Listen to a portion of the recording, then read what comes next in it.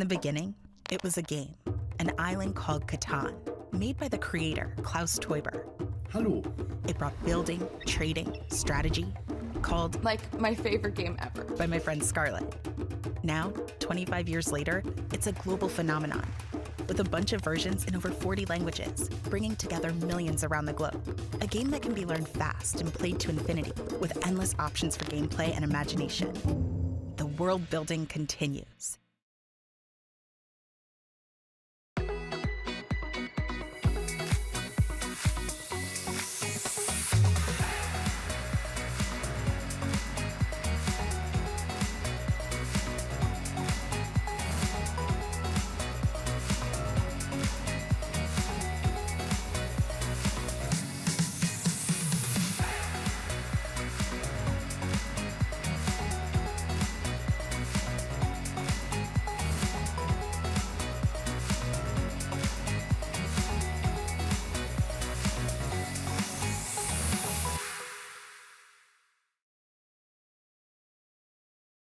That violent storm has left you barely alive, stranded on a tiny island in the middle of nowhere. Your life and fate depend on your decisions. Keep up with the story on the cards, make your choices, and follow the instructions. Washed Ashore is a story-driven adventure that develops differently depending on your decisions. Play the game several times to find out all 13 possible endings.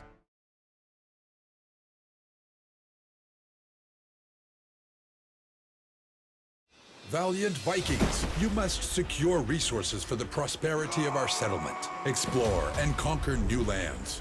Onward, fearless warriors! Welcome to Loot, a family board game in which each player leads a Viking clan. Gather the treasures needed to develop your fjord. On your turn, place the Viking on a terrain space on the main board and collect a resource. You can also seize control of buildings from rival players if you're swift enough. Then haul your hard-earned loot back to your fjord. Use your resources wisely to complete construction sites and load your longships. Bring back the most riches and build the greatest settlement to be proclaimed Jarl. Loot is available in your favorite board game store, and you can also play it now on Board Game Arena. Gigamik.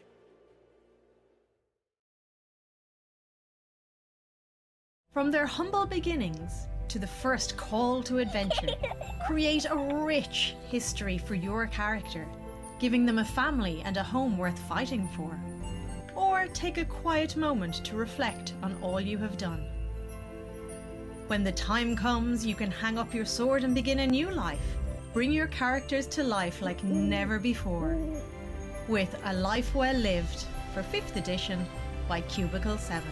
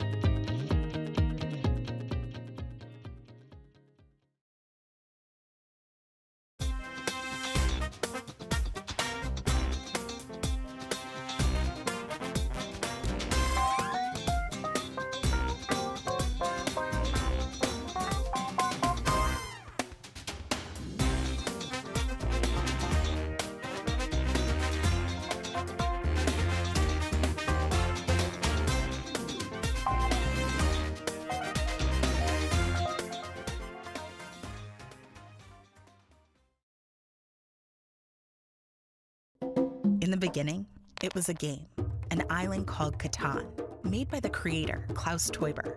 Hallo.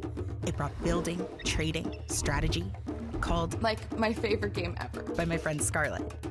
Now, 25 years later, it's a global phenomenon, with a bunch of versions in over 40 languages, bringing together millions around the globe. A game that can be learned fast and played to infinity, with endless options for gameplay and imagination. The world building continues.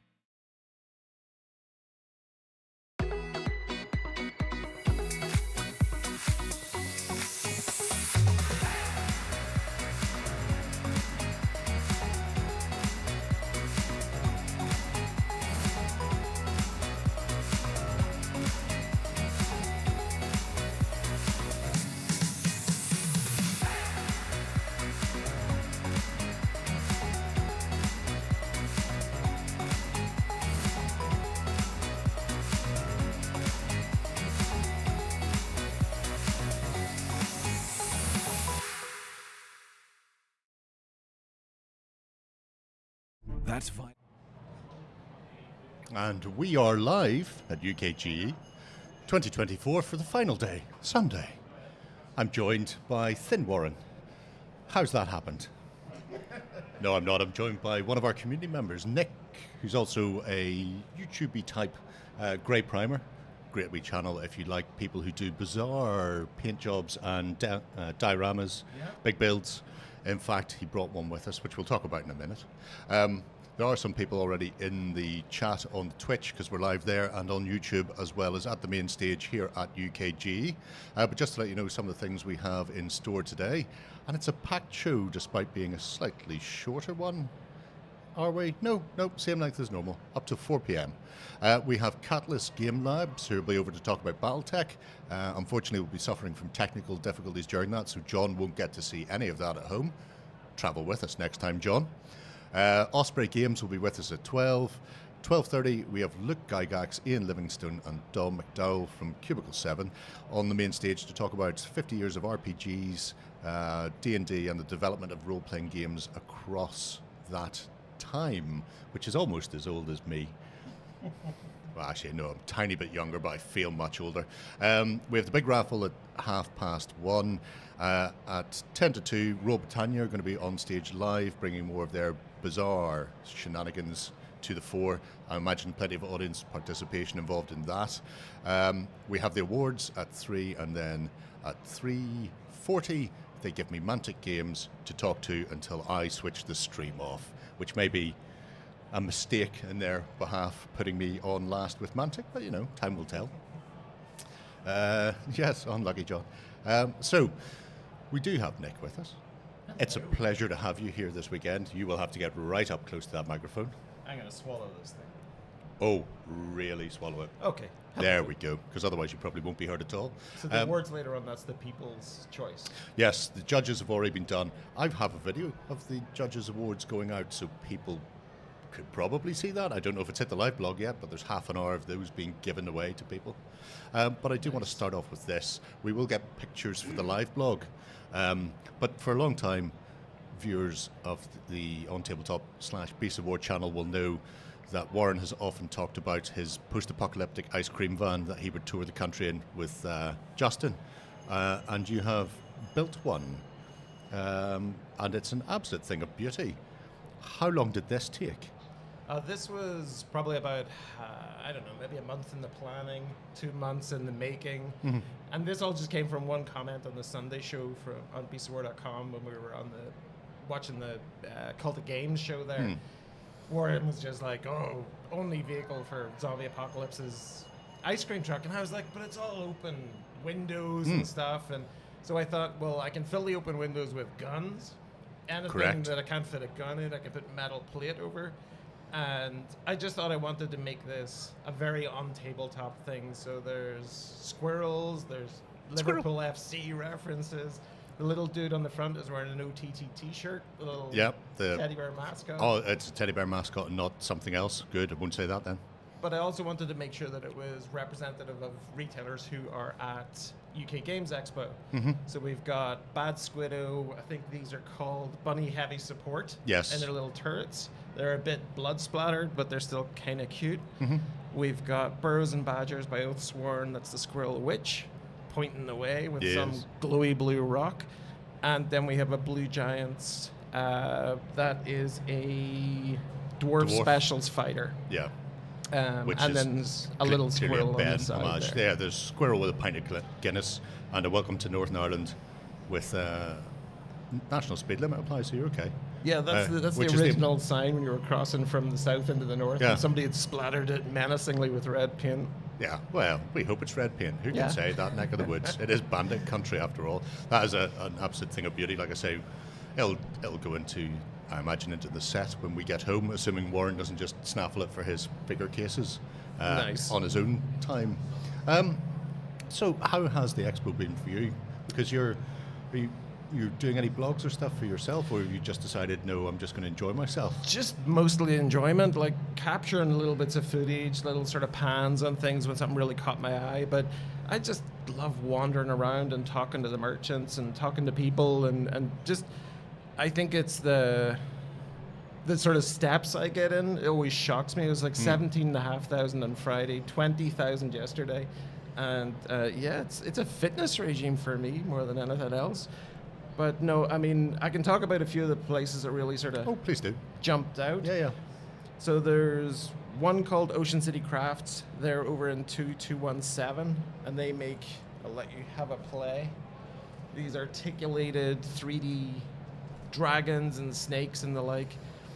Oh, this is one of these weird things where it actually prints as an articulated chain.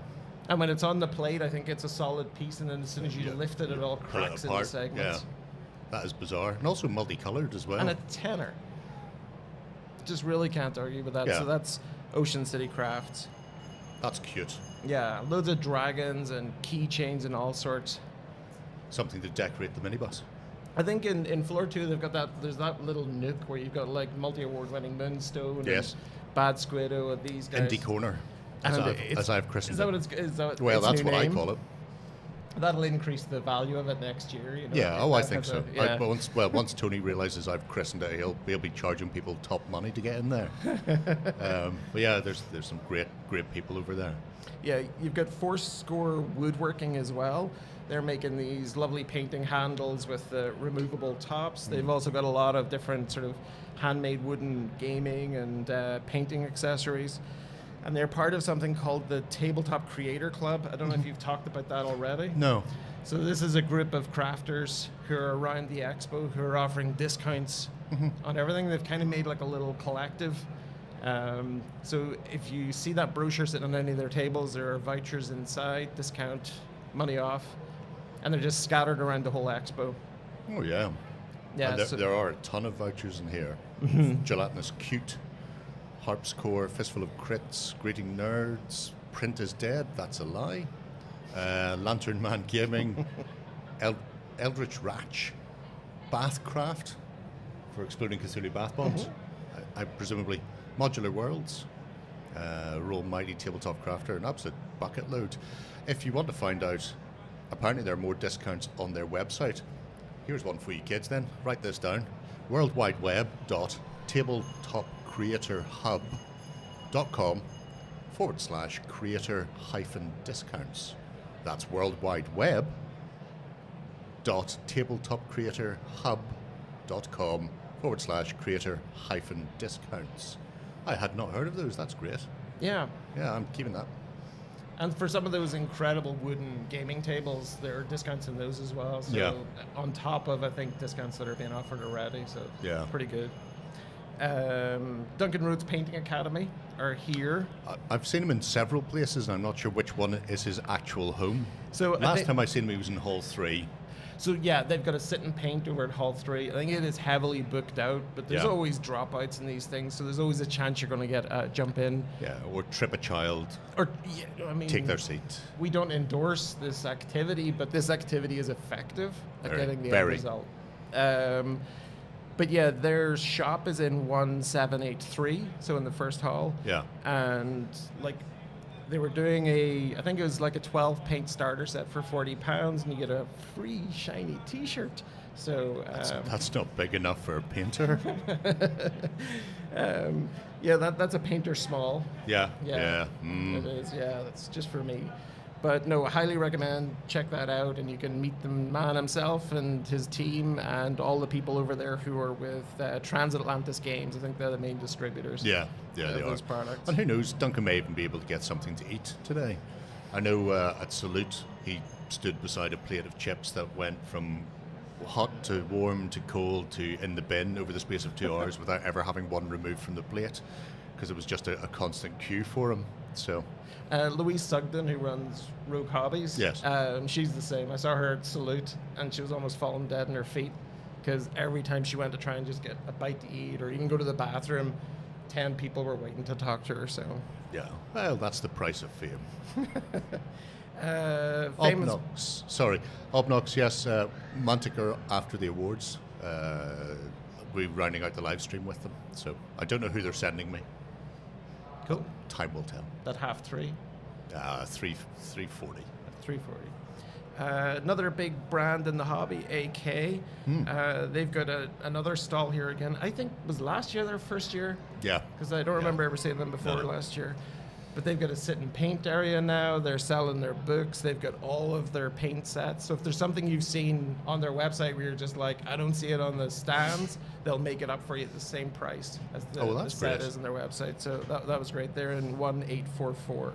I do like AK Interactive stuff. They have a really great range of not just enamels and oils anymore, but the acrylic range is top notch, which is their 3 gen, I think it is, acrylic. Yeah. So if people aren't a fan of the enamels and oils and that sort of thing, you can get standard acrylic paints off them, but their weathering stuff, the pencils and the like, are always spectacular and well worth grabbing. And then the effects paints, chipping effects and that sort of thing. And their as well. inks range now, their acrylic inks are fantastic. I've not had a chance to play around with their acrylic inks yet. I've noticed they've started to look much more like a tattoo ink, but I Yeah. don't think you want to be, using Trying it that. out? No, No. don't try that out. With, what was it, India ink and a compass? Yes. Yeah, The old school. yeah. So another one is Archon Studios. Archon Studios make Masters of the Universe, Dungeons and Lasers. They do non-combatant miniatures. So if you're ever looking for like villagers to populate your dioramas or play areas. Town guards, things like that. Yeah. Especially there's some great games that are upcoming.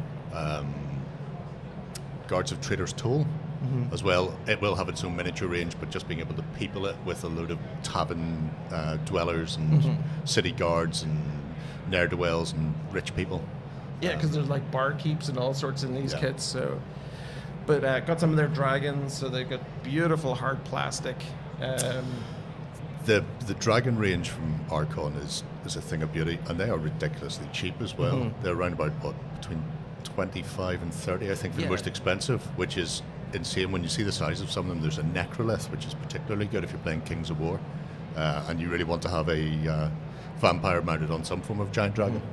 I think that was like 25. You're right. Yeah. So, yeah, fantastic value. Oh, I know. I've been there. I've spent that money. And they're at other retailers the whole way around the expo as well. So like everything, just shop around. Yeah. The other one here is from Planet Smasher Games. This is Mike Hutchinson's company. They're in 1138. This is the new award-winning Hobgoblin. But Mike's also known for Gaslands, Refueled. Thank you very much. You're welcome. But yeah, some wonderful games there. He's demoing them. Really nice chap to talk to. And that's the Judge's Choice Award for Best Miniatures Rules. Yeah, for 2024. So we'll find out who's got the People's Choice this afternoon. I'm just having a quick flick through because I've not got my Kickstarter copy yet. Just saying. Ooh, look at that. Miniatures. Well, this one's signed to Nick. So Right. Well, my Kickstarter copy better come signed to me. Or there'll be slaps handed out. And I've seen him. I'm about twice his size. So that should be good. It does look fantastic. I'm interested to see how it plays as well, because it's a rank and file fantasy game, but miniature agnostic as well. all games are miniature agnostic, and anybody who tells you they're not is lying. Sometimes there may be a miniatures range attached to the game, but I can still use whatever miniatures I want. That's funny. The amount of places I've gone to that have like 3D printed Blood Bowl teams, like Hoplite, Beowulf, they're all here. Beowulf are in 2473, Hoplite 1170, and Hoplite also have a 3-foot long, 8-kilo tank. I see Steel it. reinforced. It's a massive gun and 4 sets of tracks on it. That Yeah. one in the sort of French World War I blue armour. It is a beast. They reckon it's the biggest commercial 28mm tank on the market. That you're not just buying the STL and upscaling yourself. And it certainly has that sort of feel and look to it that it is absolutely enormous. Yeah. It is. You get change from £1,000. But that's good. You Much get change. £1. £1 back. Shiny yeah. pound. You could At get the yourself show. something from the McDonald's burger saver menu. But it is phenomenal. It's like 2 super heavy tanks are its feet. Yeah. And then like what was the name of The Carl Gustav. Carl Gustav, pretty much sitting on 2 Bane blades. Yeah. You can't knock that. I like how you throw something random out, like what was the name of, and I know where you're going with that. Yeah. Yeah. We're on the same wavelength. That is not a good sign for you, my friend. I would seek help. One of the other, amazing places is the Bring and Buy. Bring and Buy felt a lot more approachable this year because there was a limit put on the amount of things you could check in, limited to 20. But it is a place just for endless rummaging, and even if you've been on Friday, Saturday, go back on the Sunday because it's constantly being checked in. And I got my unicorn game. I got first edition Blood Bowl, 1986, for 20 quid, and it's bargain. Death Zone is also in there as well, which is an expansion, I believe, at the time. So. Oh god, yeah. Death Zone was amazing. That wasn't the polystyrene board version, was it? That was second edition. That was second. Yeah. I have that at home. I've still not painted that board. Any day now I'll get around to it. It's still sitting Just throw ink over it. No, you can't do that. It was a grey polystyrene. It's very noticeable. Spill none oil over it and just shake it. I don't it's have done. none oil. But I think the Catalyst Games was just sort of the last big shout out I wanted to do. As their first year, they've really dominated that space. And Hall 1, 36-meter banner above, just really stamping their brand. Well, people will be able to see that. I was over talking to some of the people on the stand earlier, mostly looking at the Battletech. They have Leviathan there as well, but from one end there's a 12-foot board that has a mech scale dropship on it, which is about the height of Lloyd. And then it goes all the way down to Leviathan that is, it doesn't have a scale. It was as big as could be physically printed on the man's print bed in sections. It was like, so this is it. The scale is as big as I can make it, and it's about just shy of a meter, I think. Yeah. It's absolutely enormous. I can see Lloyd desperately trying to get in the shot there. It's not going to happen. Stop it, Lloyd. You're a bad man. But yeah. A tireless demo team as well. Really knowledgeable, really approachable demo team. They have one of the studio painters there as well who's been working on some. They've done 1/4 scale mechs, and he's been painting up some of those over the course of the weekend, but also then giving people hints and tips. And I think he's mostly been working on the principle people are only sort of 5 minutes away from a nudge to another level of painting. It's like, yeah, well, you're doing well, but maybe just do this, this, and this, and oh, you've got another step up. And then from there, obviously, there's another step up again. It's just the idea that that the top end painters leap fully formed from the forehead of Zeus is a misnomer. It's all just a talent that needs to be practiced. And learned and refined. So it's really nice to have studio painters there to actually go, here's how we work, here's what you could be doing as well, which is just cracking. And fair play to the painters they were working overnight on the Thursday to get the larger scale ones ready. Yeah. So beautiful work, and it's all LEDs and everything in them too. Oh yeah, they've got LEDs in the mechs. They have LEDs in some of the streets on the 12-foot board at the front end. There's some LEDs so you can see where you're supposed to stop. Yeah. No need for traffic lights here. The roads themselves are lit. Yeah, it's absolutely spanking stuff from Catalyst. I'm looking forward to talking to Randall shortly about what their plans are for Battletech as well. Anyway. But yeah, the Bring and Buy was interesting. I never got over to it myself, but I seen somebody coming back from it before they left yesterday evening, and he had a stack of books, all World of Darkness, and on top there was a leather red hard-covered book, and I'm going, I recognise that. Why do I recognise that? And he went, it's the limited edition Cult reprint. I went, oh. He went, do you want it? I went, yes. You can have it for a discount. I went, better again. Because you never buy anything. I'd never buy anything. no, certainly not the expo. I've never bought anything anytime I'm here because I never get a chance. By the time I'm getting out there, the stands are closed. So this year I've actually bought something from a random person passing me in the Bring and Buy, and all because whoever put the cabinet together, because there was the £100 plus cabinets, they put it on the bottom shelf and nobody could see it. So he came to pick it up, and I went, oh, shame. And then met me, and went, yay.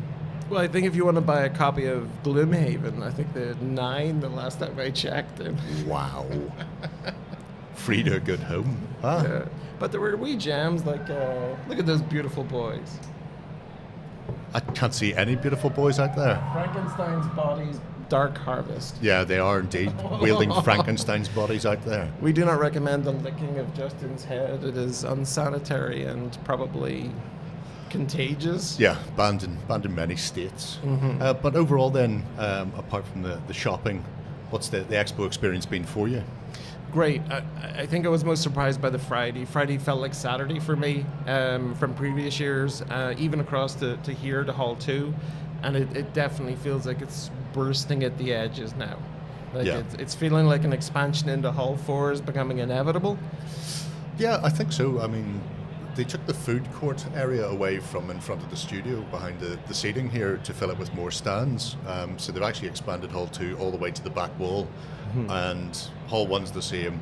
The tournament area in Hall 3 is already substantial, and there's not much room beyond that for the bring and buy and other little bits and pieces. So it won't be long before Hall 4 gets it. And we always focus on this because it's around us.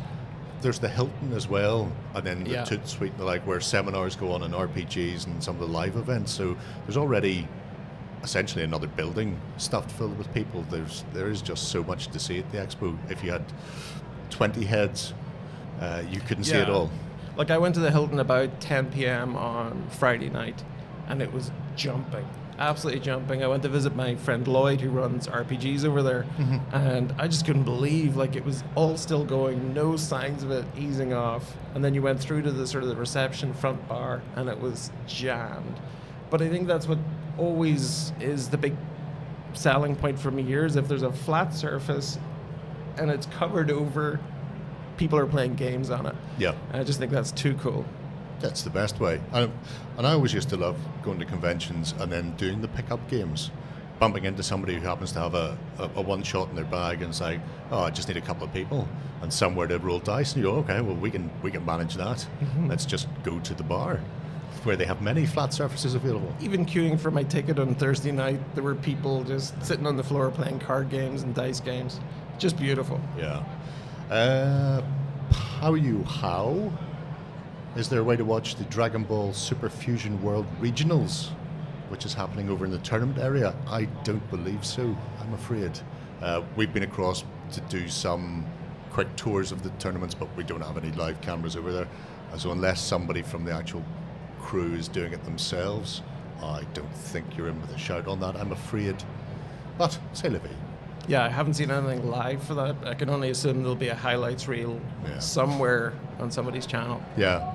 Well, there's not many tournaments this year. DBMM, Star Wars Crisis Protocol, Star Wars Legion, Catan, I think, as well. And then obviously the Dragon Ball Super Fusion. There's an absolute ton of miniature and non-miniature games down there in CCGs. Ton of Blood Bowl, actually. Yeah. There's a lot going on. I've even got a Lloyd coming in behind me. Remember to ask him the important stuff, Jerry. Are you buying his pints tonight? I did offer last night. In fairness, He did not. God, look at that shame in his life. He's got very deep pockets and very short arms. He can't get to the wallet. But yeah, so hopefully the rest of your Sunday goes well. You might be able to take a load off, sit down and watch some stuff. Yeah, and then I'll get back to my little cabin in County Meath and start back into the next diorama. Fancy stuff. Yeah, put it up on YouTube. Cool in the gang. Right, we're going to leave you for a moment, and when I come back, I should have a Warren, and we'll very shortly be talking to Catalyst Games. So, hurrah for now.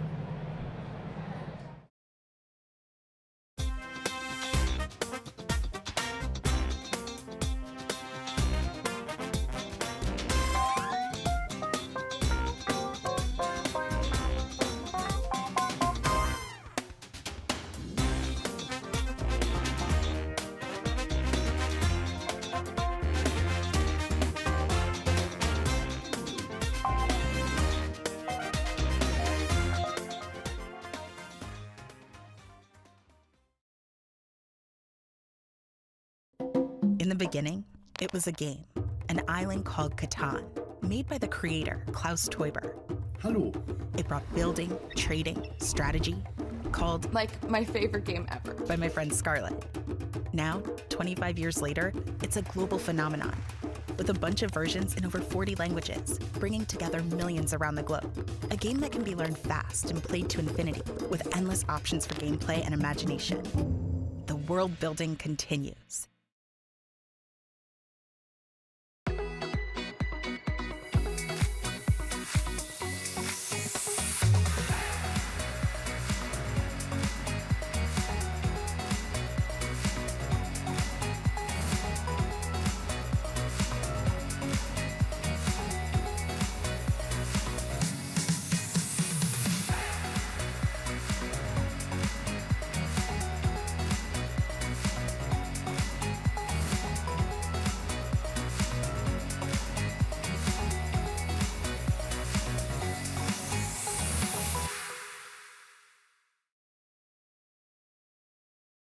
That violent storm has left you barely alive, stranded on a tiny island in the middle of nowhere. Your life and fate depend on your decisions. Keep up with the story on the cards, make your choices, and follow the instructions. Washed Ashore is a story-driven adventure that develops differently depending on your decisions. Play the game several times to find out all 13 possible endings.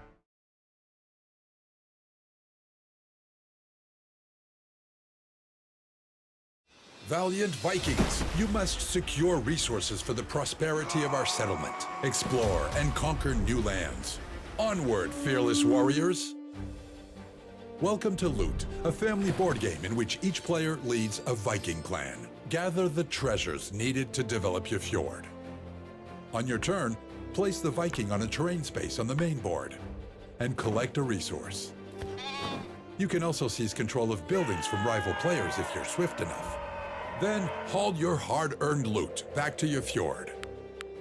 Use your resources wisely to complete construction sites and load your longships.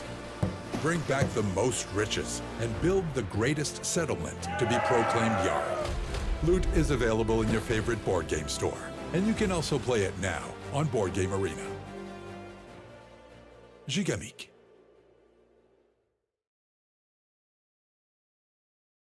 From their humble beginnings to the first call to adventure, create a rich history for your character, giving them a family and a home worth fighting for. Or take a quiet moment to reflect on all you have done. When the time comes, you can hang up your sword and begin a new life. Bring your characters to life like never before. With A Life Well Lived for 5th edition by Cubicle 7.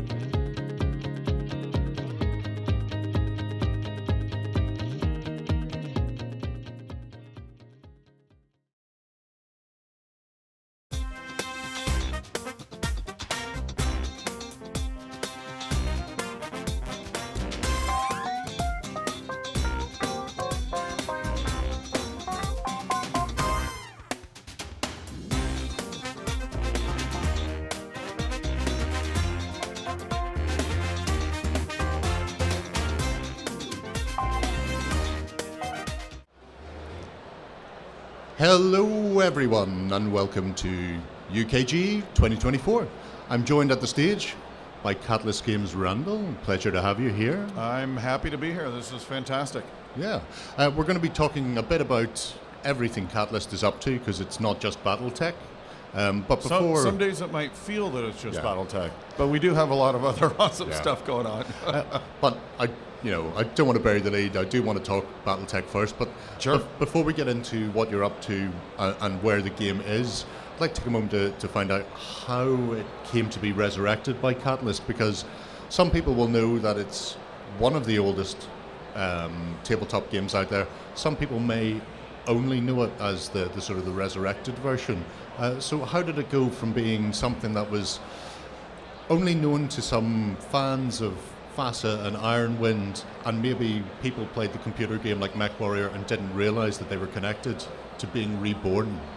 So I could probably spend hours talking about that process.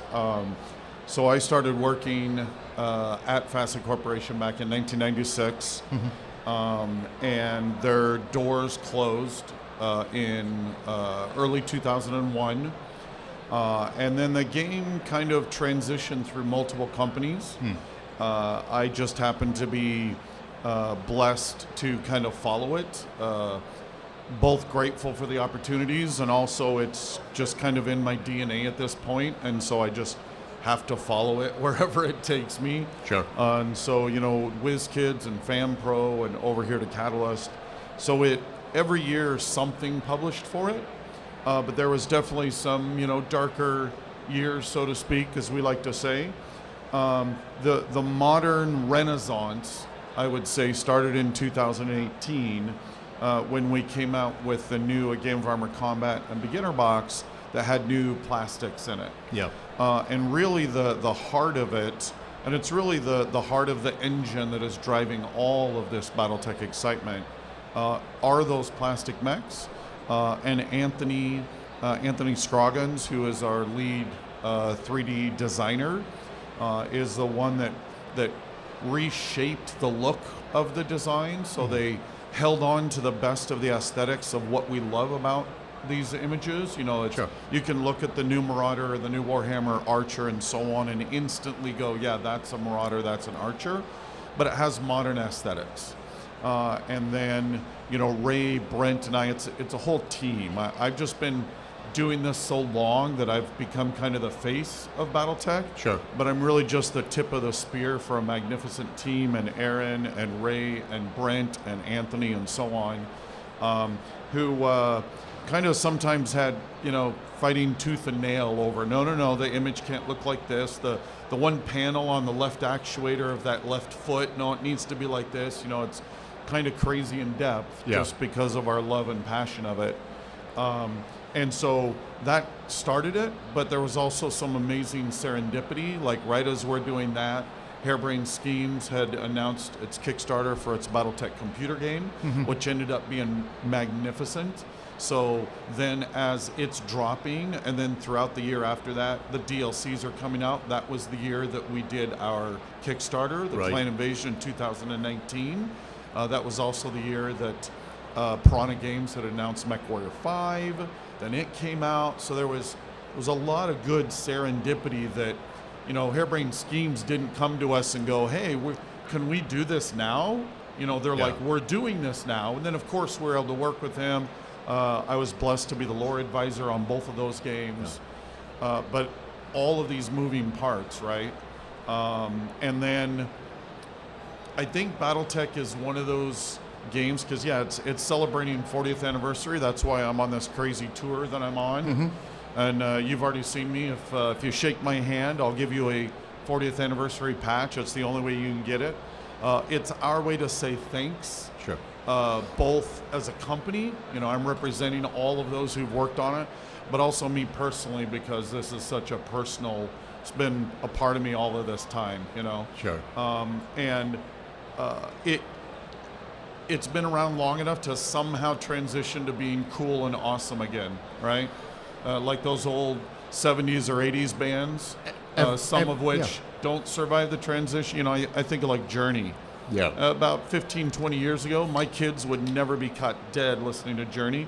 And now suddenly my son's coming up to me, my youngest, and he's listening to Journey, and I'm like, okay. Everything old is new again. Exactly. And so it's just, I could go on and on about all of these factors. And then at the end of the day, it was just that 10% magic sauce of the roll of the die came up 12.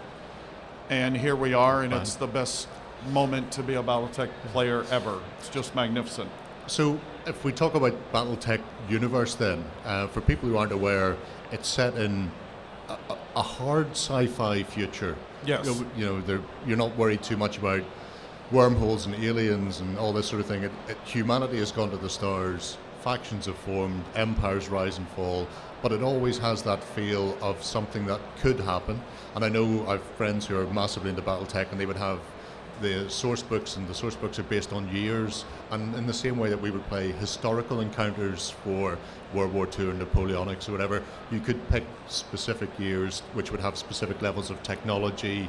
Maybe heat sinks would be more or less prevalent on certain silhouettes and things like that. Yep. Do you want to speak to a bit about how that history developed over the years, and how much of that has been kept with the Catalyst version of the BattleTech universe? So that is both its greatest strength and its greatest bane. 40 years and millions upon millions of words and novels and source books. It is what sinks its teeth into you and won't let you go. Yeah. No matter where I go, I meet people and they come up and shake my hand.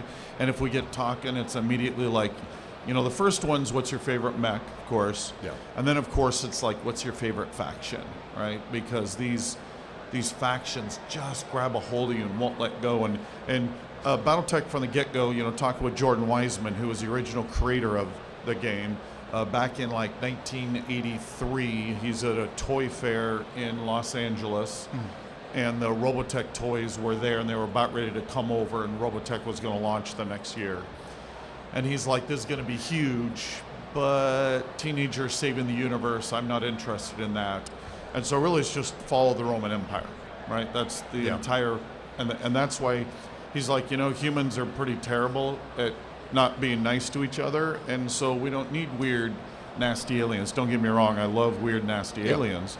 But in BattleTech, you don't need that, right? We're our worst monsters ourselves, and so that is what drives it and has always driven it. There's, oh my gosh, well over 150 novels that have been published, and we're still publishing them constantly. I've had a chance to publish 8 or 9 novels myself set in the universe. But that's actually one of the bane then is somebody walks in and looks at that and is just incredibly intimidated, right? Yeah. So one of the things we're able to do with the new plastics and then our new force packs is to make it really easy to understand what's the game part, right? So we have our Game of Armed Combat here. And I'm making super loud sounds.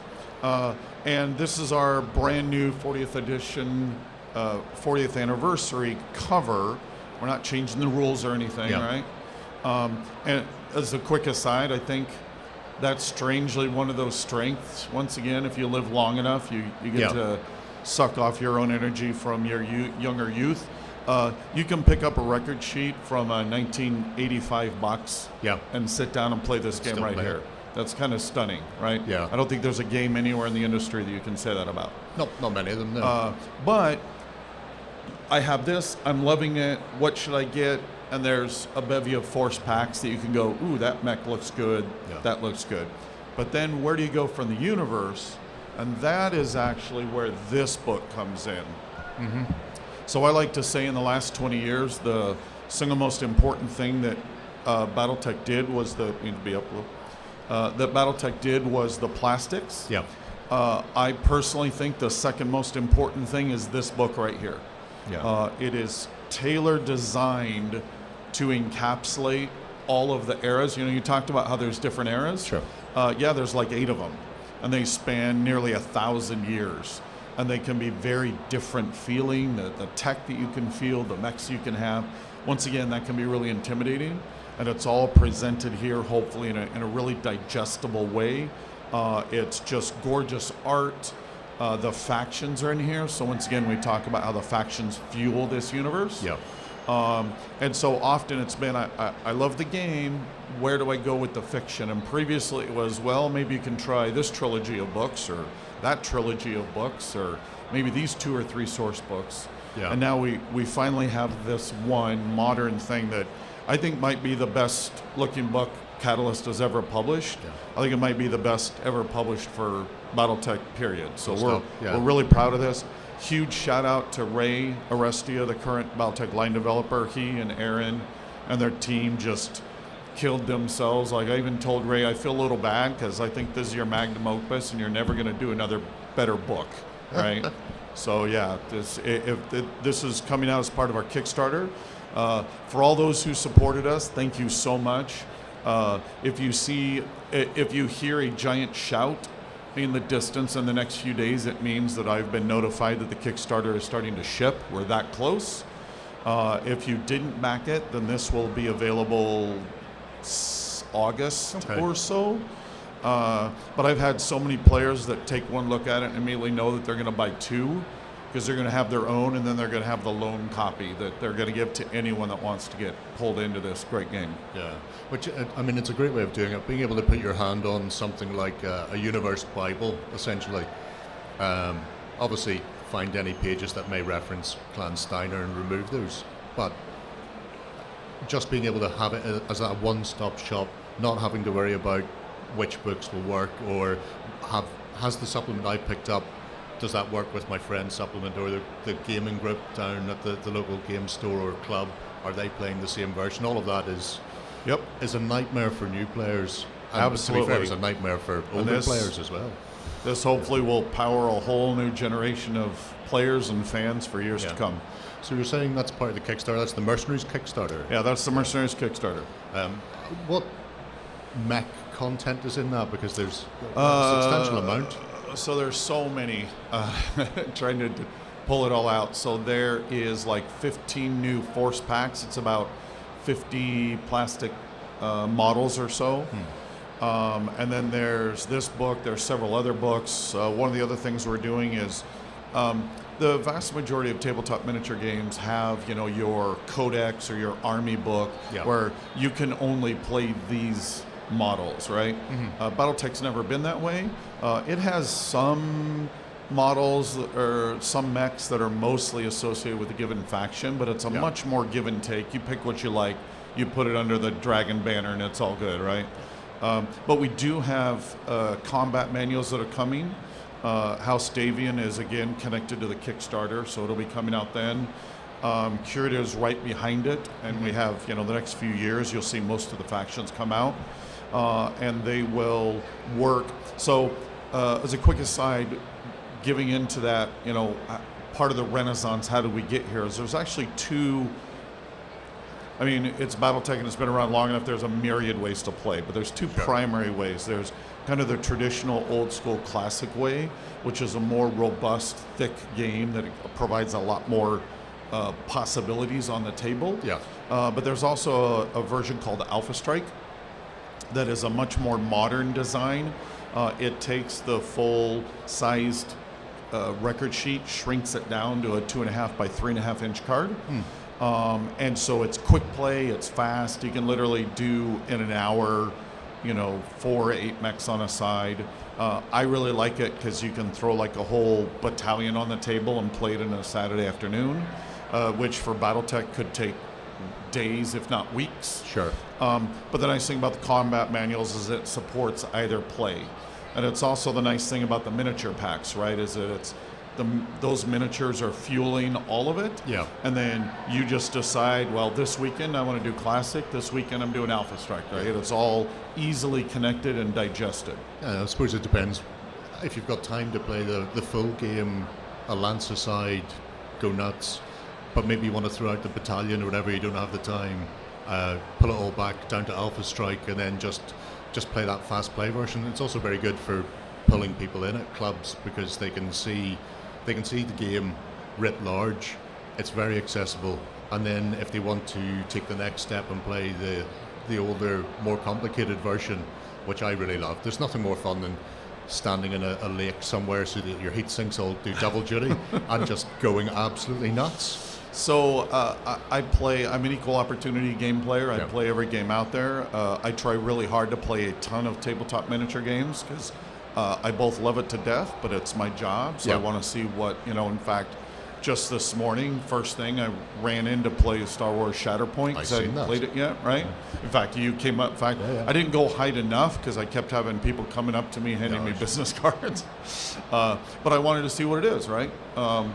And there's something about BattleTech that, like, we don't play BattleTech because it's balanced necessarily. We don't play BattleTech to be competitive, though some do, right? But the vast majority of the time, we play it for the stories. There's something about the way you play out your game that the stories just unfold every time you play, and those are the stories we tell each other for years and years and years to come, right?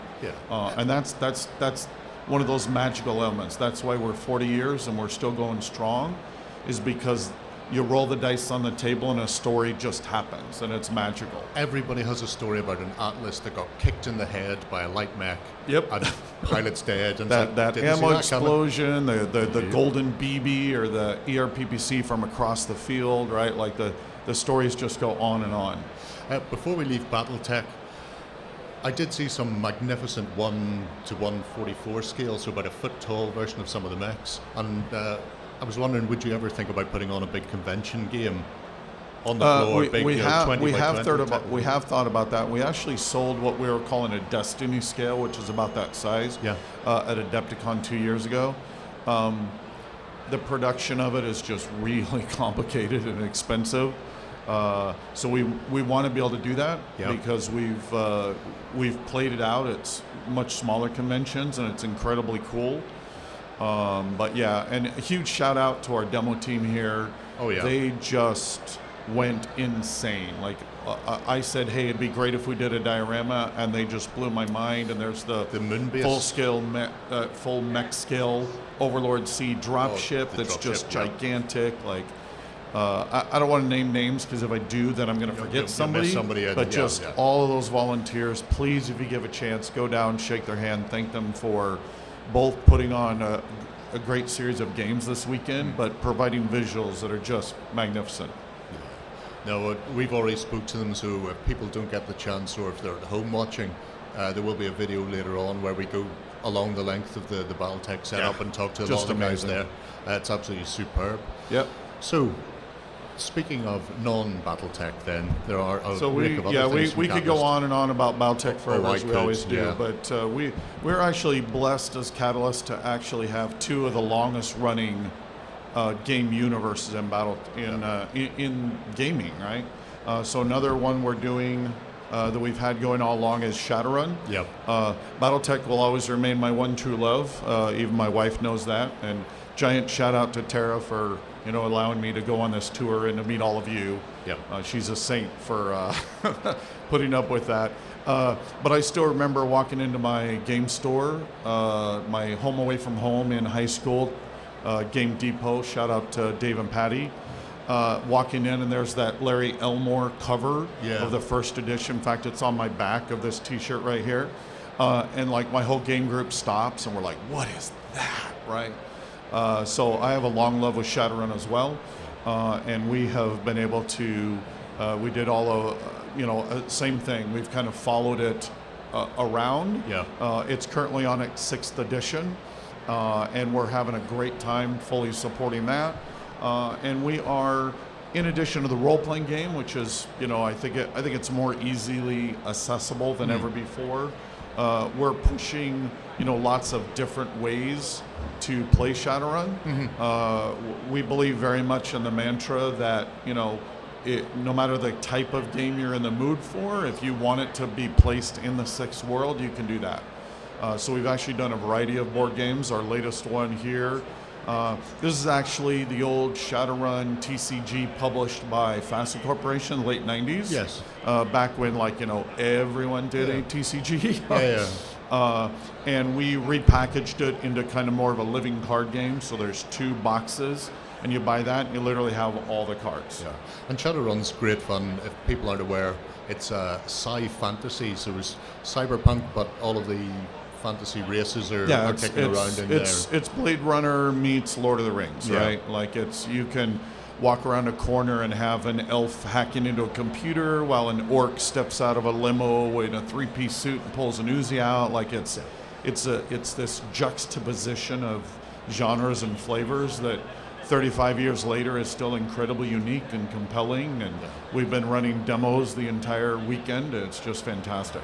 One of my friends in our group is currently playing something we don't know what it is because he only interacts with us via drones Nice. or over an intercom, so he may not even be humanoid. Say it He- could be- he could yeah, be an yeah. AI. We don't know, AI, that's- and nobody's willing to take the next step to find out I because we love don't it. want to upset him. That's fantastic. yeah, so- And you know, if you're wondering if Shadowrun's for you, we actually last summer worked with Realmsmith that brought in some different geek stars to actually do an incredibly well produced live play series. So you can go ahead and check that out.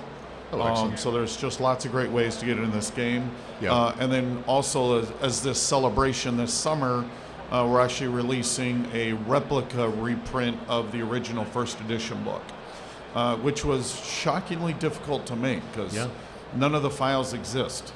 So we had to go buy off eBay Go find old 3 copies. books to then, like, you know, one scan was done to be able to get at the art, and then Matt had to spend endless time cleaning it up, and then another one was scanning it just for the words, so Yeah. then John could go in and clean that. Like, it was quite the effort, but we really wanted to celebrate this magnificent game and give everyone the chance to own Yeah. a copy of that original book if they want.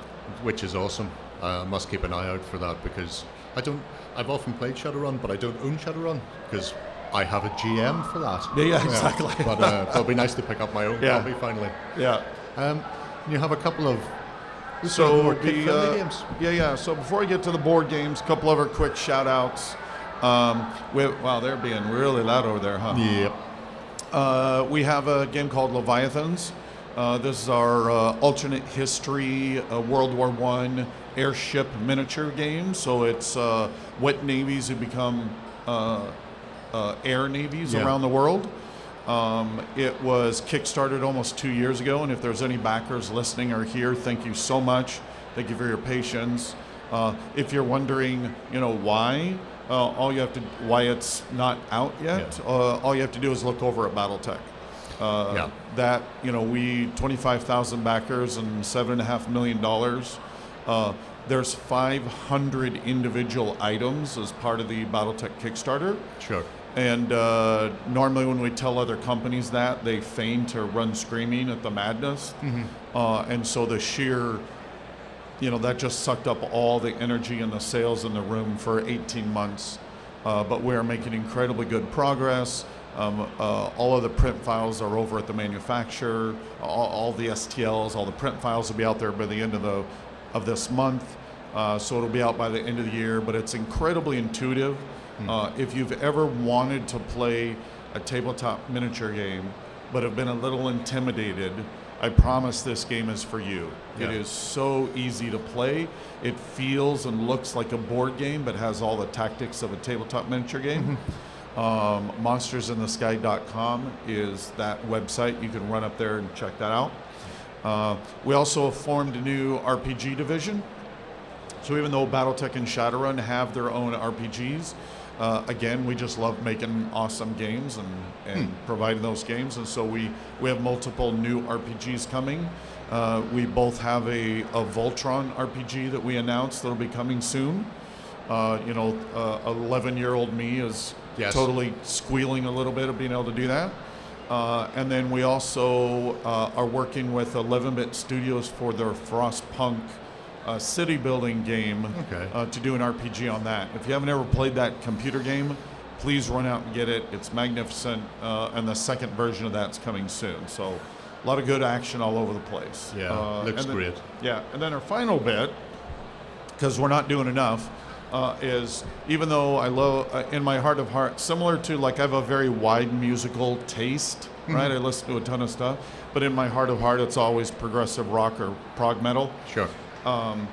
But same thing, right? We're in my heart of hearts with BattleTech. It's tabletop miniature games, it's role-playing games, but we love all sorts of games. And so we formed a new board game division. Mike Ritchie is heading that up. And we've published several board games in the past, and we're kind of using this to focus the efforts on that, because often it was me carving out time to get that published. Whereas now we're having somebody that can make it happen. So we have Fandubel and the Dragon's Eye, and Parachute Panda, which, I'm totally knocking your thing out. Oh, don't out worry of about you. that. I And can see where Parachute we're Panda, going. these are super fun, fast, family-friendly games. And then, of course, at the same, and if you're here at the show, they're like 5-minute demos. They're incredibly fun to play. You should check those out. But of course, at the same time, we love our big, thick stuff, and so we published a game called Dragonfire, which is a Dungeons and Dragons licensed deck building game. And we are currently working on Runefire, which is an iteration of that based on Paizo's Pathfinder universe. So we're working in really close collaboration with them to be able to do that. In fact, I'm supposed to be working on the tabletop simulator stuff tonight for that. So Sounds we just absolutely. got a lot of fantastic stuff coming out. So hopefully there'll be something out there for those that want to check out what Catalyst is doing. No, 100%. I think some people may be aware of Catalyst solely because of BattleTech, but it's so much more beyond that, and it seems like the future is just expanding and expanding. So it's been great to have this chance to catch up with you, Randy. Yeah, absolutely. Yeah. And for anyone here at the show or that will wonder if I'm coming to a store near you, first come up, shake my hand. I've been handing patches out like mad, but I would love to thank you for being a part of this magnificent community. And then on our website, you just go up on our socials and you'll find a calendar of some of the stores, like on Bad Moon Cafe tomorrow night, and then Mighty Lancers after that, and ending in Limerick in the Gathering next weekend, and it'll just keep going and going. So hopefully I have a chance to meet you and give you a patch and just share these awesome stories we love about gaming. Fantastic stuff. People will be really looking forward to seeing you there. We're going to throw back to the studio for a moment, and we'll be back with more from the UKGE in just 2 ticks. Thanks for having me.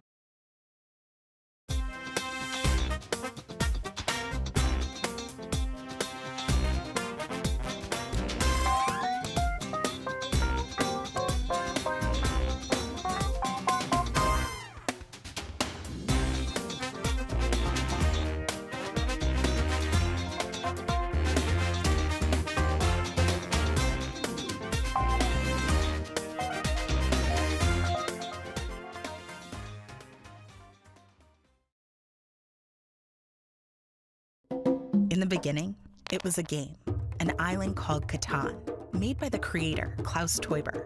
Hello. It brought building, trading, strategy, called Like my favorite game ever. by my friend Scarlett.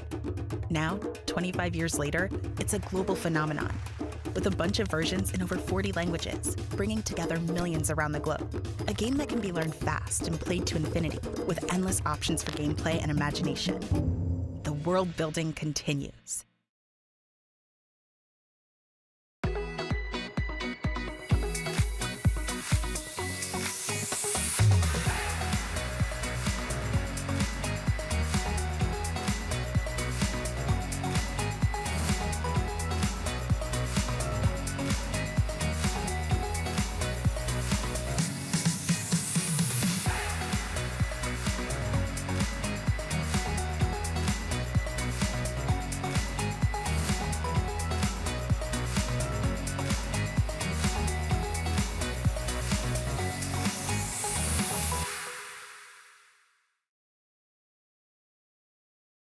That violent storm has left you barely alive, stranded on a tiny island in the middle of nowhere. Your life and fate depend on your decisions. Keep up with the story on the cards, make your choices, and follow the instructions. Washed Ashore is a story-driven adventure that develops differently depending on your decisions. Play the game several times to find out all 13 possible endings.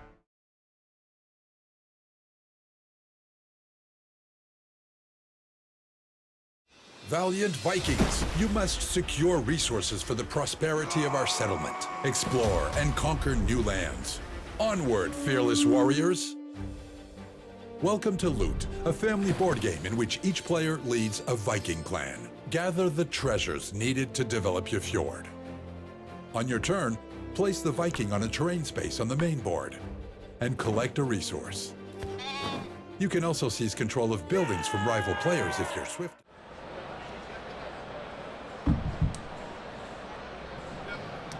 Soothers. There we go. That's better. Okay, coming up very shortly, we should have Osprey Games. Yes. They're going to be coming over and talking to Ben about what's new. But in the meantime, we still have teams out there on the show floor roaming around trying to find the best and the brightest of the bits and pieces that are out there. Yes. So if you have one lined up. We had a chance to catch up with Ralph Horsley, the man responsible for the brilliant art that appears every year at the UKG. So we have him ready to go. Well, hit it, and we'll see what he has to say.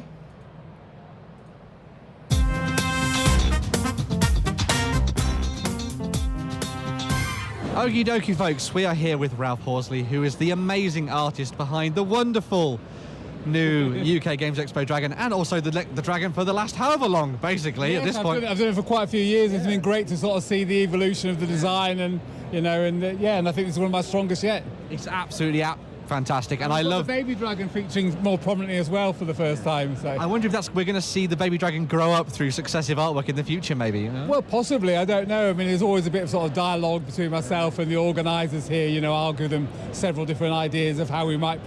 They'll give me some ideas, I'll give them some ideas, and then we'll have an evolution from there. So I think it'd be nice if the baby dragon did feature more. Yeah, it's very cool. Is it? I guess I say it's a little bit of back and forth. Is it a bit of a hard process working out what to do, kind of like coming up with a new one? Well, it could be hard coming up with ideas, but that's part of the fun of doing sort of illustration work. Really, is that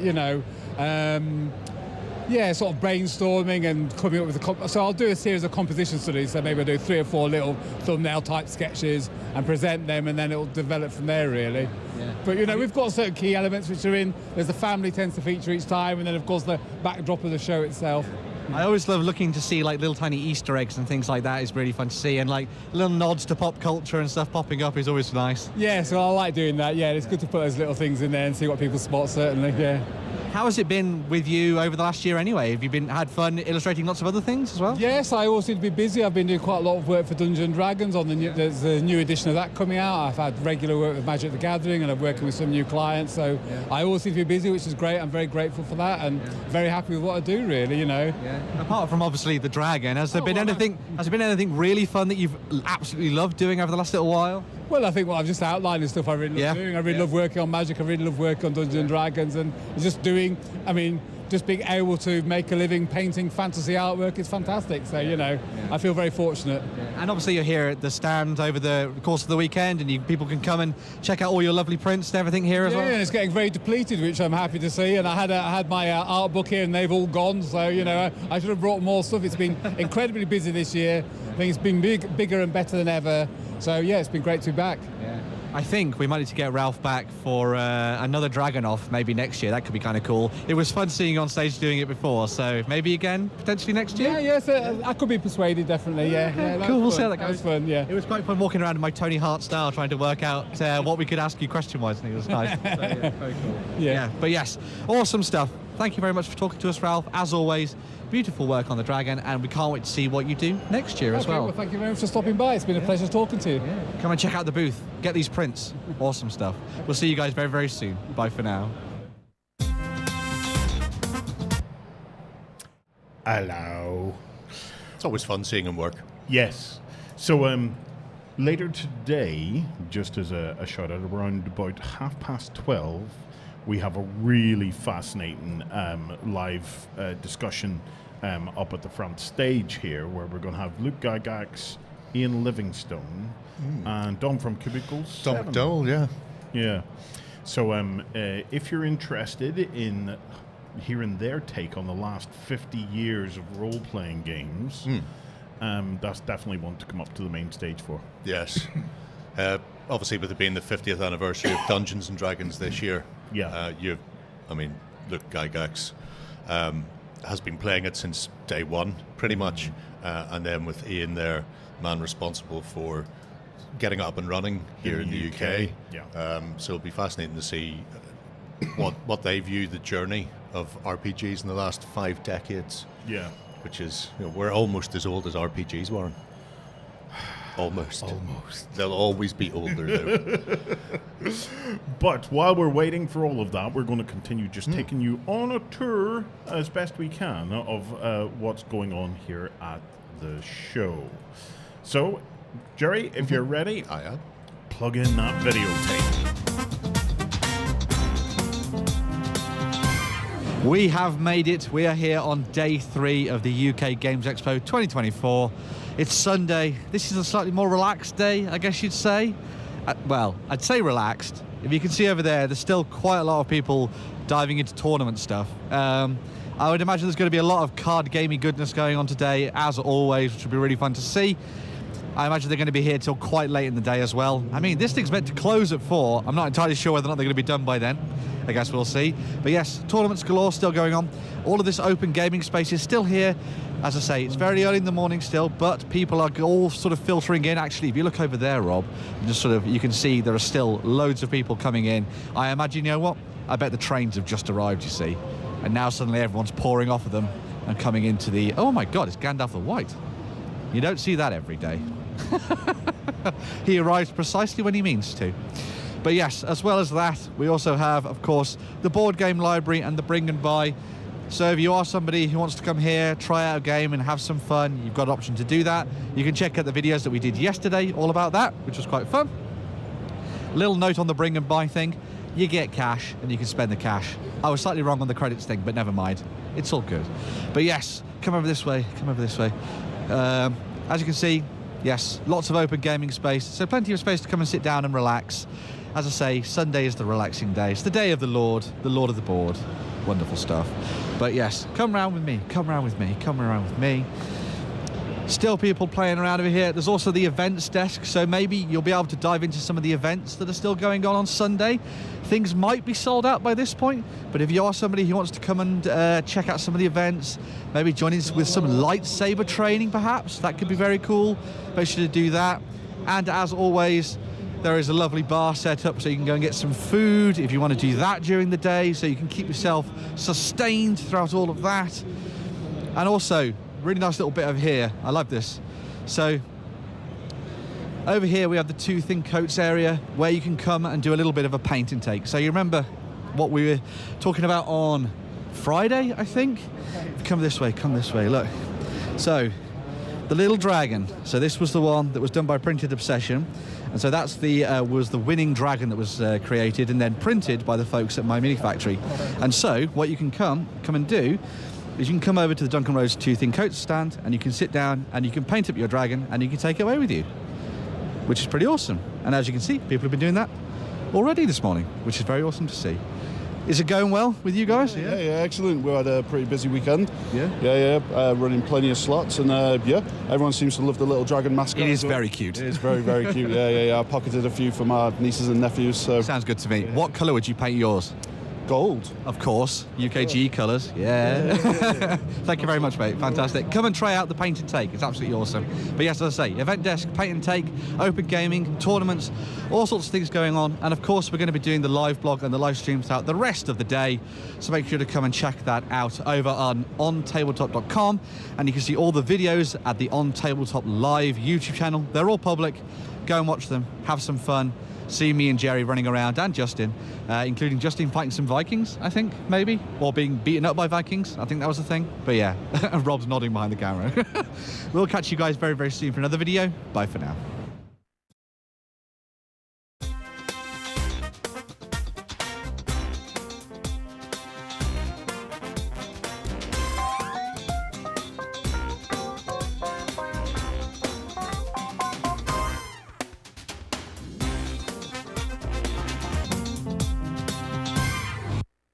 Hi everybody, I am back and I have exited the convention halls at Expo 24 to stop off with one of my favourites, Solvi. I am here with you in the Viking camp. How are you guys getting on? Oh, we're having a great time. We've been invaded by Daleks, Ghostbusters and Riker.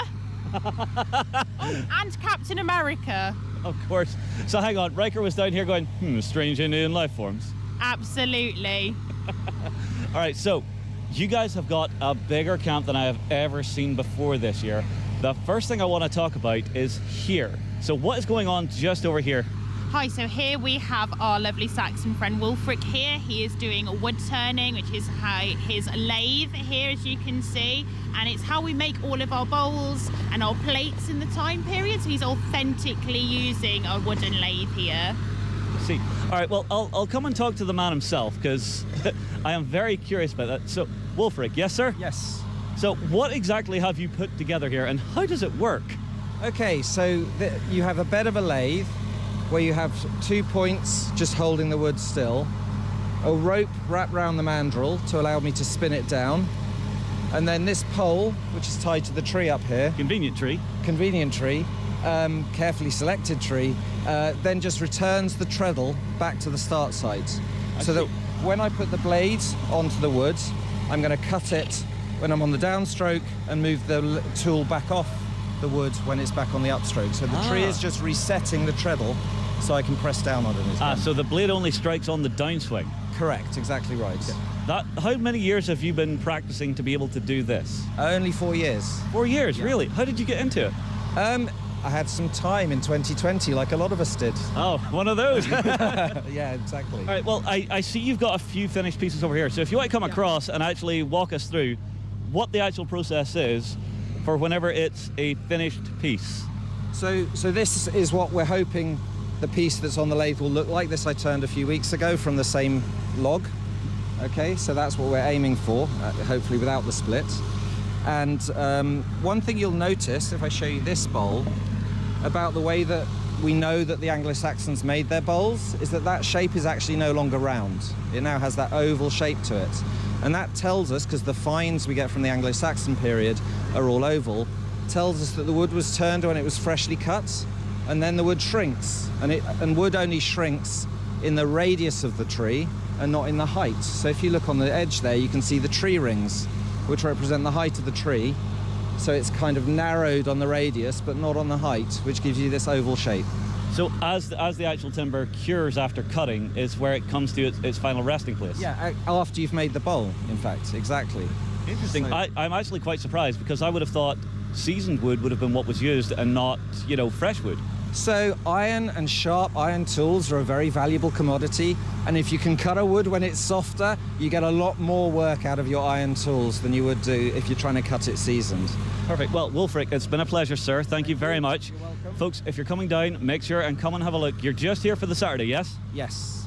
Okay, so if you're coming down on the Saturday, make sure and come across and have a look, because bits of history like this are what's really, really interesting. So let's go back to Solvay, and I tell you what, let's take a wander through the gigantic encampment that you've set up this year. Absolutely, yes. So we've got quite a few different crafts going on. As you saw, our wooden lathe man, he's here today. We've got our gnarl binding, which is where you get your socks, your hats, your mittens going off here.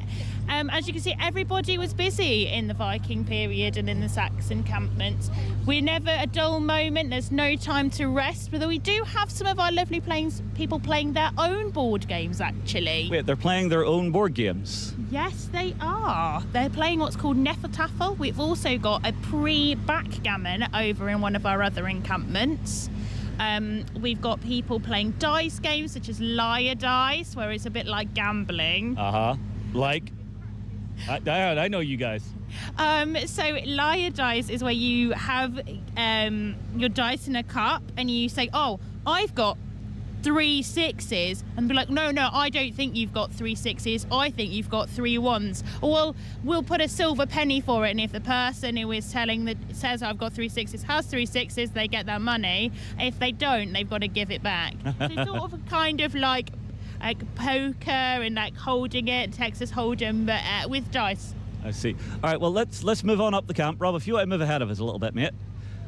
So up here, we've got a lot of the different tentage and stuff that you guys would normally set up. Yes, we've got an A-frame tent, which is this kind of tent here with that lovely Viking shape.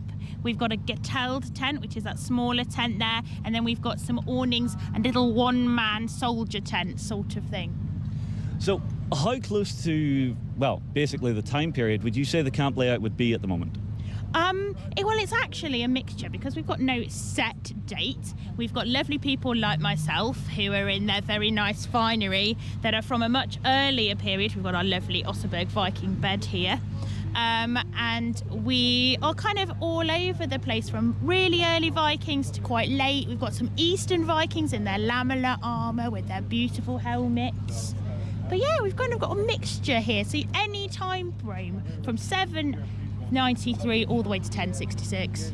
Excellent. And so moving on up through, I'm seeing like communal areas and stuff as well, which I'm sure was very common during the period. Absolutely. So rather than our lovely awning there, we would have had mead halls, so great big halls filled with mead and roasting meats on a fire. Oh, don't tempt me. Well, you're always welcome to come and join us, you know that.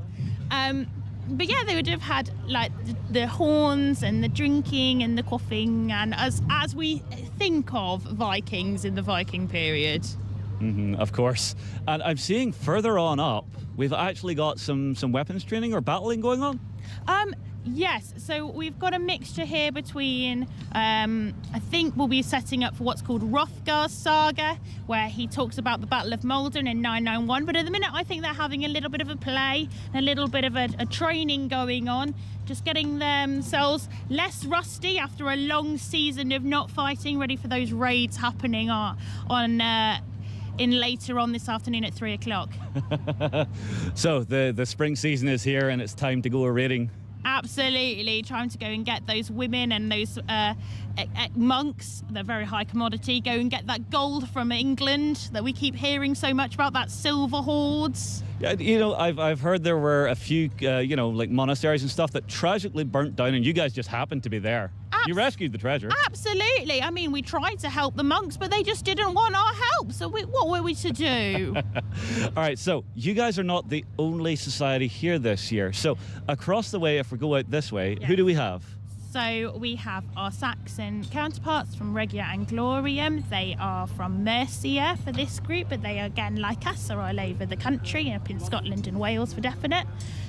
So they're our first ones. They are being our Saxons this afternoon in our Saxons versus Vikings battle. And then after that we have Vicus, who are a Roman and Bretonian and Pict society. So they do just before the Vikings and those early Saxons. So that 400 BC when they come out, 400 AD even, when they come over and help the poor savage English.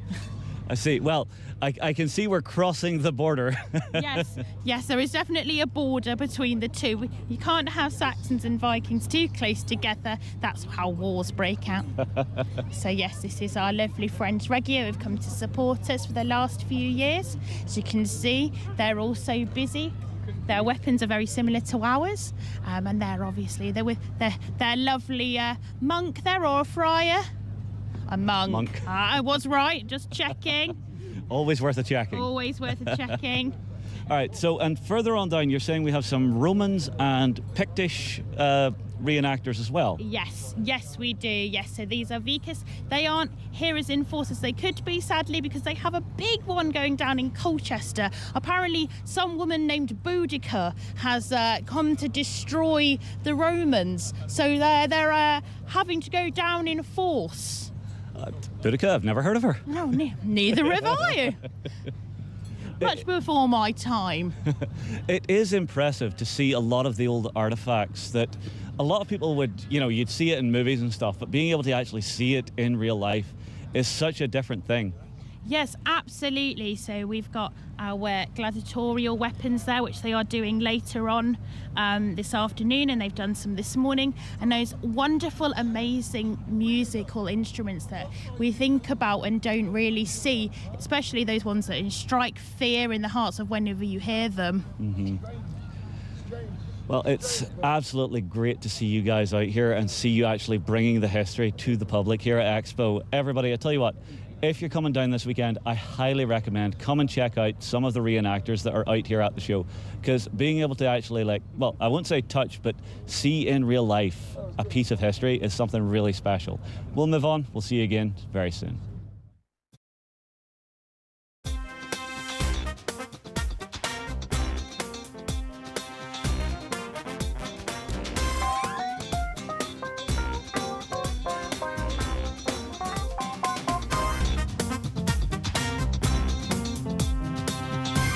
Okie dokie, folks. We are here at UK Games Expo. I'm here with Dave from Paverson Games, and we're going to be diving into this gorgeous-looking product, which is Luthier. Can you tell us a little bit about this? Yeah, We've talked to you guys a little bit about distilled and stuff, I think, in a couple of past years. That's right. But this one, I don't think we've dived too deep into this one, so it's brand new. let's have a chat about this. Yeah, so Luthier is the next game coming out from Paverson Games. Distilled was our first game, heavily thematic. That's what we do best at Paverson Games, uplifting kind of the art and the components and the theme in the game. We're doing this, instead of making whiskey, we're making violins this time. Brilliant. Yeah. So golden age of classical music in Europe. You play as a luthier family.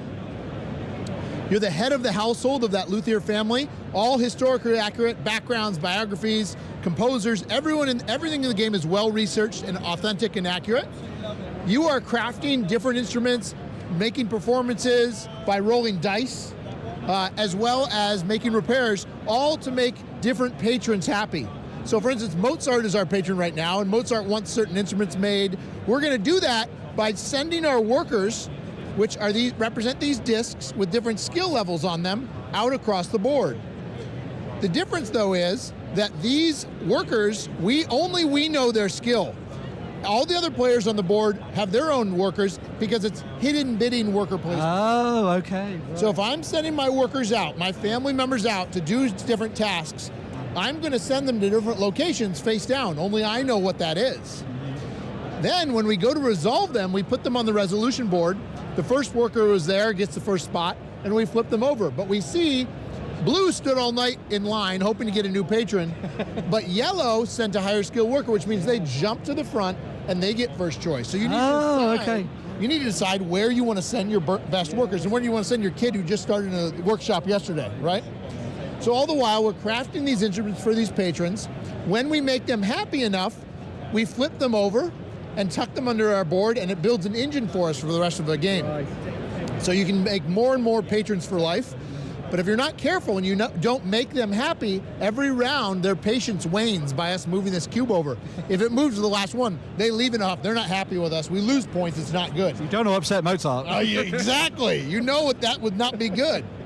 But here's the deal. If we see the main board, as we're making repairs and performances and instruments, we're all putting that in the central orchestra. There's a bit of just an area control game as well. So when I craft a violin, for instance, I might kick out this person that made a performance, and I now hold that first chair in the orchestra. Oh, okay. The more first chairs I hold at the end of the game, the more points I'm going to score as well. So there's some area control, there's some hidden bidding worker placement, there's some tableau and engine building as well. You're also climbing up some tracks. It's a little bit chunkier game than Distilled. Distilled's about a 3.0 on the BGG scale. This is a 3.5. Right. Vincent Dutrait did all the artwork for the game. I was going to say, it's absolutely beautiful, as always, with anything he does. And I've worked really close with him. Every single portrait of over 40 different historical figures in the game featured by his work. Some of these have never had portraits made of them before. So we're really excited about that. We're going to do a deluxe version full with trays, kind of in the box, and that's going to be part of the Kickstarter. That is kickstarting July 16th. Okay, so not too far away then, not too far away. Yep, just over a month. Can people come and demo the game and have a taste of it and stuff here at the event? Yes, so we are at booth 1726. They can come by and demo Luthier. It's set up on the table. They can sign up for longer plays as well. We've got Distilled with some new cast strength, some new expansions too. So lots of things to be able to offer there at Paverson Games. Absolutely amazing. Make sure to look out for Luthier and that Kickstarter later in the year. Not too long to wait for that one. Thank you very much, Dave. That was absolutely fantastic. We're going to be back with more videos in the near future. Make sure to check out the live blog, the live stream, and everything else we're doing this weekend here at UKGE. We will see you very, very soon. Bye for now.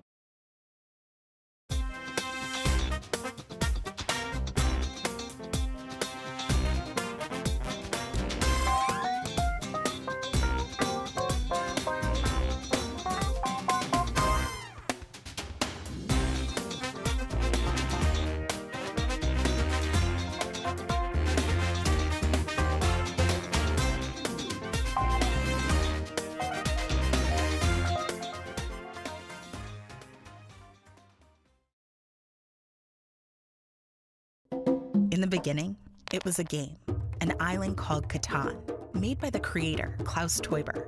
Hallo. It brought building, trading, strategy, called Like my favorite game ever. by my friend Scarlett. Now, 25 years later, it's a global phenomenon with a bunch of versions in over 40 languages, bringing together millions around the globe. A game that can be learned fast and played to infinity with endless options for gameplay and imagination. The world building continues.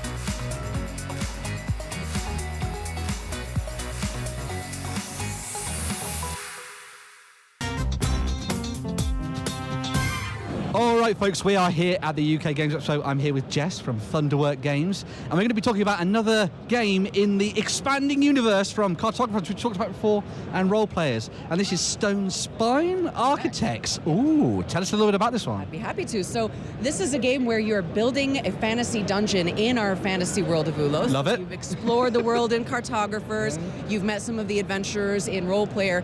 The adventurers have to have dungeons to go through. So over the course of 4 rounds, you'll build 4 levels of the dungeon, and as you go deeper and deeper, trying to build more labyrinthine paths, because as a Minotaur, labyrinths are kind of what you do.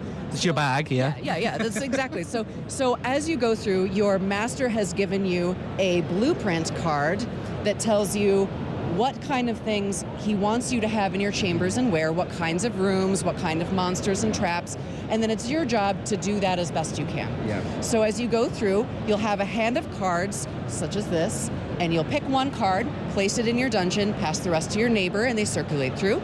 So as you go, you have that decision of, do I want to pick the one that connects best in my labyrinth, or do I want to make sure that my goal is met? That in the end, you can also go to the market. So after every year, you tally up how much gold you have, go to the market, you can purchase some things to fix the problems in your dungeon that you may not have had. So there's a lot of ways that you can score victory points, ranging from the path that you take through the dungeon to achieving your goals. You can also go for the group goals that are on that board right there that everyone is working towards, or you can drop out of the market, lose your money from the round, and pick up a personal goal first. Right, okay. So if I see that you've got a lot of slimes in your dungeon and there's a goal about the slimes, maybe I want to take it from you just so you can't have it. I see. Or perhaps it's worth it to me and my points to pick up some other things. So it's got a lot of decision. It's very familiar for people who've played cartographers. I was going to say, it's got a lot of very familiar DNA to cartographers. I've played it quite a lot. I'm glad there's ways to solve your problems, as problems seems to just grow and grow in cartographers, and you're like, there's too many of these loving gremlins and goblins everywhere. Yeah. Well, it may not surprise you then to learn that this is from the designer of cartographers. Well, there you go. So you'll find a lot of familiarity with the iconography, but also the way that the game feels. It's a completely different gameplay. None of the rules are the same, but it feels somewhat the same. So if you've enjoyed that kind of game, this is very accessible. It's easy to pick up. Once you know how it plays, I'd say 35 minutes. So it's quick to learn. It's got enough to think about, where you've got a lot of strategic meat, but it doesn't bog you down. So you can fit a couple of these in a game night, and because of the modular nature of it and the way that it plays out differently each time, lots of different ways to kind of like, well, I didn't do too well in game 1, but hopefully if I come back for game 2, I'll get some sort of better luck. And So yeah. since all of our games play down to solo, you can also play solo and perfect your dungeon craft. Absolutely amazing. Can folks pick up Stone Spine Architect here at the show this year? I believe some people may have it at their booths, Ooh. as we do not have a booth yet. So you have to go hunting for it. You will. You may want to check Wayland Games, perhaps. Okay, yes. Quite a number of retailers have it, and we've met a lot of retailers so far already, and so I would not be surprised, but failing that, you can of course go to our website, thunderworksgames.com. This is the new release, so it's definitely, you will have no trouble finding it there, and we always have more coming for it. So. And most importantly, I assume people can come and demo the game as well. Absolutely, please. There we go. Now, I'm going to put you on the spot. Where's your stand? We don't have a stand. Oh, what? This Where are is you? our Where? recon race. Oh, okay. So this is our first time coming over to UK Games Expo. We're doing this as kind of a recon, meet I some of the see. people that we Right. hadn't met in Okay. person, and then next year the plan is to have a real booth. Perfect. Perfect. So we'll see you next year for that. Absolutely. Thank you very much, Jess. That was absolutely fantastic. Make sure you check out Stone Spine Architects. Looks amazing. As a fan of cartographers myself, I think this one's going to be next on my shelf, potentially. Very cool indeed. We're going to move on and dive into another video. Make sure you check out the live blog, the live stream, and everything else that we're doing this year at UKGE. We'll see you very, very soon. Bye for now.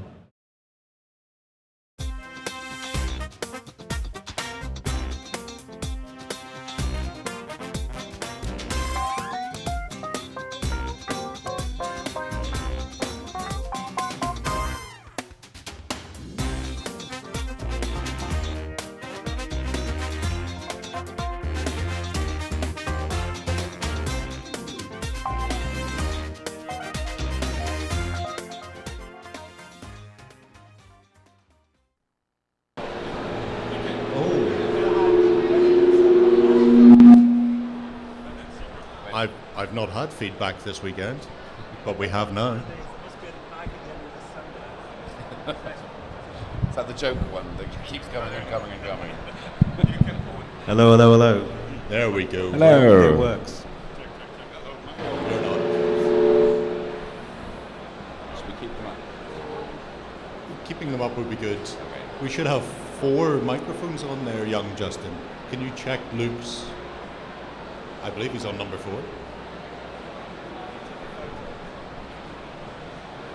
We'll share as a backup. Yeah, well, we've fit one there. Do you want to check for sound there, Luke?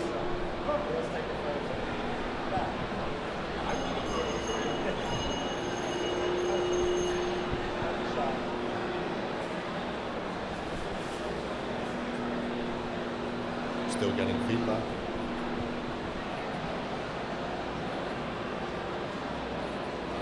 The joys of doing things live.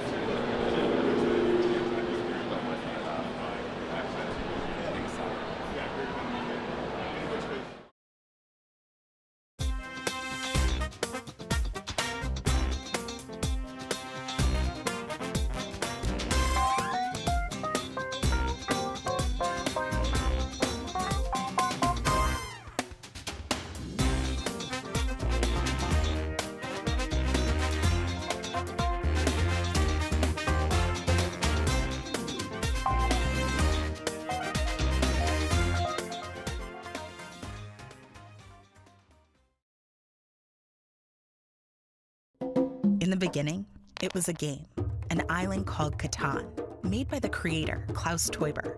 Hello.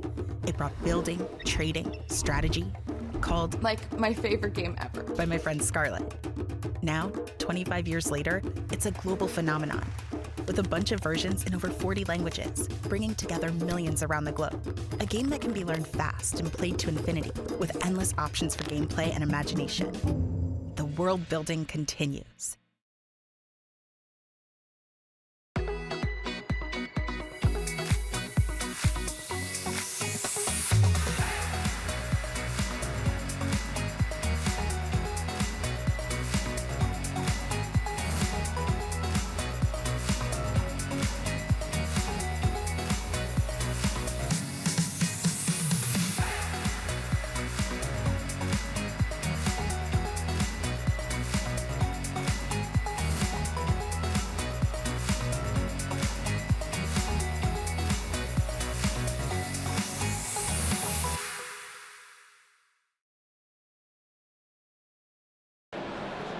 Okay, we're back for the second time.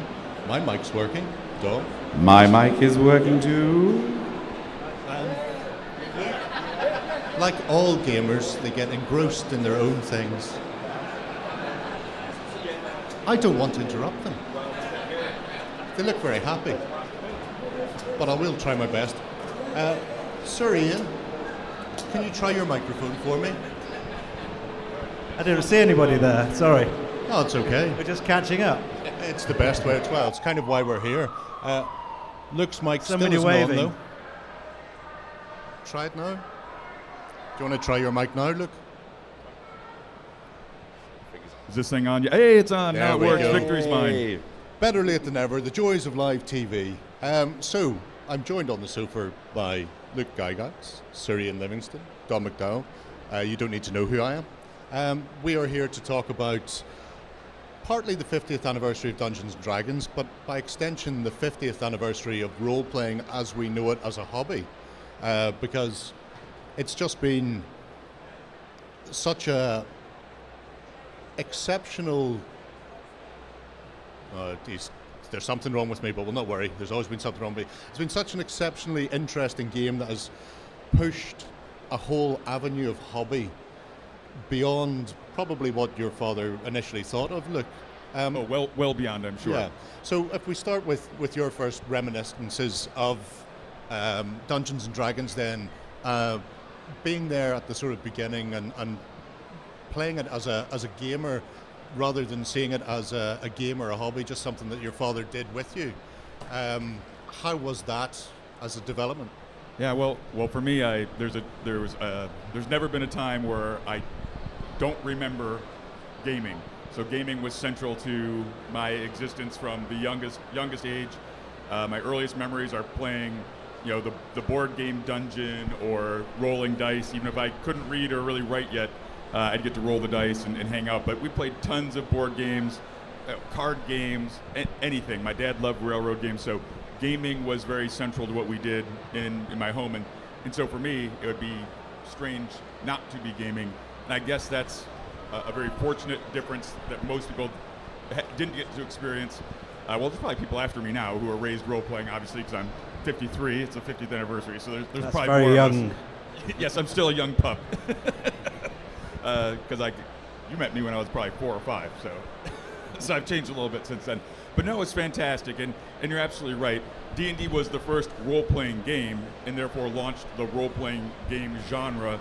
But there was lots of other games that were pretty close behind as well, and share a lot of the same properties, which are really cooperative gameplay, right? I think that's probably a big one. The fact that it's an episodic game where from game to game you progress, and what you do affects your next game. That's a novel concept, right? That wasn't how most games were played. If you play a game of Monopoly and you win a game of Monopoly as the shoe, when you open up the box and play it the next time, you don't get any bonus in your movement or any more money at the start. Whereas in D&D, obviously, you gain things like experience points, you level up, or there's skill progression in other games, etc. And telling stories together, cooperating versus crushing the other person at the table creates quite a different dynamic, which I think helps us learn to collaborate and work as a team more so in life. And I found that to be my experience. I can work alone, but I think I'm much more effective when I'm collaborating. I think that comes from gaming. Sure.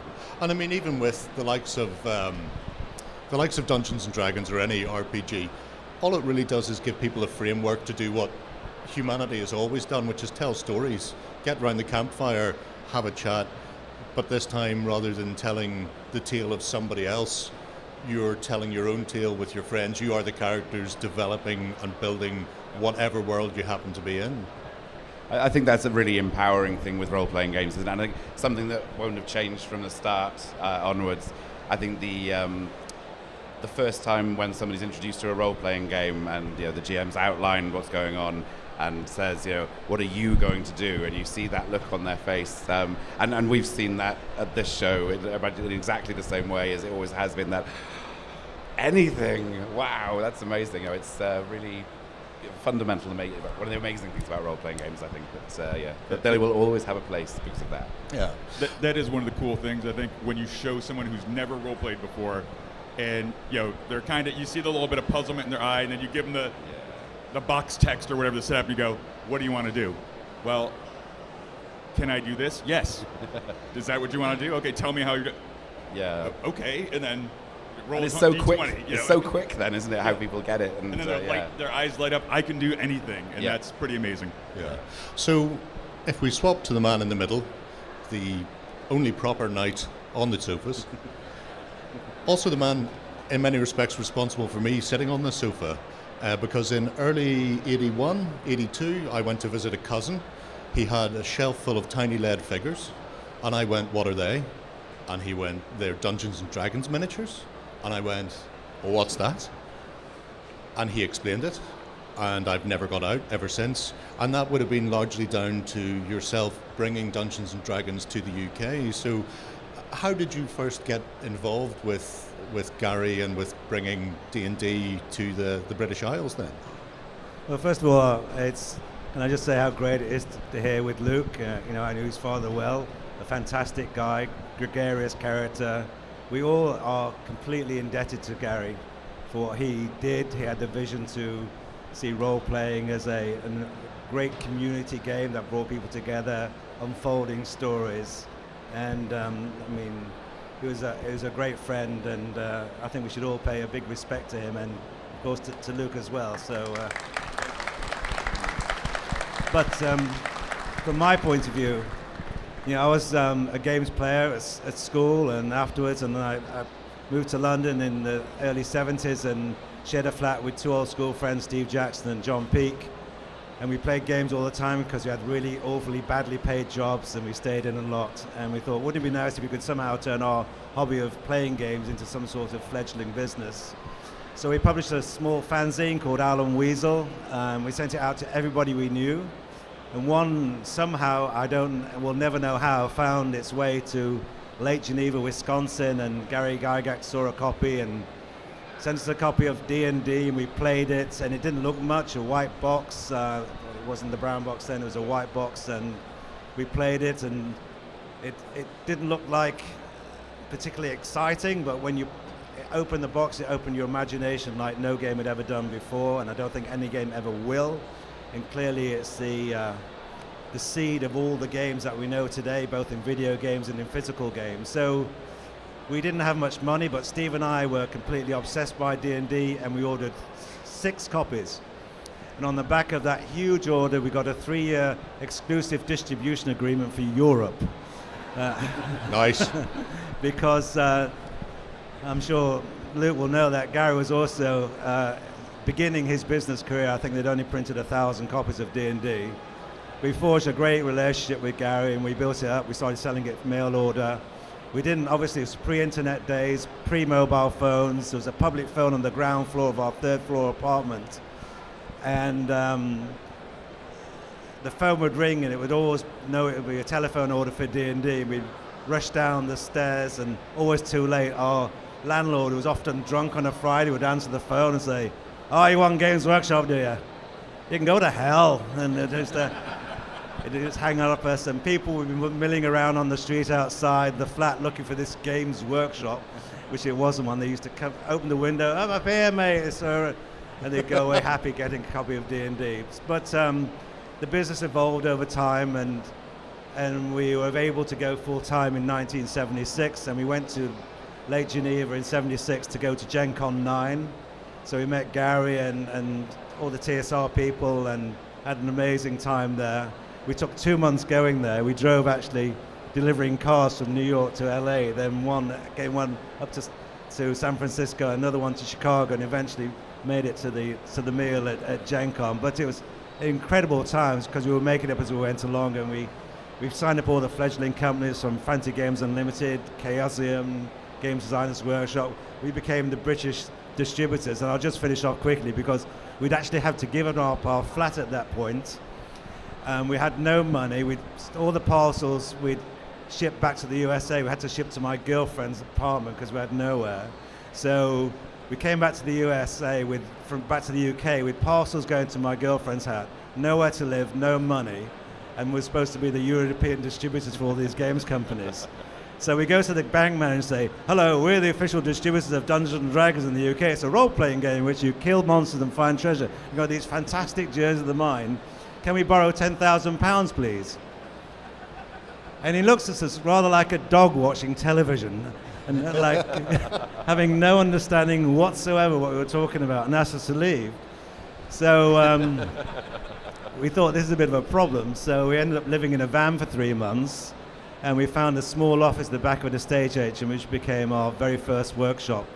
And from that, we opened our first shop in 1978. But those were very strange days. It was a very small business. We were making it as we went along, made loads of mistakes, but forged some fantastic relationship with Gary and a whole bunch of other people.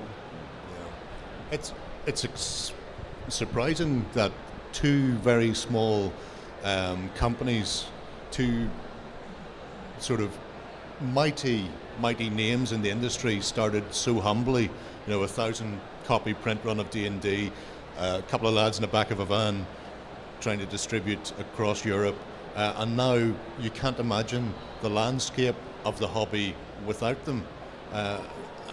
It's become almost a behemoth that sort of spans. I mean, you just have to look around Expo and just see how large role-playing has come. Were there any inklings in those early days that it would ever approach something like this? We had no idea. We just bored with the games that you could buy out there, and so we wanted to have games that we enjoyed playing ourselves. So of course we added to our own range, because at the end we had this 3-year exclusive distribution agreement, at the end of which Gary came over and said he wanted to merge our two companies, Games Workshop and TSR. To be frank, we weren't that happy with the Blooms. I mean, who was?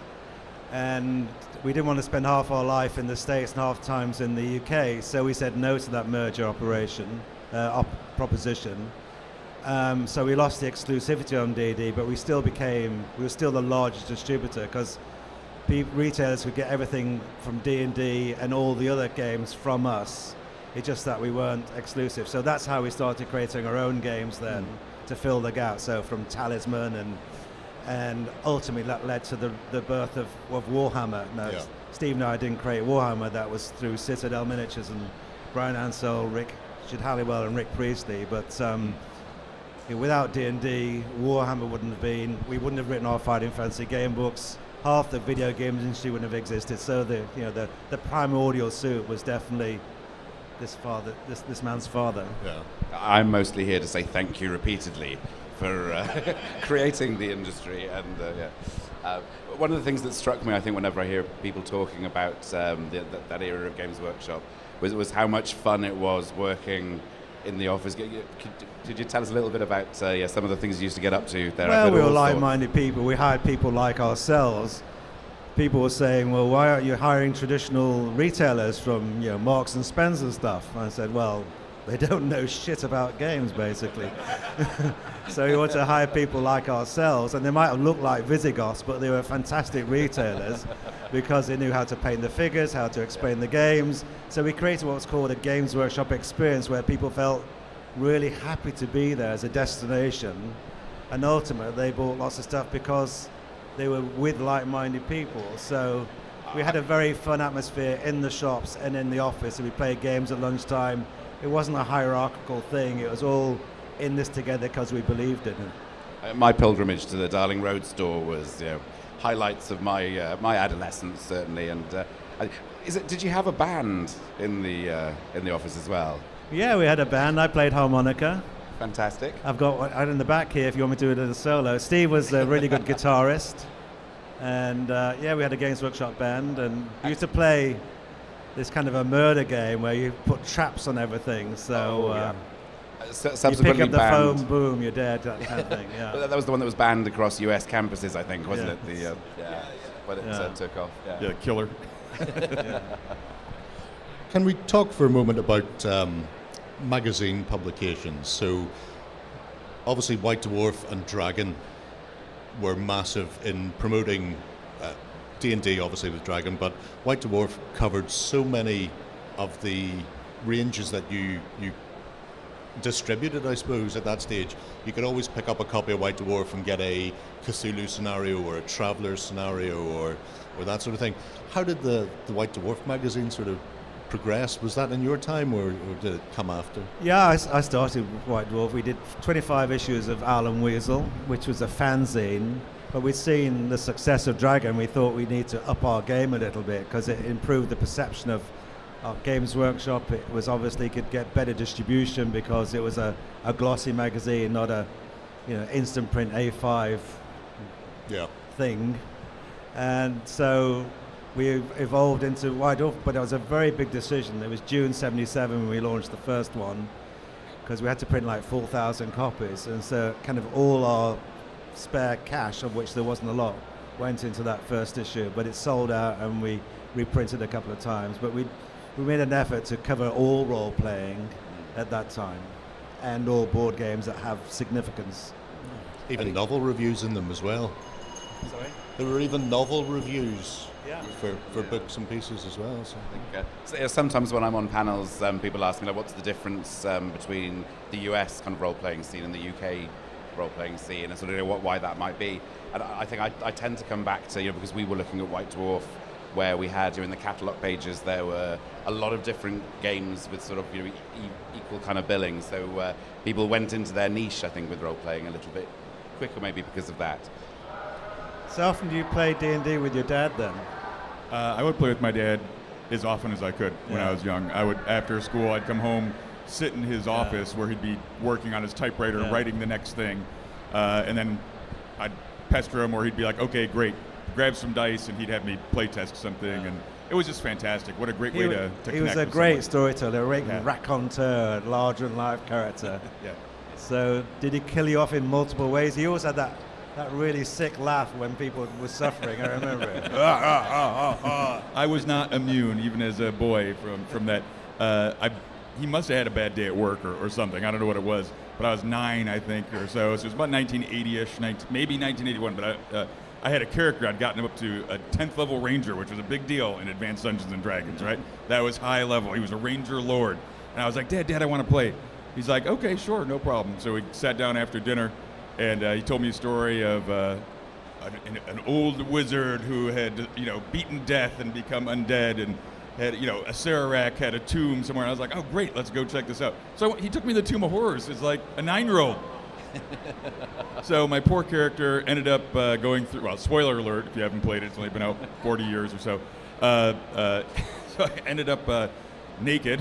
All my stuff was back in the Sararak's, treasure room. But I didn't give up, right? I was still delved in the dungeon, crawled around, found a 10x10 room with some levers, pushed all the levers up. Don't do that. 100-foot pit. I had a lot of hit points with an 18 constitution and all those D8s. So my character survived the fall with a few hit points, but I was naked, alone, at the bottom of a pit in the Tomb of Horrors. And that was the end of my first character. Naked and afraid. Naked and afraid. And that was it. And so I may have shed a tear. I think that maybe there was some pollen or something in there, but that was rough. But my second character I rolled up and started adventuring with in Greyhawk was Melf, and that was a great experience too. So, but yeah, no, he if you did something, there were consequences, for the actions. You kind of let the dice fall where they may oftentimes. I mean, I don't know if you can answer this, because I talk about in my book Dice Man, which is a blatant publicity stunt right now. Hello there. Available from all good bookshops. Oh, yes, okay. Where can we get it? There was always this sort of the end of Gary leaving TSR with Lorraine Williams and the Blooms selling their share, the options, and Lorraine bought them, and suddenly she was a majority shareholder.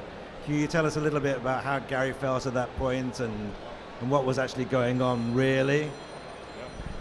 Oh, no, that was a terrible time. So I was about 15, it was 1985, and, there was a lot of drama around TSR, and you had very good, insight not to merger, because you're right, there was a lot of friction between my dad and the Bloom brothers, and so just a lot of financial mismanagement, et cetera.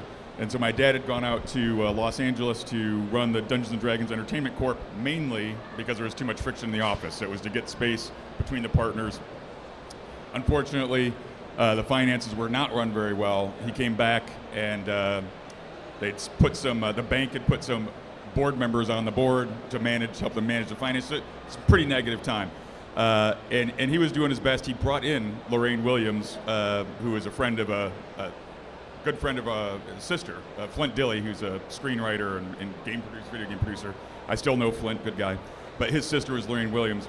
And my dad apparently somehow, he was outspoken, right? So if he didn't like something, he'd tell you about it. Apparently he told her about it, and she didn't like it. So she bought out his partners and fired him at the next board meeting, essentially, is what happened. So it was kind of an ambush in his mind. He was devastated by that. He started TSR with his best friend, Don Kay, who died in 1975 or 6 at the age of 36, very young, had a heart attack and passed. So my dad, and he was a shoe repairman, right? So talk about, obviously you guys struggled, and it was a passion project for you to do this, right? Same thing for my dad. He was a shoe repairman with 5 kids. We were on food stamps. My mom would garden and can food.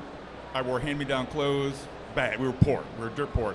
and his buddy Don Kay took a loan against his life insurance so that they could print that first 1,000 copies of D&D, because every company that's out there, Guidon Games, Avalon Hill, all told him he was insane, it would never sell, and they turned him down. So this was his baby, but it wasn't protected, right? He didn't own this. TSR owned it. So he put everything he had to fight to get the company back, and he lost. So I think he was pretty devastated.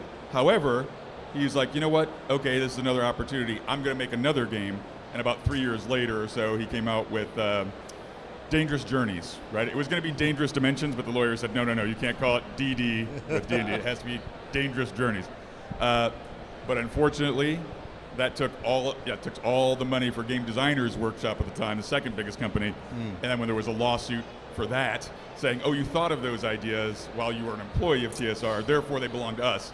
Well, that takes years to litigate, right? Yeah. And if you have stacks of books in a warehouse and that's all your money, you don't have, you're defenseless, right? You can't fight in court. So he fought very hard for that, but it was a devastating blow. And it took him 5 or 6 years, I think, before he was himself again. It was really awful. However, the good news of the story is, after that period, towards the end of his life, last decade of his life, he really got back to what I think was his spot where he belonged. Like, it was a return home. He was writing games. He was online all the time, talking to people, just like he would answer mail, in the old days.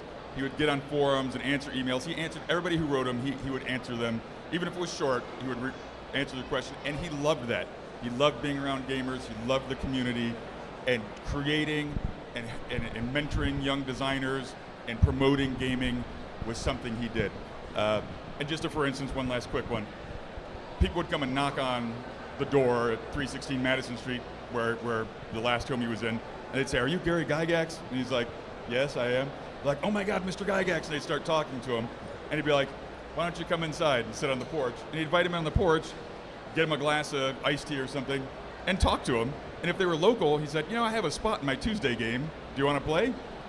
Because he was just a gamer, right? In his mind, he's just a gamer who was lucky enough to come up with this really cool idea and was happy to share it with the world. So, but it was awful, but I think he came out of it okay and had a good life. Yeah. Moving on then to role-playing more broadly. The initial D&D, the initial 70s, 80s RPGs that we grew up with tended to be dense, heavy tomes, a lot of text, a lot of maths, tables galore. Rolemaster, we're looking at you.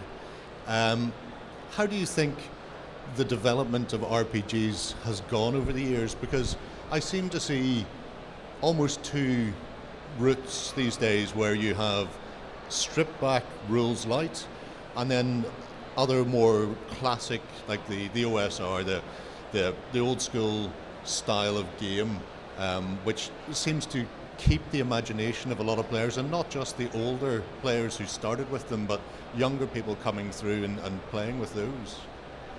Well, I think the rules are there if you want them, basically. For me, it's all about storytelling, like-minded people having a fun time together, and the stories are created on the fly by the interaction of the players. So they're kind of to determine success or failure as and when you want it.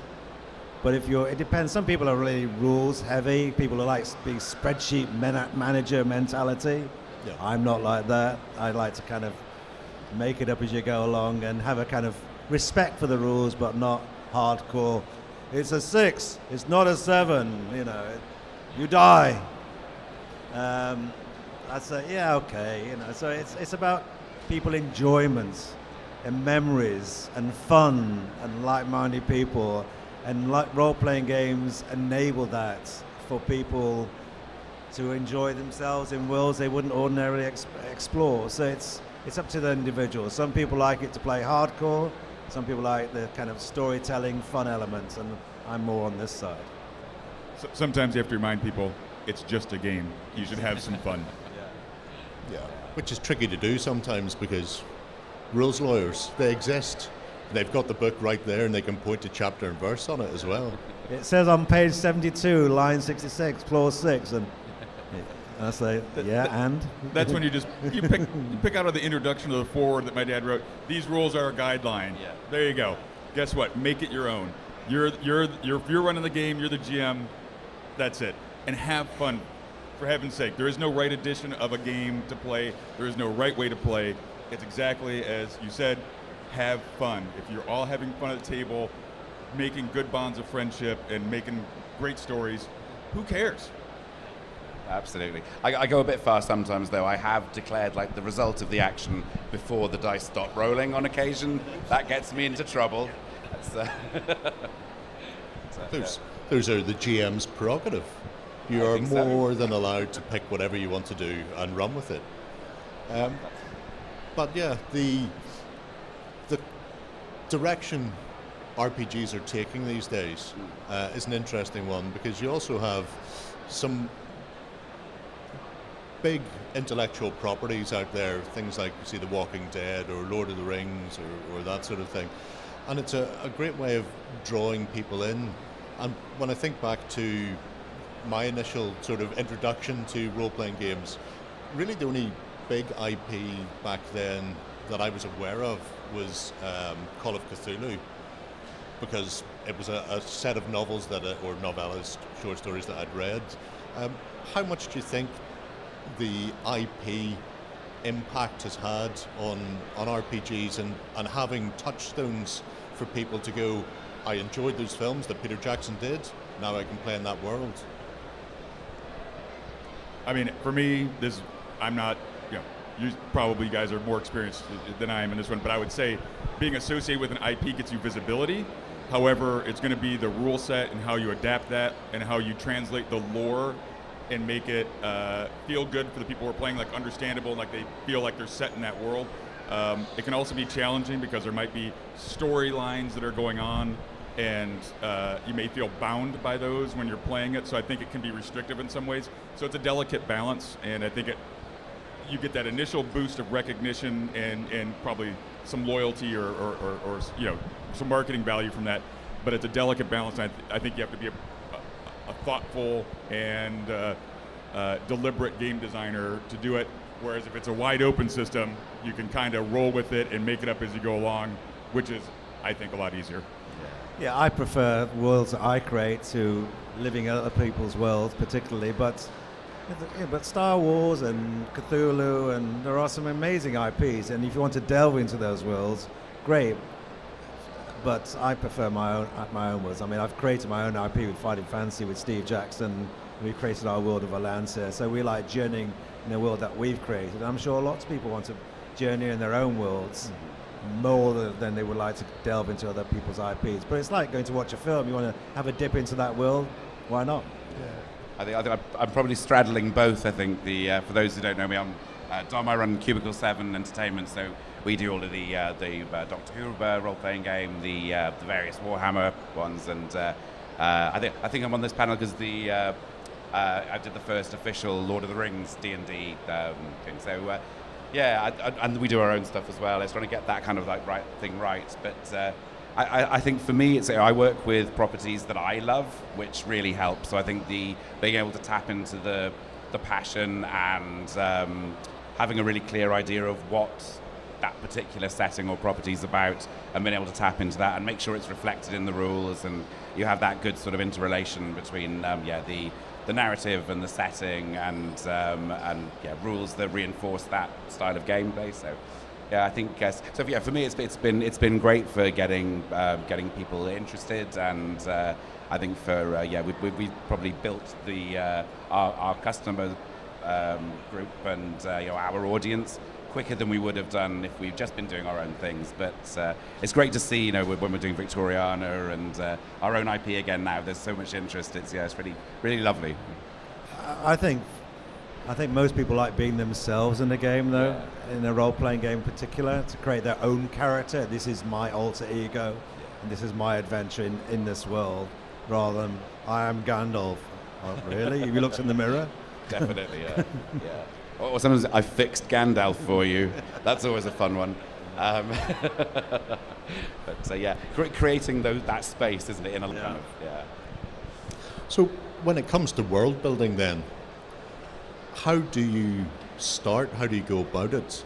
Because for some people, the world is as important as the rule set. I know personally, I have a voracious appetite for source books and rules, not necessarily for the mechanics. A lot of the time I won't use the mechanics. I want the background, and I go, that background's fantastic. I don't care that the rule set is hot garbage, because it's going in the bin straight away, and I'll use something else. I won't name names. But being able to open a book and go, here's the world, here's its history, here are important characters or figures, either past or present within that world. It's an expansive task that has no limit. So when you're developing something, where do you start? Where do you stop? Where do you start? Because there is no stopping. I don't know. I mean, that's hard. It's kind of like an author of a novel, right? You want to reveal enough lore to give a flavor to it, but you also don't want to go so deep that there's no maneuver room if you're going to play in there. So for me, I really, and it's probably because I'm an old school gamer, the setting of Greyhawk, I'm familiar with that. It was really just gave you the outline of things and let you fill in the rest of it. And I think that was a good way for people who are learning about this concept and creativity, especially as adolescents and stuff. It kind of gave them that framework, and then they would fill it in and they would kind of develop their own creative abilities. If I'm just consuming something already done, and I really, like I said, I'm reading it kind of mostly for entertainment and then that fully fleshed out, tell me everything about it. That's a kind of, I think those are two different things for me. And again, that's just my opinion. I'd love to hear what Dominique has. Well, I think they're important. Source books and supplements really add to the whole experience. I mean, we created the Fiend Folio for TSR, and that gave us, a great feeling that as we created all these monsters in White Dwarf, and a great British contribution to AD&D at that time. And then with Fighting Fantasy, we started writing individual game books, and then we added a source book in the world of Titan, then a book of monsters Out of the Pit, and then supplements like Black Sand and Lancia. And it just helps build a world. So you've got the myths, the laws, the races, the creatures, the geography, the geology, and so you create an alternate world, and people can have as much or as little as they want in their own game experience in that world. Yeah, it's planting all those little seeds, isn't it? That, because I think people will pick up different things from the same kind of content. So having there's those little things that do all that world building, heavy lifting, isn't it? Just those little things that people go, wow, yeah, okay, I absolutely get that concept, and I must have this in my next game. So yeah, I think we're looking for those bits, and I think and establishing. I think if you do a really good job of establishing tone and theme and what this thing is about, then it has that sort of like consistency of experience. I think people can extrapolate from really easily as well. I think we provide tools, don't we? Really, it's seeds, tools. I don't know how far am I going to stretch this analogy. Yeah, we'll see. I think seeds work because you're giving them enough to launch this adventure and this storyline and give them some of the relationships and maybe some of the higher up stuff. So at this low level, you see, and then it builds towards, now my character is involved in this battle of lords or gods or whatever it is, right? Yeah. But you start down here, with some of the minor stuff and build it, and that's great. I think the themes and kind of the themes and vibe for a setting are very important. And I kind of just assume that sort of stuff, but you're right. I know, yeah. Right, but you need to know that. Yeah, I think we do it kind of automatically. It's not always a considered thing that we do. It's I always think with role playing and making content for role playing games, it's really weird because we're delivering our entertainment experiences through the medium of another person. Yep. So how do you make that? How do you make the DM, the GM? Give them the tools so that they can deliver the best experience possible. So it's some psychology involved, isn't it? With there is some nudge behaviors and all that sort of thing. So there's lots in there. It's fascinating stuff. I probably am going to take some questions from the audience if anybody has any. If you form an orderly queue down the middle aisle, I'll get to you in a minute. But before we get there, I'd like to ask sort of, and it was touched on briefly by Dom earlier, about the development of RPGs in the States compared to in Europe, because obviously D&D massively prevalent there. It gets a good foothold here, but in the likes of Sweden and Scandinavia, basic roleplay sort of spun there, and then the Drakorok Demoner. Germany had the Darkest Eye. Das Schwarze Auge. Das Schwarze Auge, yes. How much do you think the European setup, the British and European setup, differed from the US because of maybe the language barrier and the lack of internet at the time? If we had hobbies starting today, if RPGs came out today, would one crush everything in its path simply because of the accessibility? Well, there are many role-playing systems, as we all know, but when you become personally invested in both in terms of character development of your own alter ego, the money you've sunk into your games, the friends you have who play the same games as you, it's quite difficult to move to another system. And D&D was way ahead, the biggest game in the US and ultimately in Europe as well, even though there were many, many others. When you dominate like that, it's hard for others to come in and steal or get as big as that can because of the personal investment, both in time and money and friendship in that one game. So, and we were partly responsible for that because we helped build D&D up in Europe. So while Schwarze Auge and other role players and systems did well, that they could never reach that pinnacle. And now, of course, with the power of Hasbro behind D&D, a big mega corporation in the US with all their resources and distribution power and working capital and liquidity to market it.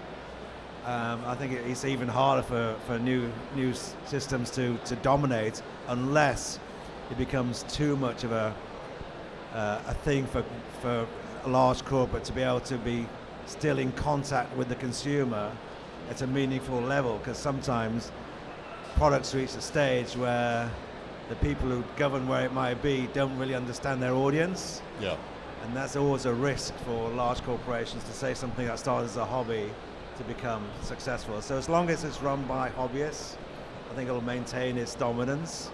But there's always an appetite for new products and exciting ways to play. We're a curious bunch, I think, aren't we? We're always looking for the new new development and the new. The same with board games. There's thousands published every year, but we're always looking for the next one. Yeah. I don't care, I've got 1,600 board games at home. Don't care about those. What's new here? I want it. Yeah. There's always more room on the calyx. I'm shocked. Nobody in the audience has any questions for these people. Oh my words. There you go. Come up to me. Thanks. Oh, sorry. Hi, Luke. As everyone said, thanks to your father. But my question is, when J.R. Tolkien died, he'd left Christopher, his son, loads of notes to do stuff. I'm just interested, was Gary the same? Did he have a lot of stuff? Well, he left a lot of notes behind, and it's a long story behind it, but finally, looks like the intellectual property rights are once again available for the estate. And if you go to trollordgames.com, you can see Castle Zagig is once again going to be in production. My dad had left extensive notes on what he wanted, and there's probably 4 or 5 box sets that will flesh out his personal home dungeon and world setting. So I'm looking forward to being one of the creative directors on that with Steve Chenault and a few other folks.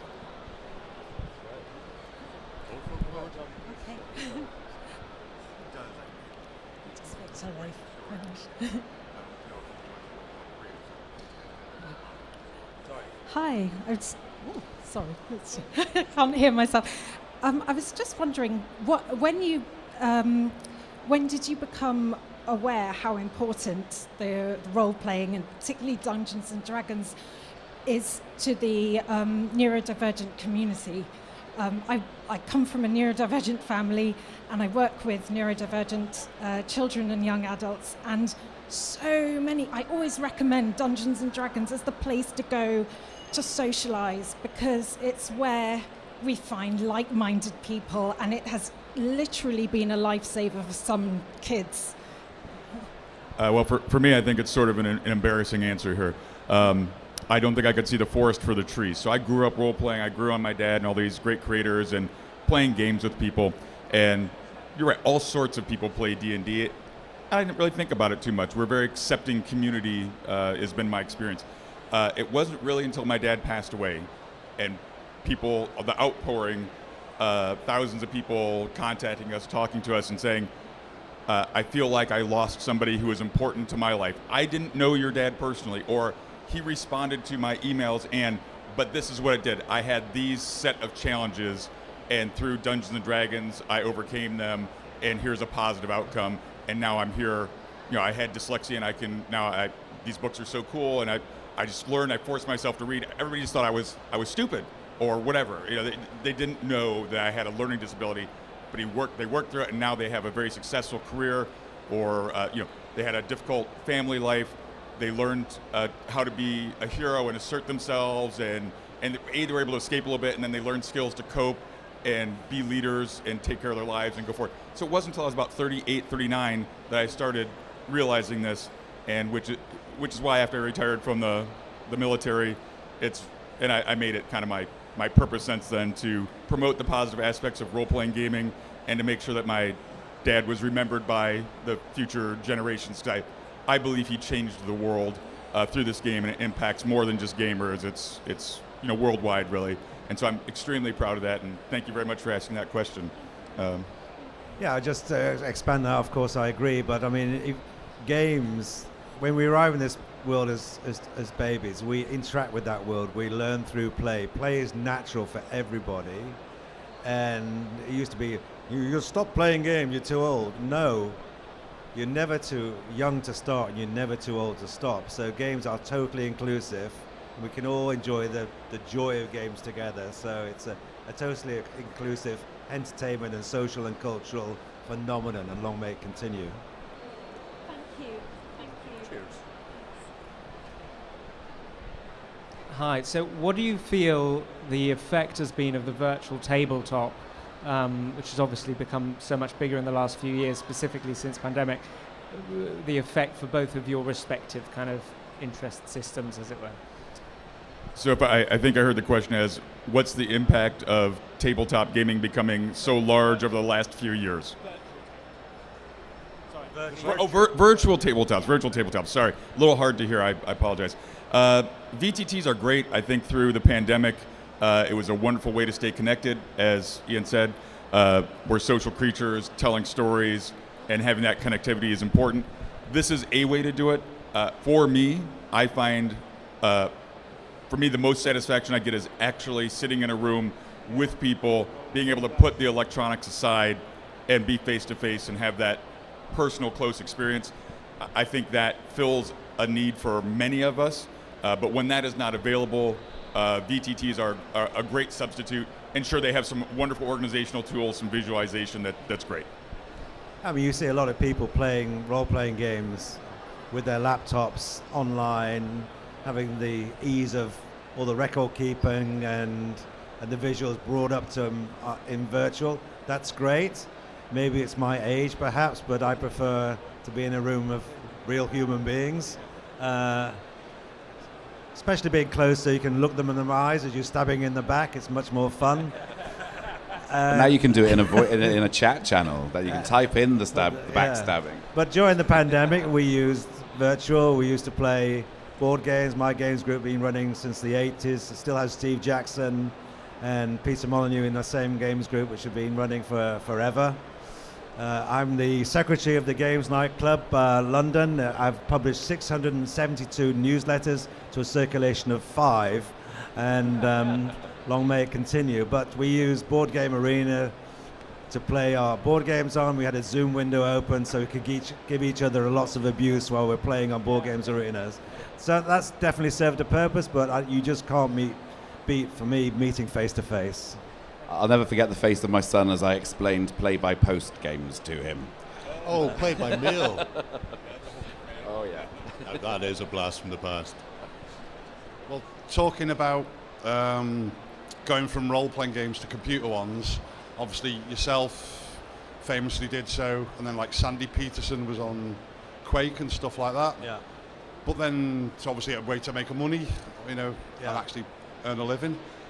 But then a while ago, there's been some Kickstarters where a bunch of people who've done like Baldur's Gate, Dragon Age, have come to write a tabletop role-playing campaign. Just wonder what you thought about that. Well, there's, play comes in all its forms, and there's lots of mixing between video games and board games. You get board games of video games and video games of board games, and films of board games and board games of films, and RPGs of both. So there's nothing wrong with that. It's become a play in whatever medium you enjoy. I made a big career, obviously, out of setting out a workshop in '91. I moved into video games, launched Lara Croft Tomb Raider, Hitman, Deus Ex, and a whole bunch of video games, and I've been very successful in the video games. So I've kind of ridden that wave. Video games now a $250 billion industry, 3 billion people playing it, and it, of course, is the de facto entertainment choice of Generation Z and Generation Alpha. Everything they do is interactive, connected, online. So video games speak to them, but my heart still is in board games and role-playing games. But I don't think it's a question of either or. It's a question of enjoying wherever play takes you to. Do you think there's anything that you took from your role-playing and board game experience into the video game industry? I think two main things. One, retain ownership of your own intellectual property. Yeah. D&D wasn't ours. We lost the exclusivity, but Warhammer was ours. Yeah. And today, Workshop is worth like £3 billion on the London Stock Exchange. Some might say I sold out a little early. And the whole value of that has been built on Warhammer. Now they're rebranding all the shops as Warhammer shops. And so when I launched IDOS in '95, Tomb Raider, Hitman, Deus Ex are all intellectual properties that we started and created. Yeah. And because you get the publishing revenues, then you get all the incremental revenues from licensing and merchandising. So own your own IP and work with people you get on with, I think is the second one. I've always think it's really important to build a team of like-minded people and do the stuff that you're good at. A lot of people want to do everything, especially in creativity. They kind of hang on to everything, but they shouldn't be doing the VAT returns or buying the toilet rolls. They should be doing what they should be good at, is creating content. They should hire people to run the business for them without losing creative control or control overall. Yeah, no, that makes sense. Yeah, makes a lot of sense. Yeah. There's a man with Warlock of Firetop Mountain. A 1982 edition, it looks like. It is. This is actually my. I'll give you 50p for it. It's okay. Priceless, absolutely priceless. And I just want to say thank you very much for Fighting Fantasy and Dungeons and Dragons. My question but is again, just before you say that, without Gary Gygax and D&D, we wouldn't have been inspired to create solo game books. So again, the source goes back to Gary. This was a huge part of my childhood, so thank you very much. The question I have is to you, actually, Sir Ian. Did you ever release something, design something that maybe didn't do so well as you were hoping, but you were super proud of and you felt it should do better? Not a lot, I'm sure. We did actually, at Workshop, we created a game called Tower Blocks, which came out a few months before Jenga, and it was exactly the same. I think we sold 1,000 copies. If that, and probably got most of them back in returns. I think they sold, 8 million copies of Jenga? But we were very proud that we came out before Jenga. But on a personal front, what games of mine I thought were great but weren't? Some of them.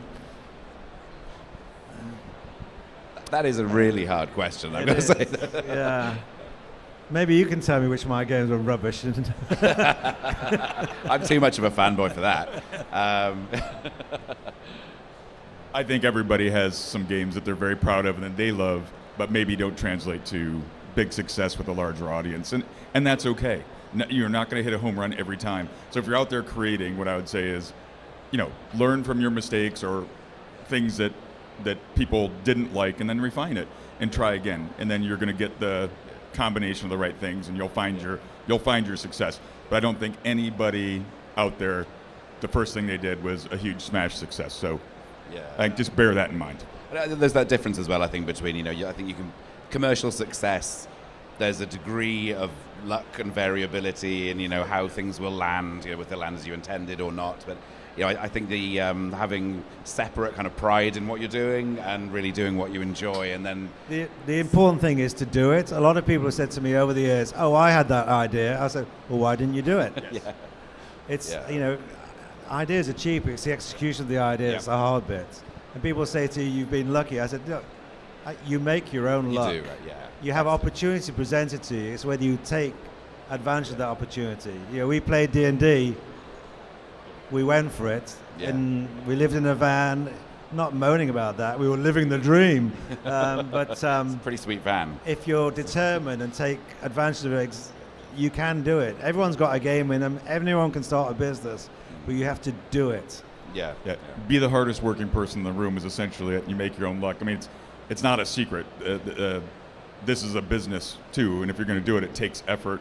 And why was my dad successful? Because he'd work all day long and stay up till 3 or 4 in the morning, banging away on his typewriter, answering emails, talking to lots of people, making newsletters, answering all the people who wrote him. It was through a lot of hard work and passion because he loved that, and eventually became his business, and he found some success there.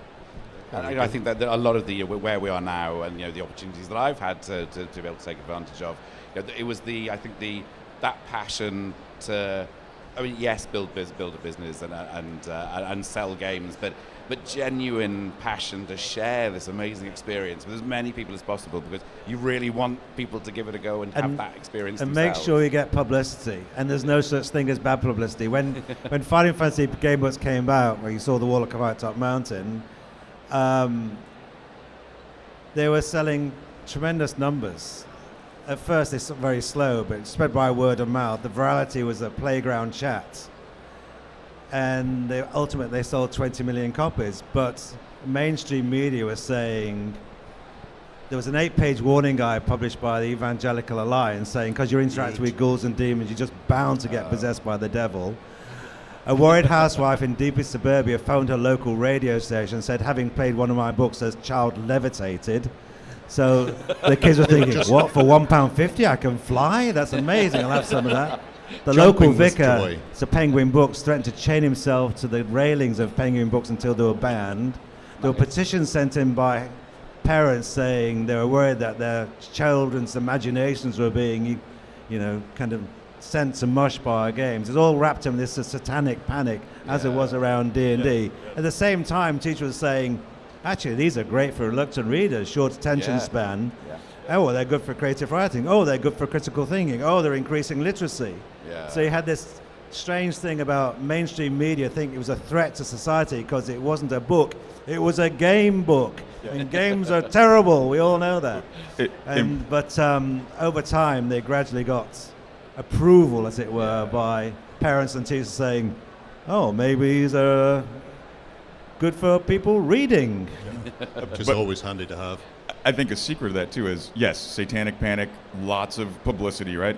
Maybe not this, but if you tell an adolescent this is dangerous and you shouldn't do it, what are they going to do? Sign me That's up. what I want to do, man. Like so moths to a flame. What was that like for you, Luke, that period? Oh, yeah. Well, the downside of it was my family got like death threat letters, and there was people who would drive by our house real slow. So that was unfortunate. My dad was a religious person as well. We're raised, as Christians, and would go to church at least once a week, if not twice. So for them to say it's from the devil was weird. And he kind of laughed it off and said, look, if I could cast these spells, do you think I would write them and sell them? No, I'd rule the world. Are you kidding me? But on the practical side, the unfortunate side, we ended up putting 6-foot fence, cyclone fence around us. We had dogs that would run at night. My dad carried a firearm with him and had a bodyguard during that time period because there was real threats. Yeah. Unfortunately, I'm about to get hooked off stage because I can feel the icy breath of the director behind me. So I would just like to thank Dom, Luke, and Sir Ian for spending this afternoon with us. Also the people from the audience who asked questions, thank you very much for your time. I'm going to hand this microphone to the man who's about to hurt me. Can we have a round of applause for our guest? Thank you. Thanks very much.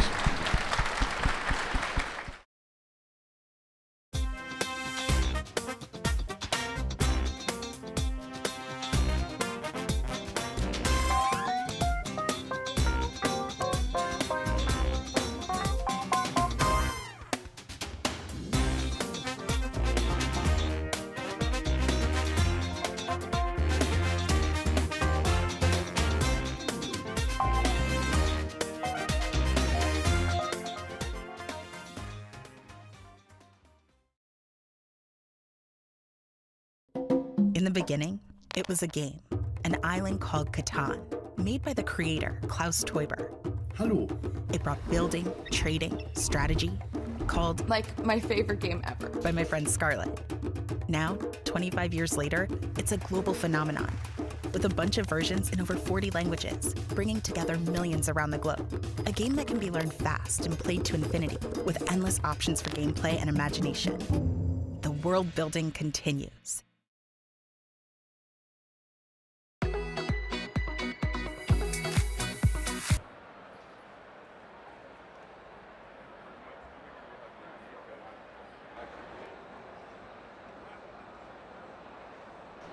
You good? Yeah, good. It's nearly over now, mate. It's all right. Just keep breathing, keep breathing. 1, 2. Oh, look, I'm live. I shouldn't be discussing Dom's love life. See, they thought you came to speak to them and listen to them, but I know what you're here for. Never mind Syrian Knight of the Realm. There's money involved here. Never mind working for a living. We're just going to win it. So we're just doing things. The digital raffle has been cut. So you should have your raffle ticket and your Instagram photo. Are we all good for that? Let's not have a repeat of yesterday's joy where she couldn't find the photo and was waving her phone round and, oh, I can't find it. Try and get it lined up on your phone because it could be you. Are we done, Bernard? Can we have a round of applause for Bernard, the work experience? Look at him. No, we're just humiliating you just at the moment, mate. Okay, so Bernard's been with us all weekend. He's apparently been a great star in the office. But are we all ready? Well, 7 of you are ready. Are we all ready? Thank you very much. That's better. Bernard, proceed with the helmet. Have you put all the tickets in? You have. Are you sure? What about that one? So this is it. Not long to go. Now, have you got a list of what you're buying? Yeah, because you've got till 4 o'clock. That's all you got. Yeah? So you've got to have a list. Got to be ready. So this is the gamers draw.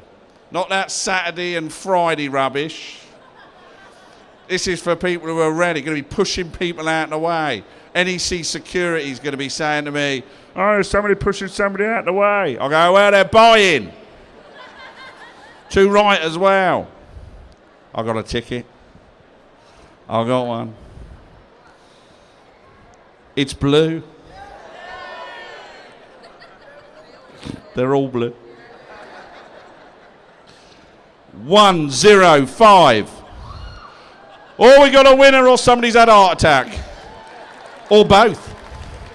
Wait, in case you must do the walk of shame, go to James, the verification guy.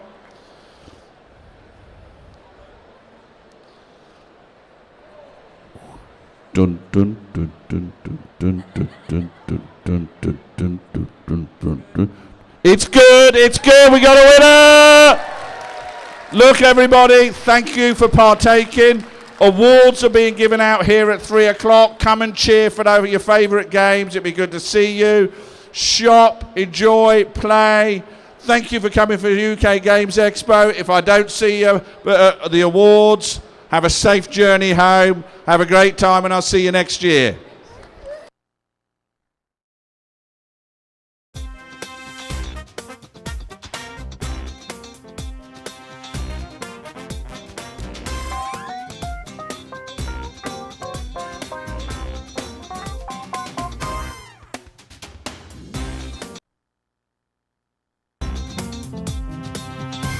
All right there, folks. We are here at UK Games Expo. I'm here with Yarrow from Phalanx, and we're going to be talking about your amazing games you've got coming out and stuff like that. Yes. One is here for the first time. One is here for the first time. The premiere of Huang. Yes. Which means yellow or emperor, depending on how you look at it. Yeah. And this game is about 7 warring states of China. Between the rivers of Yellow and Yangtze, which was the original name of the game when it was published for the first time. But this one is like reimagined and expanded to the 5 players, has expansions, it has new presentation, you see a lot of beautiful minis here. Updated components, all that kind of thing. Components, all is colorful and beautiful. And why minis, you may ask? Yeah, because people do ask why minis. Because this is one of the not too many games where a player plays with a shape, not with a color. Okay. The colors are different trades. Right. And you need to build a kingdom that is the most balanced. Balance is very Asian concept, like the balance. So that's why you need to create a kingdom that is the most balanced. Because you'll be scoring in the game for the number of points you have in your least category. So that's why the balance is important, so you right? have to make sure you match it all throughout. Yes, you'll need to develop your kingdom across many dimensions. I always love that as a mechanic because it means you can't do the same thing every game when you play. You always have to adapt to what other people are doing. And also, you will need to look what the others are doing, because when the kingdoms meet, there'll be war between them, and there'll be only one of the kingdoms that will prevail. So this is a tile placement game, but it's really strategic. It's not too many things you need to learn, because all of the game can be presented in here. Yeah. But it's a lot of kind of thinking and building the strategy for your faction. Working out patterns, planning ahead, that kind of thing. And also watching what the others are doing. Yes. What are the secret tiles they may have, because they will all influence the gameplay. And you build the pagodas, you move your leaders around, place them strategic positions.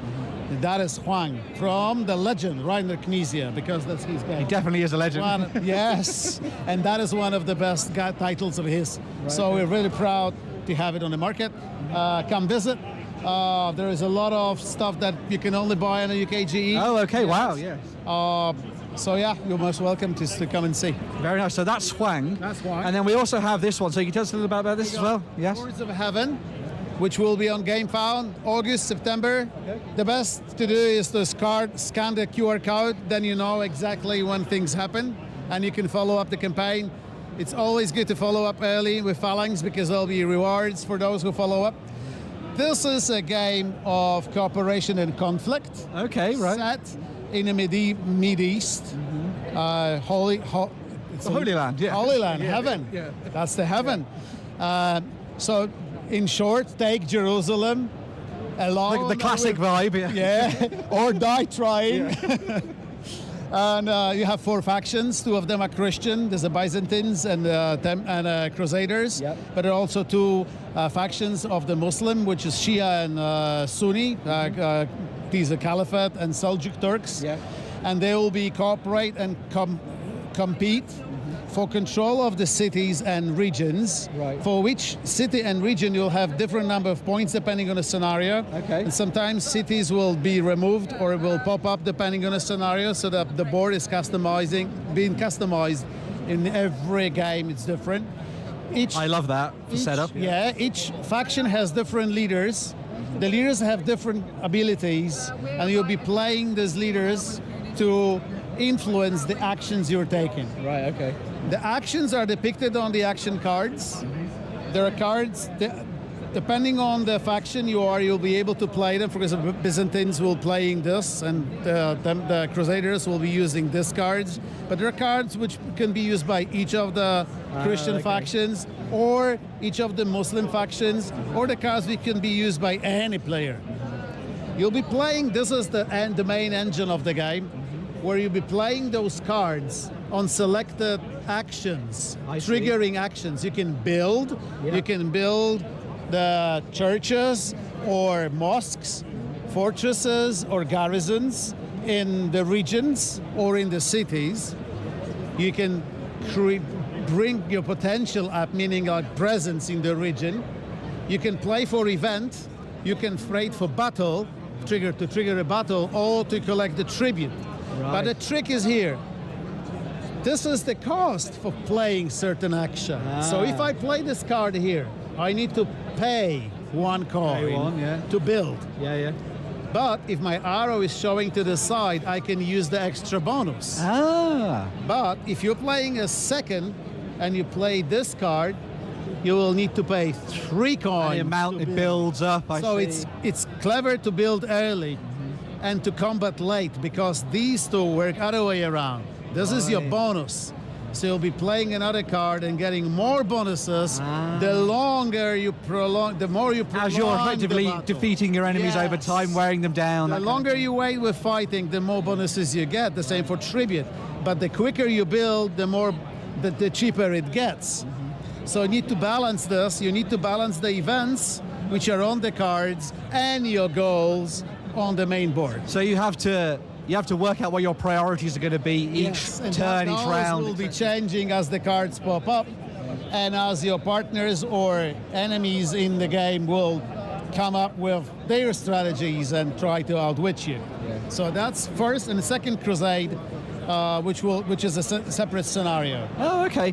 I love the artwork, by the way. As always, with everything from Phalanx, the artwork is gorgeous. It's amazing. And of course, each crusade has a different separate cards, separate players, everything is different. So I was going to say, so in typical Phalanx style, once again, you've put some effort into the research and the historicity and stuff like that. We pay a lot of attention to have things historical, because we think without understanding of history, it's difficult to understand nowadays. And you've got to represent the period correctly and all that. Yes, of course. We're true to history, but we also make it exciting for people to relive it.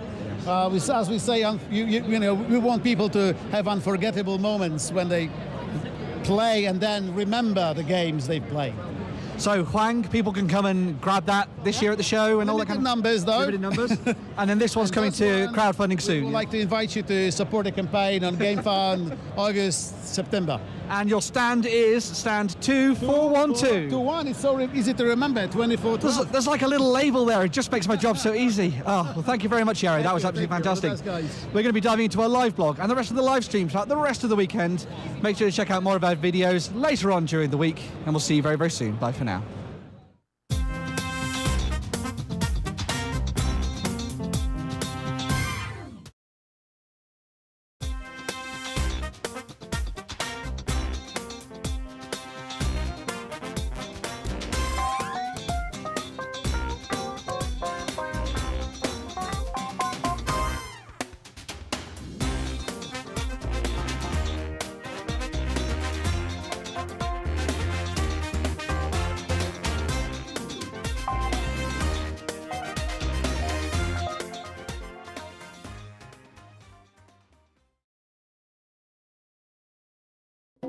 In the beginning, it was a game, an island called Catan, made by the creator, Klaus Teuber.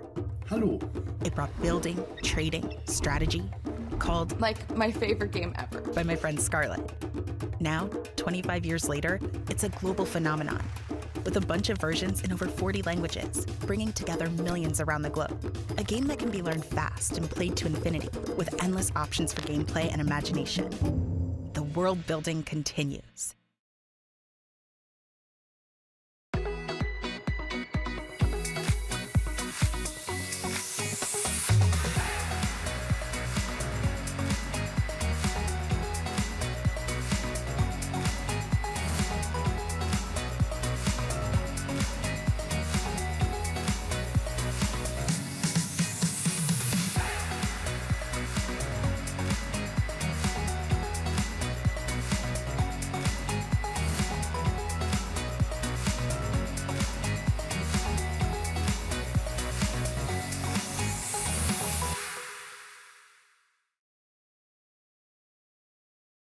That violent storm has left you barely alive, stranded on a tiny island in the middle of nowhere.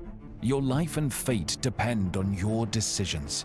Keep up with the story on the cards, make your choices, and follow the instructions. Washed Ashore is a story-driven adventure that develops differently depending on your decisions. Play the game several times to find out all 13 possible endings.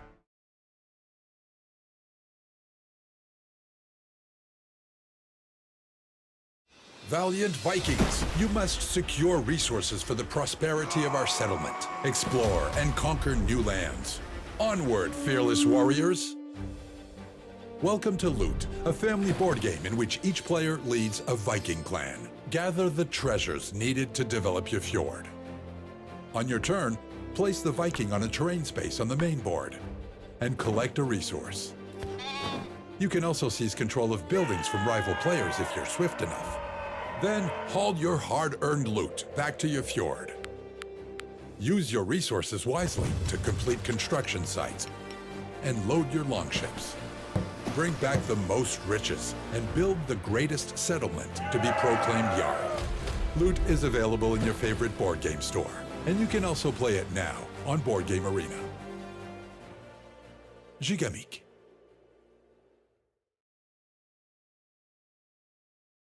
From their humble beginnings to the first call to adventure, create a rich history for your character, giving them a family and a home worth fighting for. Or take a quiet moment to reflect on all you have done. When the time comes, you can hang up your sword and begin a new life. Bring your characters to life like never before. With A Life Well Lived for 5th edition by Cubicle 7.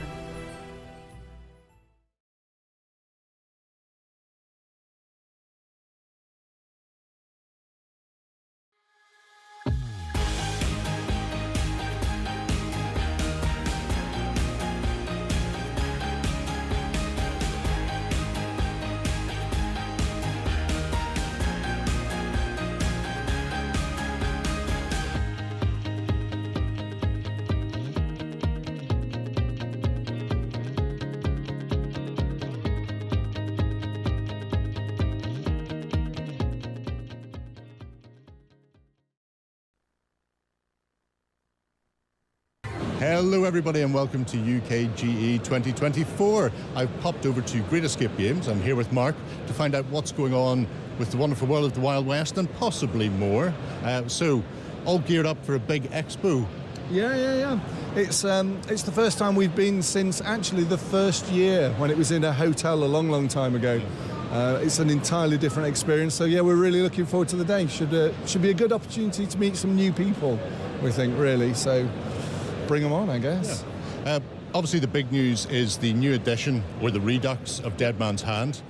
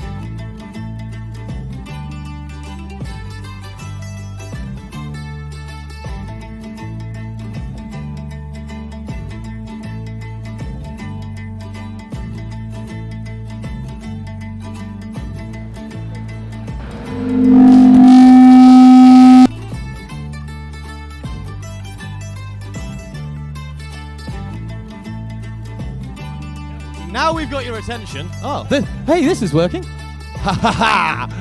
They've given me power. Oh, you're live too. There. No, you can't be that close to the microphone. There you go. This, he said to be a fist fight. This is Fist, is it? I've got tiny fists. One karate chop away. Hello. Oh, I'm way too hello. close. Hello. Are we live? We are live with Roll Britannia. We're not live anymore. We're not live. Shush, everyone. Excellent. Hello, everyone. Welcome to Roll Britannia Live. That's okay, there's some music playing. It's backing. It's fine. It'll go away soon, I'm sure. How are we all this fine Sunday? Hey, that's excellent. There we go.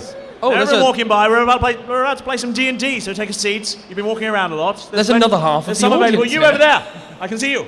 Take a seat. There's still some empty chairs. He's getting away. There's empty chairs with Grab the your monster. food Come on, and sit come down. on over. Right, everyone. Hello and welcome The police to are here. Roll Britannia Live, where we are going to be playing a D&D adventure. It's good fun, and today we have our full entourage as well. We have, starting at the far end there, we have... Jeff Silverbow, good to see something like everyone. Thanks for coming out. I am a human sorcerer, and I'm just really happy to be here. Hey! Thank you. Hello. I'm Derek Normalbeard, and I've got too loud a voice for this microphone.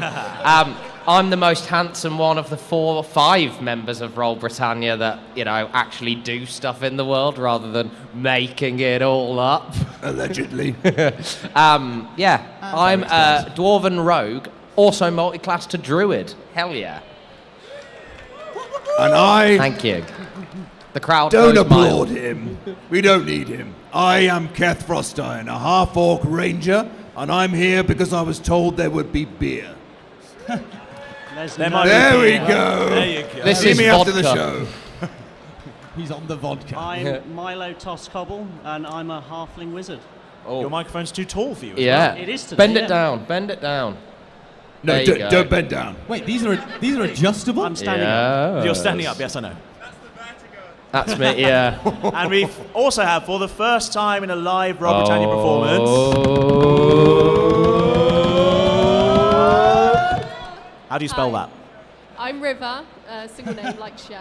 Oh, we're going to I need am that a mic boosted genasi massively. fighter. Shush you. Quiet down there. Shush. You've had your Sorry. Go again, moments. that's fine. I am a genasi fighter, multi-class to bard after some time in prison, which we will not talk about. And I'm here to stop the guys from killing themselves, because left to their own devices, it would be a Challenge nightmare. accepted. And I will be your Dungeon Master James. Can I have a quick hands up? Who's listened to the podcast before? Oh, that's more than last night. Fantastic. Who's on our Discord? Oh, hell even yeah. more. Those of you who've listened but aren't on the Discord, be on the Discord. It's excellent. Anyway, it's time for adventure. Ooh. Who said the NEC wasn't haunted? I've got evidence to refute that. None of these people are actually here. Ah, lovely. Right. Today's adventure is called the Birmingham Booty Heist. Hell yeah. Yes. Down for that. That's a difficult Google search, isn't it? Yes, that's why I'm no longer allowed in libraries. In the library? You have a smartphone, I've seen it. Yes, that's why I did it on a Google in the library. You had to do it in the library, though. You can't have that I like on my your history. phone. Anyway, brave adventurers, today we will be traveling through the mists of the multiverse to a fantastical pirate adventure where we join our buccaneers aboard the famed Tel Dath, a vast pirate ship of enormous size, many, many decks full of shops and restaurants, but not a Nando's. Never a Nando's. Never a Black Nando's. card only, and then a Nando's can Want open. it to open. Well, if Nando's So ever gives us a black hungry. card, they'll open. Yeah. Anyway, our buccaneers are actually in the captain's cabin. The captain, of course, is the famed gnome captain of pirate ferocity, known as Captain S.M. Timbers. Timbers. Timbers. We love you, Timbers. And the captain, he says, he's standing, he's sort of sitting. It's hard to tell with him sometimes. And he says to you all, he says, right then, you buccaneers, we have a very important mission ahead of us. I have heard tell of a powerful artifact that is being stored and displayed, if you will, at the famed UKGE, whatever that is. Sounds like an acronym. I'm not certain what it stands The for, UK but Gnomes Expo. That's what it is. Is it a Nando's black card?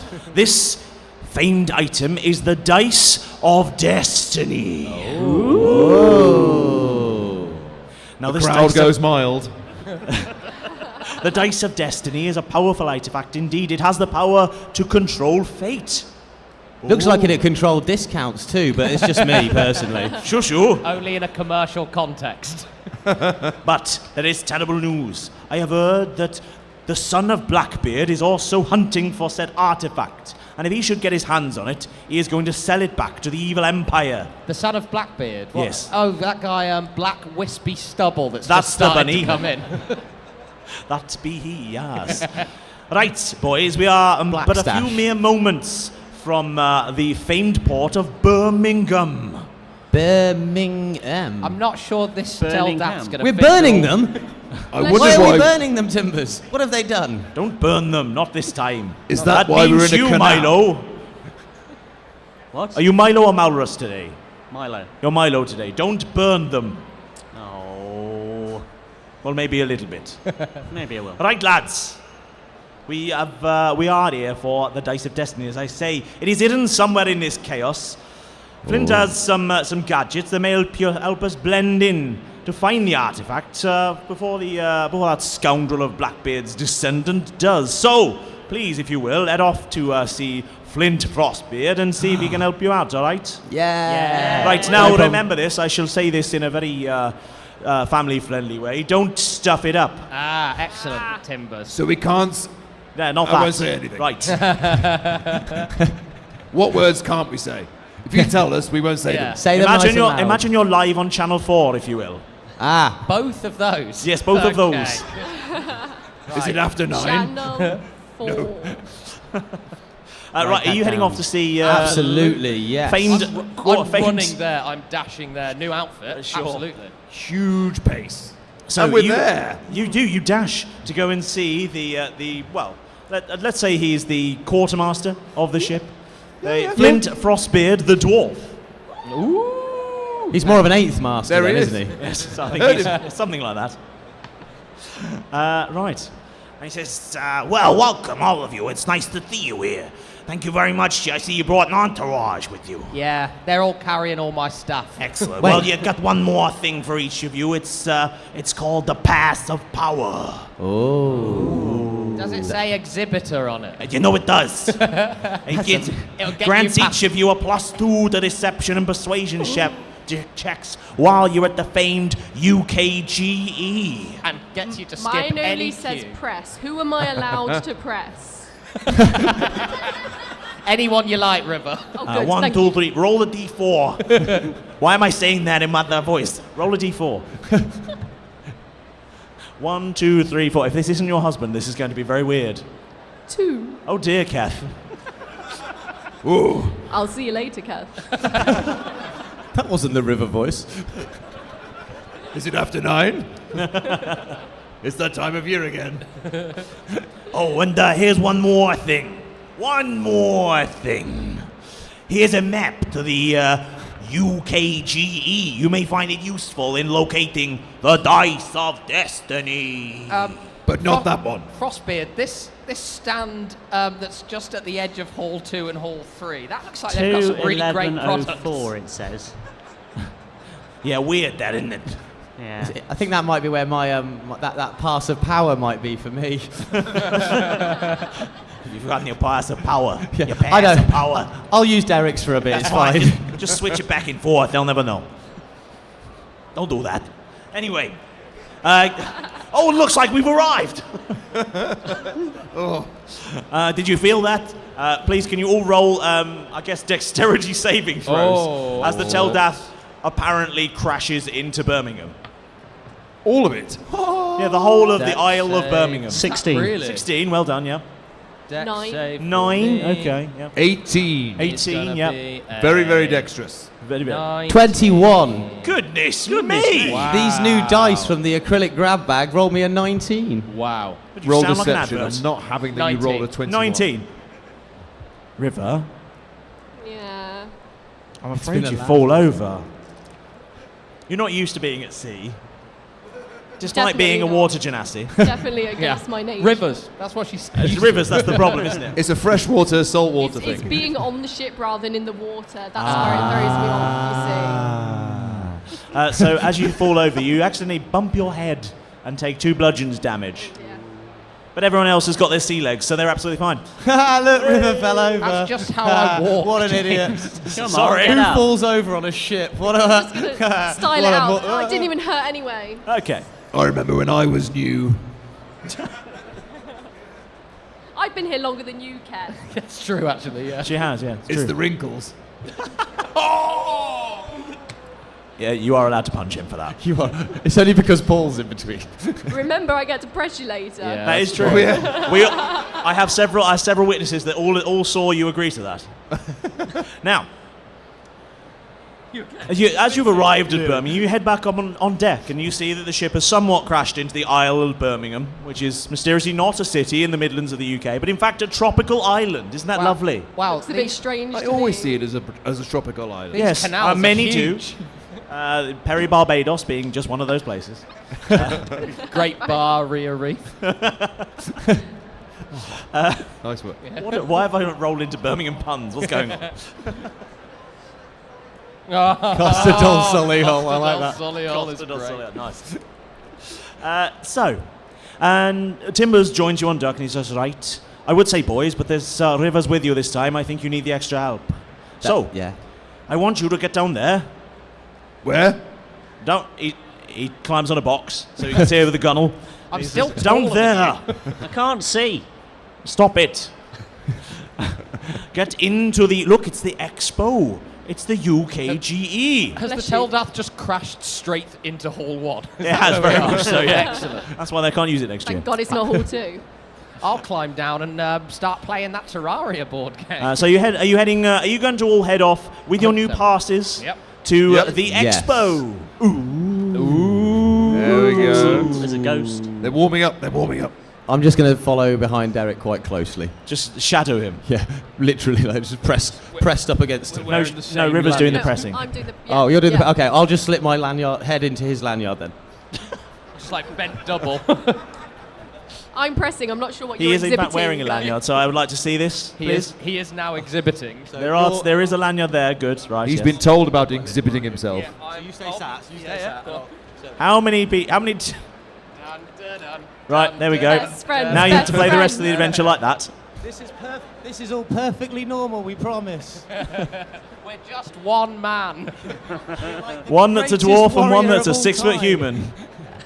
Why have you tied your legs together? You didn't need to do that. I feel like we've really messed ourselves up for the rest of this show. It's Derek. round Jeff's that's thigh Jeff's and Derek's. This was your idea.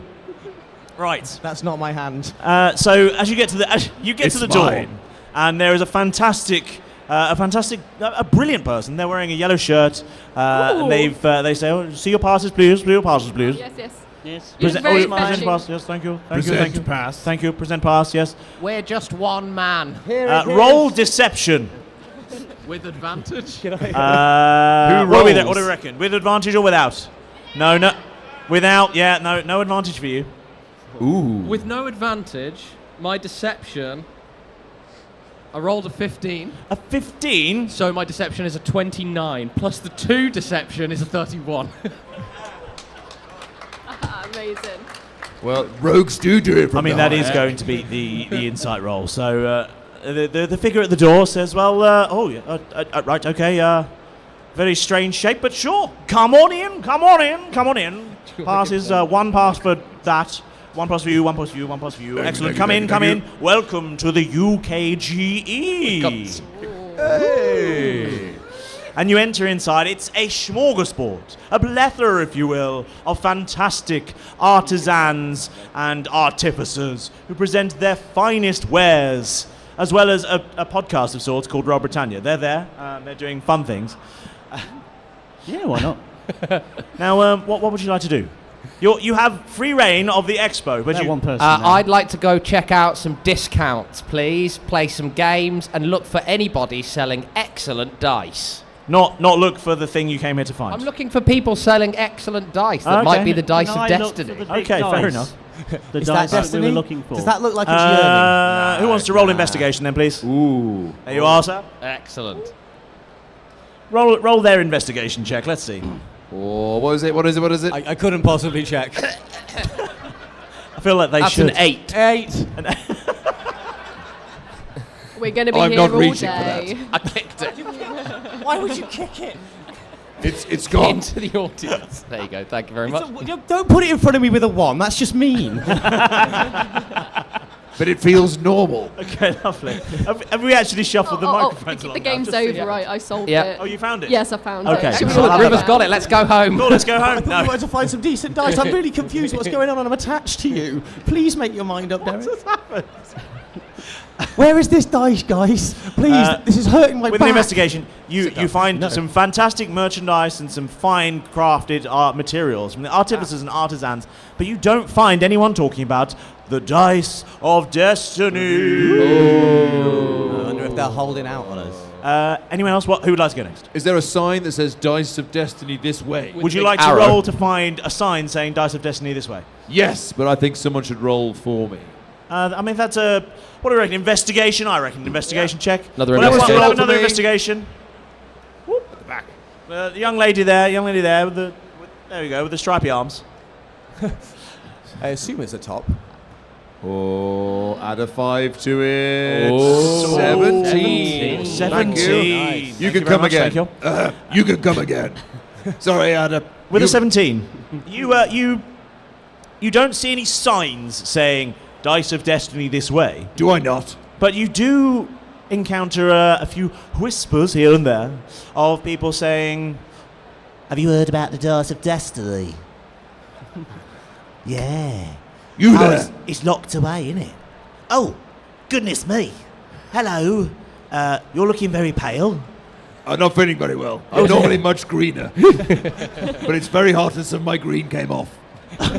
It's sweat-based. It is now. Sweat-based green, eh? Okay. Dice of Destiny, I hear you say. Yes. Have you heard of the Dice of Destiny? Your voice Not is until extremely earlier. alluring for some reason. Thank you. I've been talking for 3 days straight. I'm It's the very tutu hoarse. they're wearing. Do you know where it is? Yeah, where is it? The Dice... Oh, hello. Hello. I didn't see you down I there. just snuck up. Oh, goodness. roll stealth. Stand up. Oh, you are. I am. Roll a stealth check, please. Don't just say, I sneak up. This is D&D, there are rules. 14. I made up. 14. 14. There a perception check on that one. Ooh. Ooh. And he breaks the table. This table was dented before.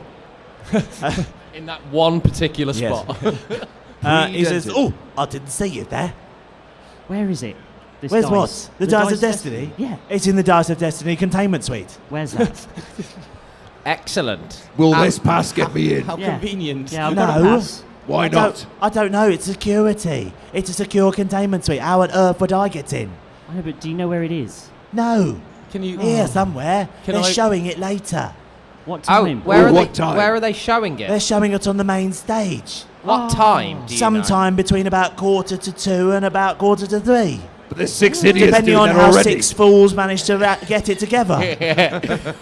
Excellent. And the main stage is over that way, is it? It's under a blue circle thing. Thank you so much for your time. I Wait hope a you have a minute. lovely weekend. Can I see if I can see anyone in like a high vis or wearing, say, a yellow top that might be security based? Yeah, okay, roll a perception check for high vis. Fantasy Giant high person- vis. Giant person with tattoos. Perception, that'd be a 12? 12. You see someone wearing a bright top. Excellent. Excuse me? Excuse me. Are you security? What? Why is... Are you... Why have We're you got a one pet dwarf? person. Get over it. Yeah, sorry, he's my +1. Have you? Technically plus half. half. Yeah. Sorry. The other half might come later. I don't suppose you got anything to do with the event here today. This thing going on around us? No. Cool. Don't suppose you know where the Dice of Destiny is at all? No. Well, it's lovely chatting to you. Have a great rest of your show. Excellent. Let's head over to the main stage, guys, because it's actually 12:30, so we haven't got that long. We've got to Lovely. get through a massive crowd of people. River, what would you like to do? Are we going over to the main stage? That's up to you. So we'll all go over to the main stage. You're going over to the main stage? Yeah, and I want to see if I can see someone that looks like they're in charge. Someone who looks like they're in charge. Yeah. Okay. You head over to the main nice stage. blue top. The There's a in lute charge player type. currently playing. It's lovely. Oh. They're playing Lutish things. The dwarves are back. The dwarves are back. The dwarves are back in town. Don't let the dwarves out. No, you. Don't let the orcs out, I think you'll find. Ooh, the metal version. Yes. Okay, so you go to the stage. What are we looking for? Sorry. Someone in charge. Someone in charge. Yeah. Okay, roll. Are you looking around? Or are you trying to discern the person in charge? Roll an investigation check for me.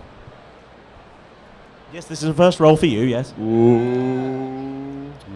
That's not gone well. First live. That is a 5. 9. With modifier. Yeah, you don't. You see a person. They look kind of bossy. It looks like Okay. no. It's a mirror. I'm going to go over to them. Are you in charge here? Are you in charge here? Does you want me to find out? No. Then it's. All right, Bab. No, I'm not in charge. Do you know where the Dice of Destiny is? Oh, it's coming out on the stage later, or it's in the containment suite. Oh, it's the same stuff we've already heard. Right, you're no use to me. Wow. All right. Eldritch Platinum. I'll see you later. Bye. Thank you for volunteering your time, but I'm afraid you're no use to us. Okay, bye then. I'm off. Come back. I've got to go and exist somewhere else now. Right, next up, Malrus Milo. Milorus, what do you like to do? We're at the main stage. There's a lute player. They're jamming out. What are we doing? Can I go up to the lute player? On stage, mid-performance. On stage, yeah, big performance. Sure. This will go well. Crowds. Performance check. Excuse me. Excuse me. Just puts his hand on the Back her off, I'm Excuse playing. me. Back her Stop off. that now. I'm playing. Do you know where the Dice of Destiny is? It's coming out on stage. Do you mind? I'm about to go into the lute solo. Oh, fine. Come on then. He's playing by himself. There is no other instruments on stage. The whole thing's a lute solo. Alright, I feel like we're just going to wander around asking everybody we find. Yeah, if they you know are. where It is. does sort of Okay. feel that way. So as you Can I- do that, can you all please roll a perception check? Lovely. Ooh. That's a natural 20. That's the natural 1. Nice. Oh, no way. 18. There's 18. two-headed thingers that balance each other We out. are Yeah, one you've person. collectively got a 10. Yeah, there you go. That's how we're rolling from now we'll on. work with that, literally. 15, sorry. 15. Okay. Sheets and maths. you Sure. know. Yeah, this is how D&D works. 2 players just join in a necklace and their roles combine. Like we've sorry, ever conformed before. You must have seen Royal Britannia before. Yeah, I have. With our powers combined, Only about we are 230 odd average. times. 223. Sorry. We will survive. 15 I rolled. 15, yes. Milo? 18. 8. Oh, Ooh. so perceptive. It's not So a competition. And you had a 9. Sort of is. Was it a 9, did you say? Oh, 15. sorry, 15. 15. Oh, wow, okay. So, apart from the 2 at the end, who are frankly banging We are heads, one person. the one at the end in the Thank 2 you. seats, 2 heads, half a mind. the rest of you do spy a very pirate-like figure with a black, stubbly, wispy beard Wait striding a confidently through the crowds. He's over Okay. there. I'm going to run up to him. Okay, you're going to have to roll some sort of dexterity. The crowds are a-swelling now. So there'll Blackbeard be a son. dexterity check Are here, they please. wearing some sort of Royal Britannia Come merch so on. that we can pick them out No. in the crowd? Okay, I'm not roll very dexterity check then, please. I'm not very dexterous. Can someone roll for me? I'm not very dexterous. Oh, okay, Might need yeah. some help. Who's feeling dexterous? Lovely. Please roll. Oh, Wow. got that. Perfect. Perfect. Proved That was it. perfect. Come Yeah, on, good come on. one. Otherwise, we're going to go go around on, in go on. circles. Oh. I can't see it. Someone will have to call. 19! Well, excellent. Yeah, that'll do Lovely it. stuff. And then a plus. A 19 will do it. It's fine. Oh, right, that's fine. That's fine. Go with that. Plus, no. You duck and dive and dodge and weave and duck and dodge. Dodgeball. And eventually, you catch sight of this pirate figure as they just go through a doorway. An unobtrusive doorway. A doorway. Drawway? Yes, it's a drawer now. You've got to get in. Okay. Is it a push or a pull draw? It depends. try Are you the- Chuck Norris? Can I try the door? You can try the drawer, yes. No. I tried the door. Okay. It is locked. Oh, of course it is. No, it's a pull door. Pull it. Pull door, yes. No idea how to work with this now. Step aside, step aside. Are you all just following each other around? I mean, my turn. I say, unless I'm going to blast it open, I need some help I'm here. going to try and unlock you the door with my could. thieves' tools, please. Do you want my help? The guests here have decided. Oh, thank you very much. Thank you for returning the dice of destiny. I'm going to unlock the door with my thieves' tool, please, or at least attempt to. Okay. Roll a dexterity check then, please. Can I help? Oh, you want? Okay. Sleight of Who's going hand. The Go on. Pikachu young lady Pikachu. there, please. There's no way you're going to Don't help. hit the child on the head with You're the only going to dice. hinder. I know, but we're Go on, rolling give it a together. throw. Sleight of hand. Just towards me would be great. Oh! Let's run away. It's a loose dice. 11! 11? Ooh. All your modifiers, Proficiency please. on thieves' tools, which brings that up to a 21. 21. Nice. Ooh. Look how good I did it. With a 21, your thieves' tools pry and poke at the door. And eventually you hear a click. The door is unlocked. Jeff, your turn. Okay. I'm just gonna have locking if I try. I'll just try the handle then. Okay, yeah. And pull, push. What would you like to do? Pull or push? I would push. Okay. The door doesn't open. Kath, It's still locked, Derek. You've not. Kath, it's not your got it right. turn. You've not. I thought Seth, it was who's locked. just Did it come not over from the unlock? bar. He's Of he's course. tried to Is it a unlock push it. bar? Can I push it? It's a handle, but you can try and pushing it if you want. It's just not. Do you push the working. Well, door? yeah, obviously not. Yeah, it's fine, yeah. You push the door, it opens. Yeah. Oh, yeah. Wait, what? Kath comes storming You know what? I wasn't through, going prepared to, and kick then it when out. you specified, I was like, Yeah, I'm just saying. Yeah. Always Okay. check both. All right, I'm going to go find the stubbly piratey man. You're going to find it. Well, as you enter the room, you see, you push the door open and reveals inside a room full of gaming tables. Ooh. What are they? It's And a game. glowing on a pedestal in the center, a single huge blue D20. It is glorious. Oh, it is. Yes. Suddenly, Seymour. a group of pirates spring out from behind these gaming tables. Is it us? Are we the pirates? No. Oh. Is it a mirror? Good, because I'm not springing Yes, anywhere it- right now. It is in fact a mirror, yes. No. You are surprised by a plethora, a gaggle, not quite a swarm. Variety?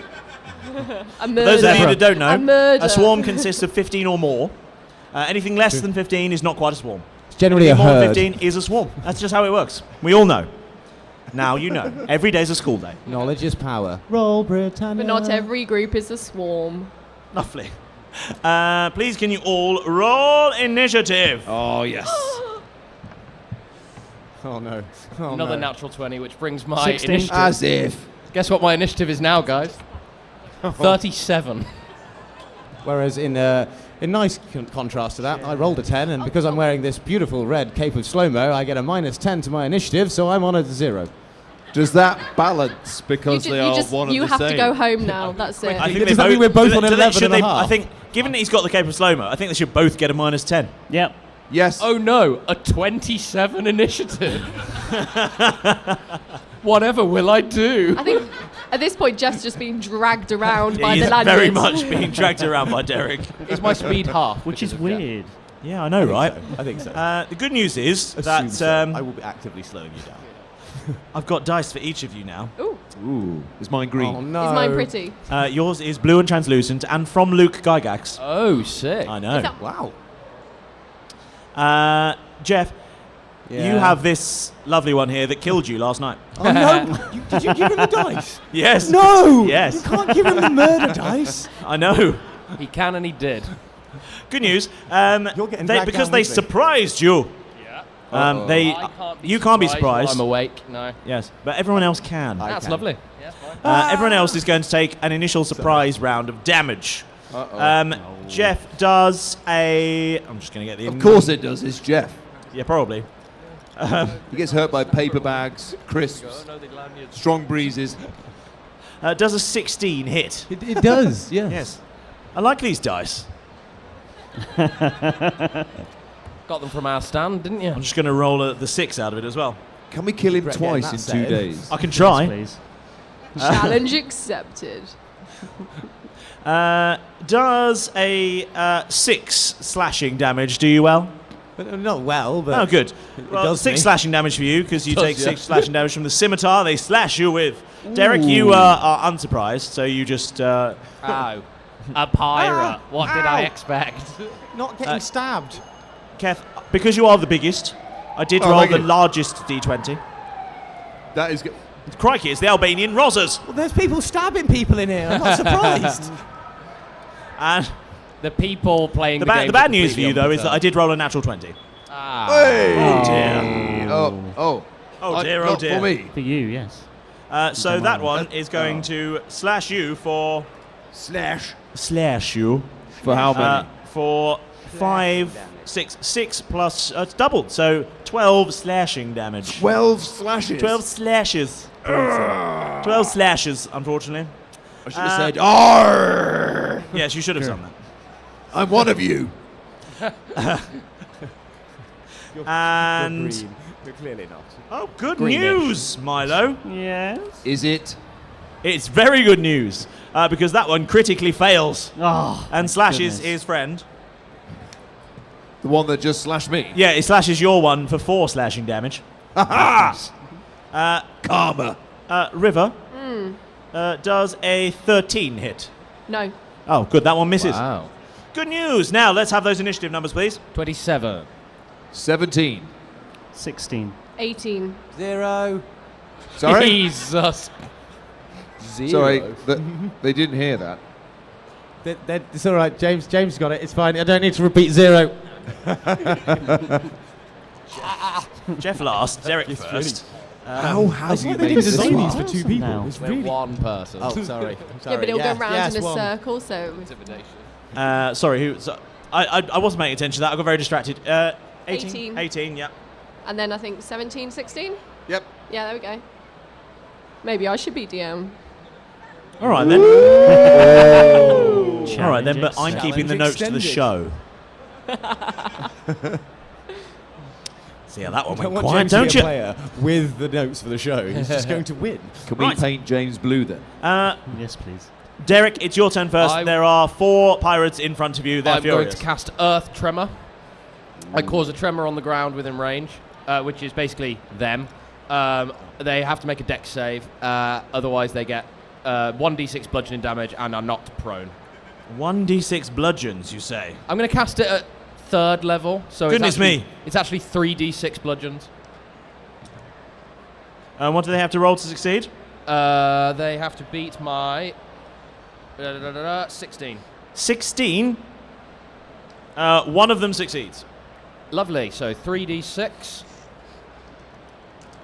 That is 9 points of damage on the other 2. They are knocked prone. And I think... is that area loose earth or stone in the Hilton? I'd say it's a sort of black tiled effect. That's a shame. Not a failed save. Yeah, I don't think they take damage if they succeed, so that's fine. But the other 2 are prone. Oh dear. Okay. And then I'll use my bonus action to dash, remembering that I'm also tied to Jeff. Jeff? Yeah. You're going to take some damage here, my man. Can't be worse than being dragged into a rock. Go on. Yeah, it's true. You're going to take some throttling damage. Yeah. Oh, haven't had that since last night. Weirdly, I haven't got a stat for lanyards. I just don't. To be fair, though, if it's round Derek, it's probably round Jeff's thigh. That is true. I'm cutting off the blood supply in his waist. You're probably just not my gonna trip waist. him. No. I'm going to say let's do 3 throttling damage There's your soundbite. as you're dragged across, and you are moved. That is, you are moved with Derek, so that's nice. Cool. Now, next is Whitty River. Oh, sorry. By the way, dash Here we go. towards the dice of destiny. Towards the dice of destiny. To clarify, towards the big shiny blue dice in the middle of the room. Yep. Cool. Just so we're clear. Everyone remember, he went towards the big blue I shiny did dice in the middle of the what room. I presume to be the dice of destiny. Ah, right. River, what are we doing? How many people are there? Including you lot? No, the pirates. Oh, the that pirates. We're trying to, yeah. There's 4 of them. To the Oh, that's the perfect number. Is it? It is. It Good. is. 3 of them are so on I'm the going to cast ground. Eldritch Blast. So roughly how many hit points of damage do you think Eldritch Blast does? 3? Is it 4? 5? Is it 12? 100? 100? 1d10. Okay. But because I'm casting let's roll to at hit a then, shall higher we? level. Yes, it's your turn. You have to roll to hit. Ah, here we go. Big That would D20. Here we help. go. Oh, Oh, nearly. That's 1. Nearly. That's 1. Okay. You've got 4. Yeah, fine. That's right. It's 1 fine. miss. That was a 3. That's a 2. I That's don't a like 2. this dice. Would you like a different one? Do you want one of mine? Apparently, doing it this sounds like it might be better. I'm not borrowing Jeff's die. Whose dice is that? Like your It's one like to you talk could at roll the moment. worse. Who's touched it? Me. No. Well, we're one. Well, we're one person. Exactly. Oh, To be fair, that's a natural 20. Oh, no way! Told you. Okay, so I've got at least one of them. Let's try for the last You've one. critically hit one of them. That Oh, can't the no, be other that's one. 20. Okay. What? Can I You have were that? 1, a 2, and 2 20s. You're I have not. that die? You're not having it back. No, you're not having it back. Okay, so that's 2 of them at least. Incidentally, those dice are available. They're liquid ones, aren't they? Yeah, our liquid cores, yeah. Don't okay. let Jeff touch So we're going to that. need some damage then. D10s, you say? Yes. Okay. 2 of them, No. please. Roll 2 D10s. Tinkerbell's here. Here we go. Here we go. It's a 4 and a 5, so we'll double both of those. It's a 10 and an 8. Good maths. Quick Which maths. ones would you like to target? Would you like to target the one that slashed his friend, or the one that got the slash in? The Or the one slashee that or the Derek- slasher? Beat up. 3. Oh, 3 that got injured.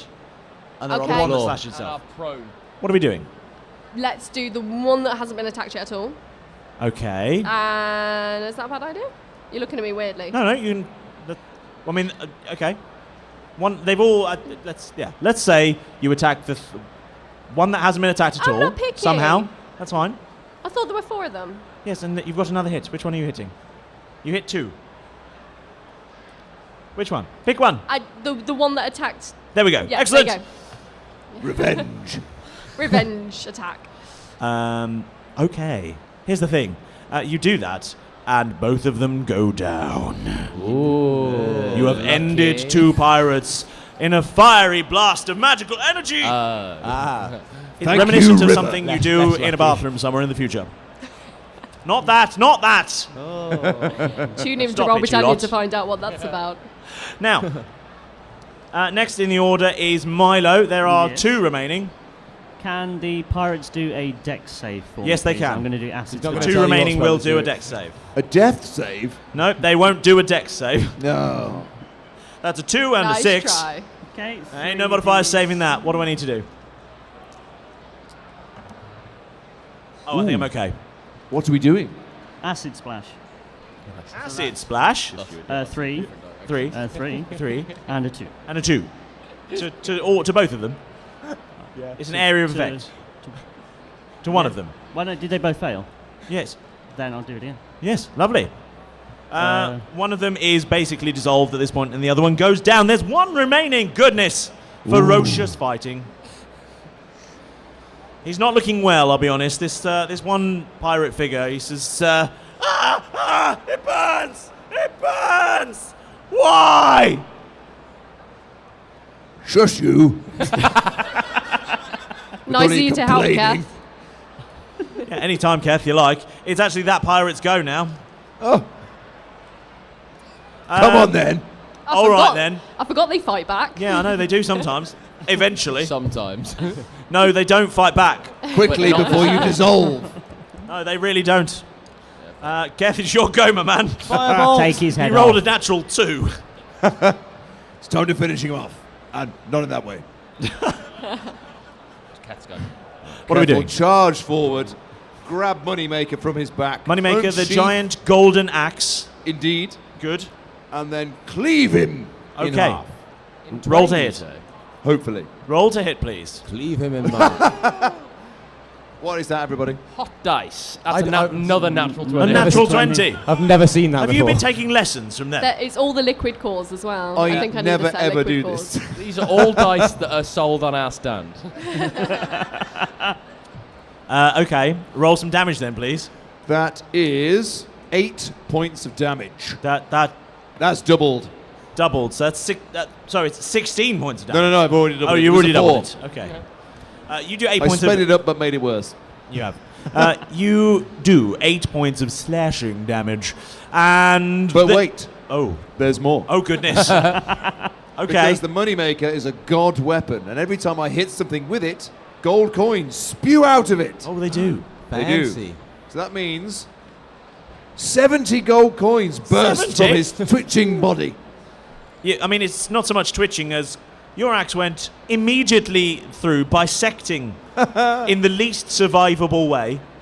So Turned him into an ATM. Sorry, which is the survivable way to bisect somebody? Horizontally.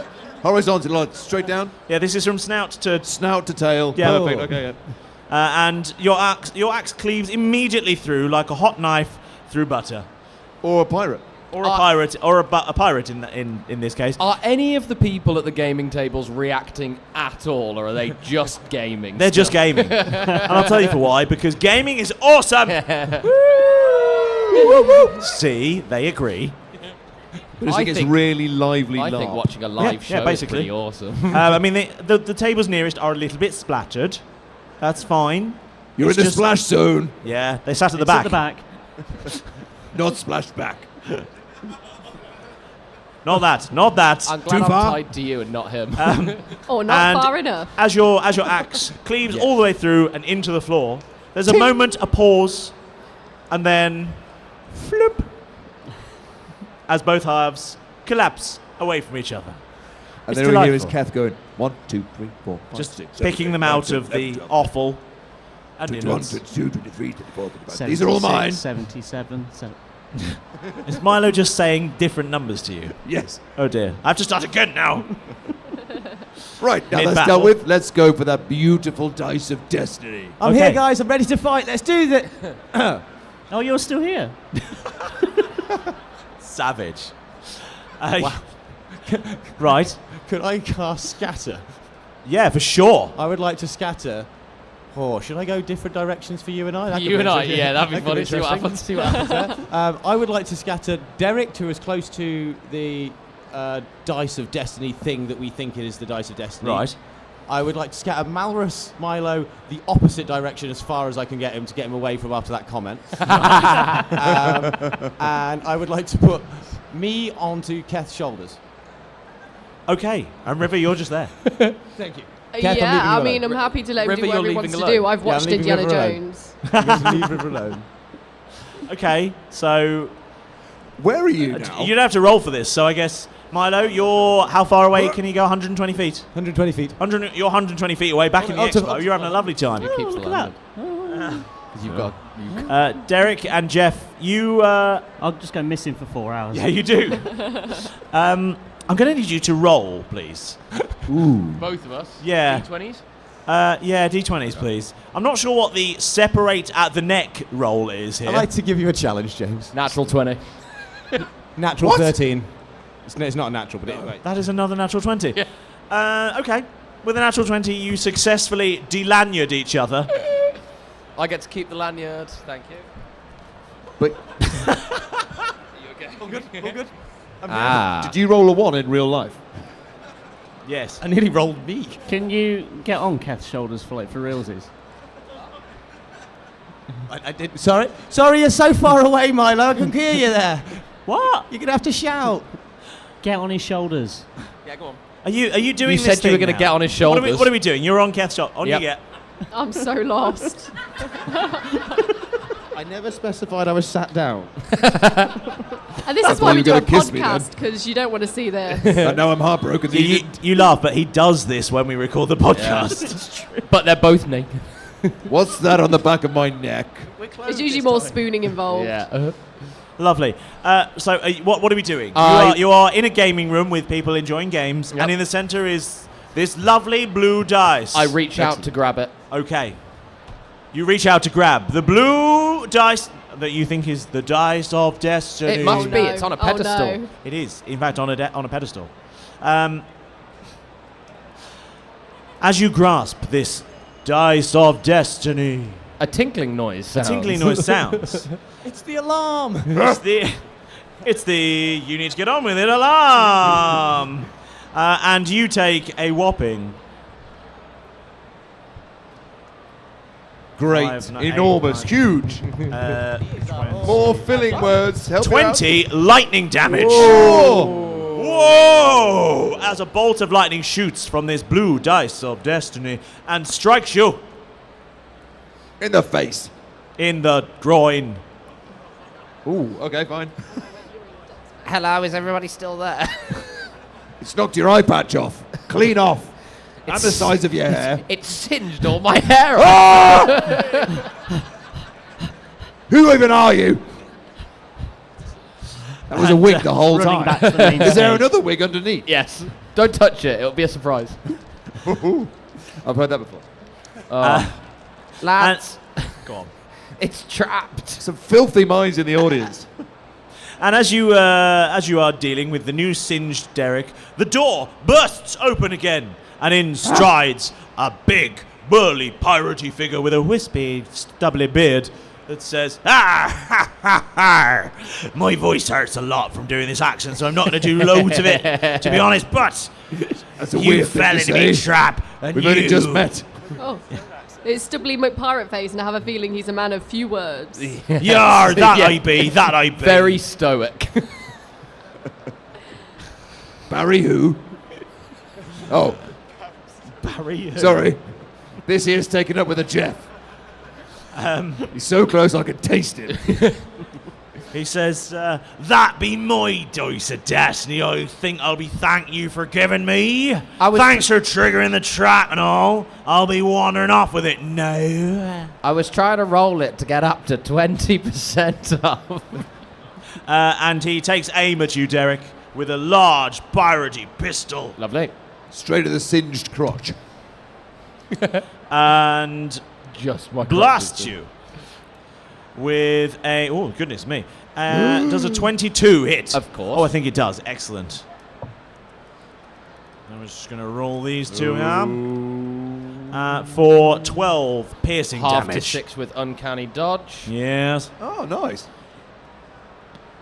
And you asked, I'm going to keep you in initiative order now because you missed your new piratey friend. Lovely. Has entered the order, and that does in fact make it Derek's turn. Is he within 5 feet of any of these No. guys? Good to know.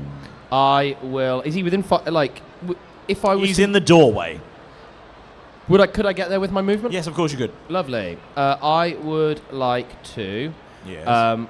cast Primal Savagery on myself Do as it. a cantrip, and then use my movement straight up to him. Then I will attack with my Primal Savagery Yar.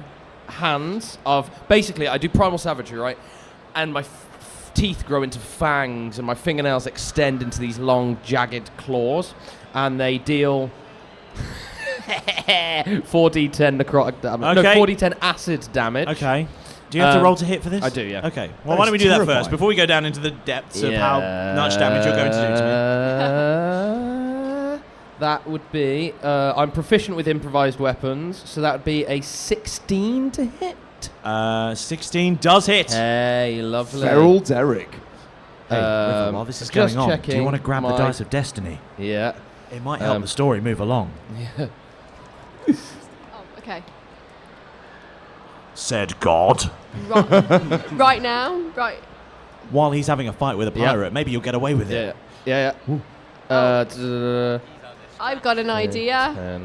What's that idea, River? While he's busy, I'm gonna... You know what, though? No, I saw what happened, so can I use Mage Hand? Of course you can. I'm gonna use Mage Hand to grab the dice.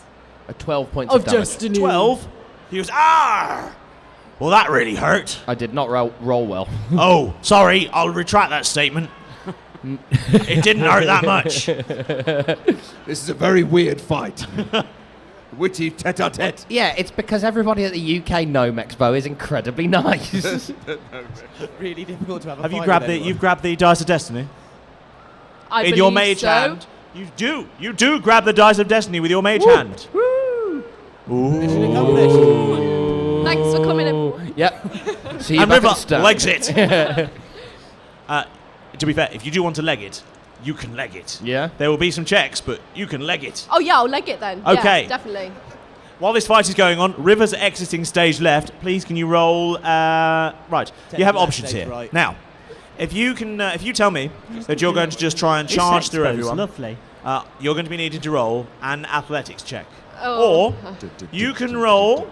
I will allow you to roll a stealth check if you want to try and slink by everyone. Or, my favourite option, you can perform stunts and parkour. Yeah. And roll an acrobatics check. Kicking through I mean, all as the fun games. as that sounds, I'm going with stealth. I'm going to try and sneak out with it. Okay. It's definitely not because I'm very proficient. Okay. Yeah. Roll stealth then, please. Can I borrow a dice? Actually, someone want to roll for There's me. an enormous one in your hand. Go on then. Let me. Here we go. Oh, sorry. You're Try banned from not to throwing hit that. people at the expo. It's okay. Nobody was killed. Ooh, What is it? What is it? I can't see it. Under his table. Is it under the table? 7. Okay, but What'd you get? where's it gone? I don't know. Plus 12. 19. 19. That is very stealthy. That is slippery devil. You slink and slide. Meanwhile, back in the fight. Hello. Go on, Derek. You can do it. Just cheering me on. You can do it, Derek. What are we doing? It's my turn. I mean, have you finished your turn? I did my turn. You did your turn. Next in the order would be River. She's gone. Milo. See ya. I got scattered. Oh, you did. You're just having a lovely time I'm at the having a UKG. lovely time. Okay. Everyone's been really nice. You're on next. Do I bump into River on the way out? Roll perception check, please. She's Me- being very stealthy. Me and the No, he tower. doesn't. That is a 10. You do not notice her. Okay. Keth, you have an unconscious Jeff on you. Well, not unconscious, but I guess he's just gone for a nap. No, he's just heavy. Okay. So you will have disadvantage in movement, but what do you do? You've got this, Derek. We believe in you. Okay. Shall we go to the bar? I think I probably have. I hear them. I think it's 2 for 1 at the moment. Are you legging it? We're gonna not gonna leg it. Okay. We're gonna tactically reposition to the What are we bar. doing? Athletics? Yes. Or are you going to do acrobatics? I'm gonna do. Parkour. Parkour. Parkour. Parkour. Parkour. I can't hear them. I can't hear them. Do it. Do it. Parkour. Parkour. Do it, you coward. Right. With this huge lump. Do it. Do it. Roll the dice. With complete disregard for whoever's on your shoulder. While he's doing that, Derek, do you want to roll another attack Yes, against please. him? Are there any creatures within No, 5 feet of us while we're No. fighting? Brilliant. Then I get my sneak attack as well. So I'm going to do another attack with Yep. my savage attacks. Yep. Not savage attacks thingy. Oh, yeah. That's 17. 17, yep. So that would be 4d10 Yep. plus my 6d6 sneak attack. Yep. 3, Take some adding up. 5, Yep. 13, 18 points of acid damage. Yep. Plus 11, 18, 23. So what is it? 13 plus 23, 36. 36 points of damage to him. Thank you, accounting. And you slash at poor Blackbeard Jr. And he goes, that one really did hurt, actually. I frankly, I've had enough of this. It's a and cat keels fight. over. Just expired. Legs and arms straight up in the air. This kitten's got claws. And then I also begin to leg it. And you leg it. Right, one final check then. Athletics or acrobatics or stealth? I am best at stealth. I think we all know the answer to this. But let's do acrobatics. Thank you. If you can hand over the dice of destiny to somebody to help me do my acrobatics. For a minute, I was like, Who wants to to you, I roll? was Who like, wants to hell roll? no. Yes. Good catch. Roll. A 10. 14 total. 14, you Lovely. are pretty acrobatic. Can I Can I do my parkour, but intentionally stomping through everybody's games that are playing? As long as you are shouting parkour every time you do it. 100%. Good. Yeah. Parkour, and then I jump off a person. Parkour. Excellent. Scratch. You have successfully heisted this dice of destiny. You arrive back on the Teldath. I think you mean I have. River has River successfully did. heisted the dice of destiny. I successfully You arrive murdered back on the somebody at a Teldath. national event. Captain Timbers is there and he says, "Blimey, you lot have gotten this quickly. You've done really well. Frankly, I wasn't expecting you to get through the UKGE that quickly. It's a fantastic event that you should go to every year, year after year." I don't think I'll be allowed back since I killed a very man. good. Right. Thank you, everyone. That was a marvellous game. They successfully stole the Dice of Destiny. We didn't need to because they're all such reasonably priced items. Thank you, everyone. We've been Roll Britannia. If you enjoyed the show, Hey. please check out our stand or find us at rollbritannia.co.uk. We do new episodes every week, Thank and we you do have all a for video coming. series coming out soon. Thank you very much.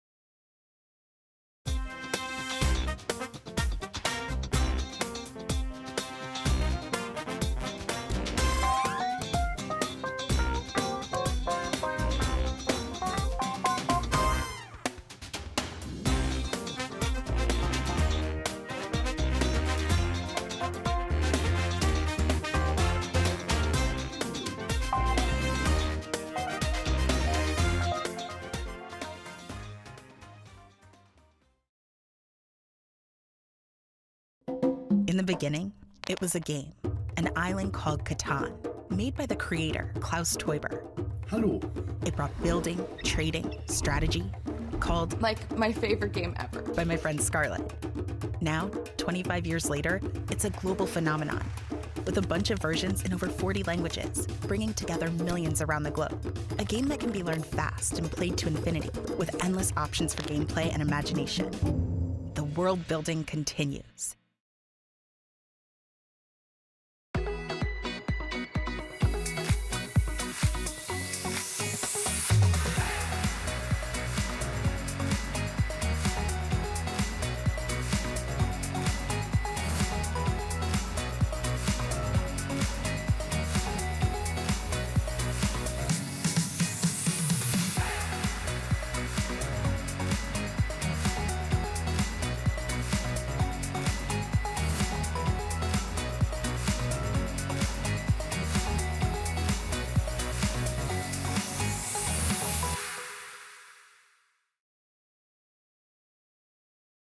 That violent storm has left you barely alive, stranded on a tiny island in the middle of nowhere. Your life and fate depend on your decisions. Keep up with the story on the cards, make your choices, and follow the instructions. Washed Ashore is a story-driven adventure that develops differently depending on your decisions. Play the game several times to find out all 13 possible endings.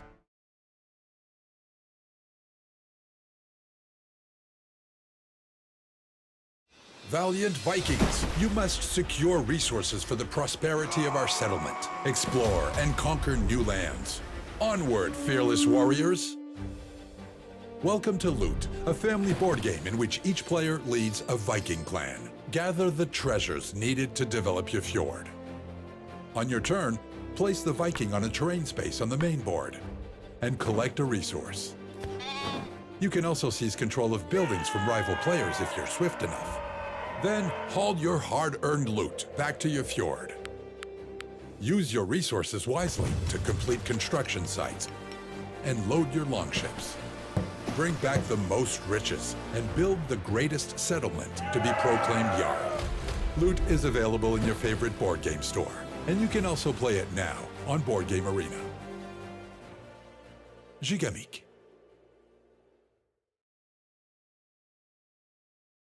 From their humble beginnings to the first call to adventure, create a rich history for your character, giving them a family and a home worth fighting for.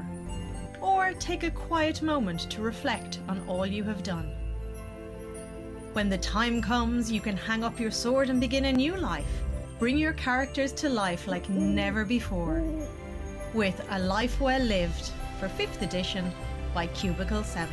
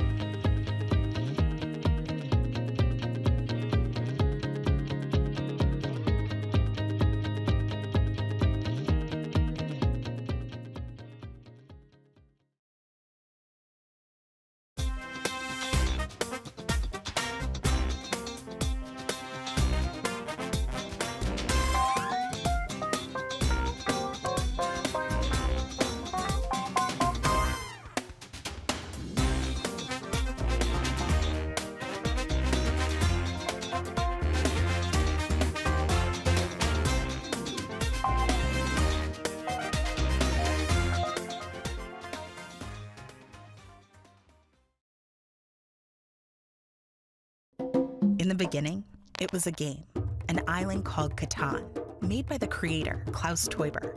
Hello. It brought building, trading, strategy, called Like my favorite game ever. by my friend Scarlett. Now, 25 years later, it's a global phenomenon, with a bunch of versions in over 40 languages, bringing together millions around the globe. A game that can be learned fast and played to infinity, with endless options for gameplay and imagination. The world building continues.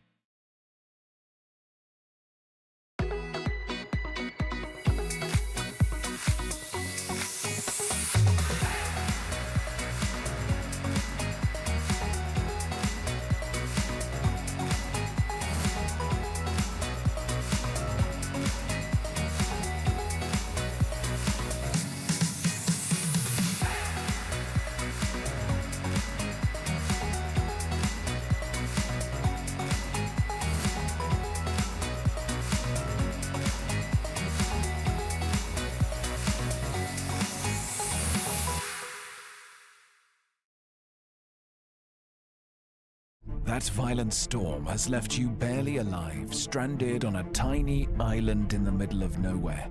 Your life and fate depend on your decisions. Keep up with the story on the cards, make your choices, and follow the instructions. Washed Ashore is a story-driven adventure that develops differently depending on your decisions. Play the game several times to find out all 13 possible endings.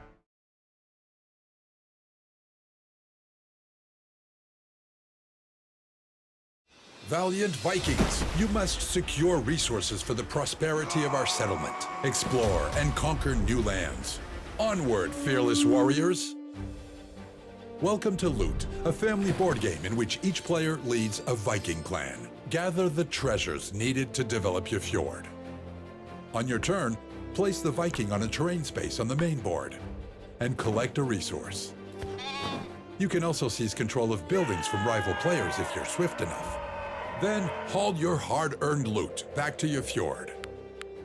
Use your resources wisely to complete construction sites and load your longships. Bring back the most riches and build the greatest settlement to be proclaimed Jarl. Loot is available in your favorite board game store, and you can also play it now on Board Game Arena. Gigamik.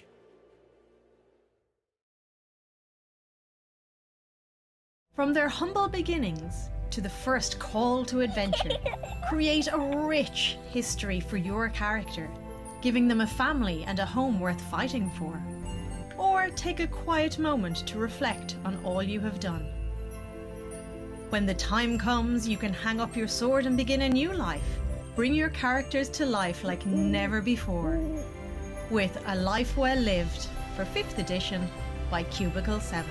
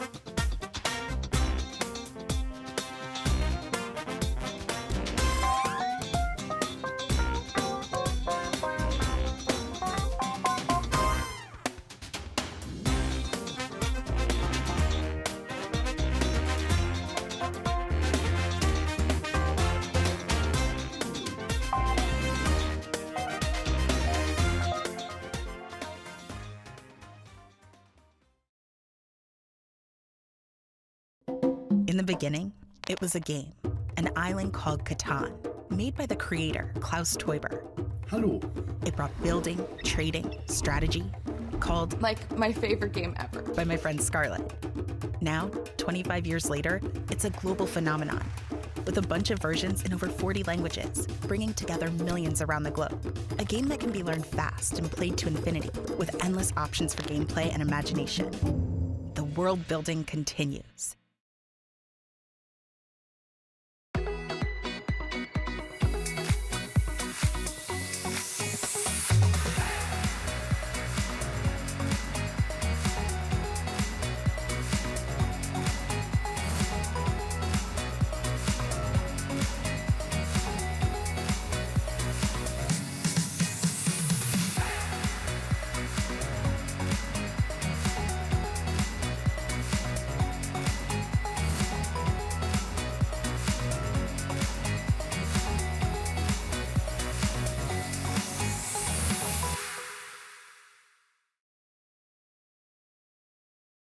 That violent storm has left you barely alive, stranded on a tiny island in the middle of nowhere. Your life and fate depend on your decisions. Keep up with the story on the cards, make your choices, and follow the instructions. Washed Ashore is a story-driven adventure that develops differently depending on your decisions. Play the game several times to find out all 13 possible endings.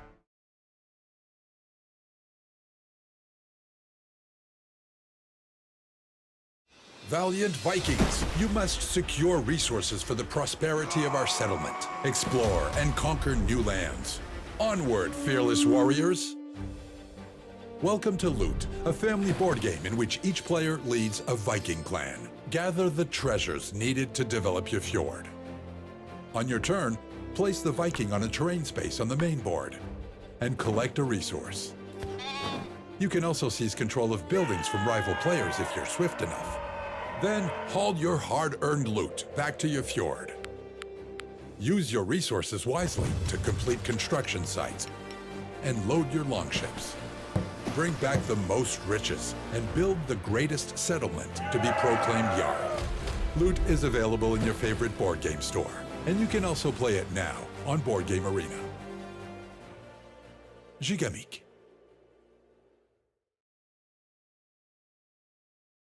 From their humble beginnings to the first call to adventure, create a rich history for your character, giving them a family and a home worth fighting for. Or take a quiet moment to reflect on all you have done. When the time comes, you can hang up your sword and begin a new life. Bring your characters to life like never before. With A Life Well Lived for 5th edition by Cubicle 7.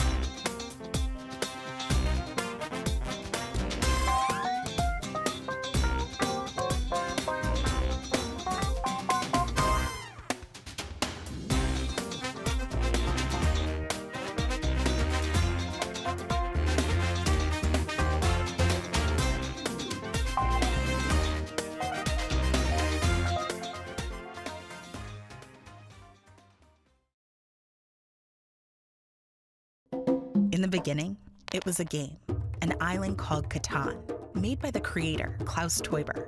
Hello. It brought building, trading, strategy, called like my favorite game ever by my friend Scarlett. Now, 25 years later, it's a global phenomenon, with a bunch of versions in over 40 languages, bringing together millions around the globe. A game that can be learned fast and played to infinity, with endless options for gameplay and imagination. The world building continues.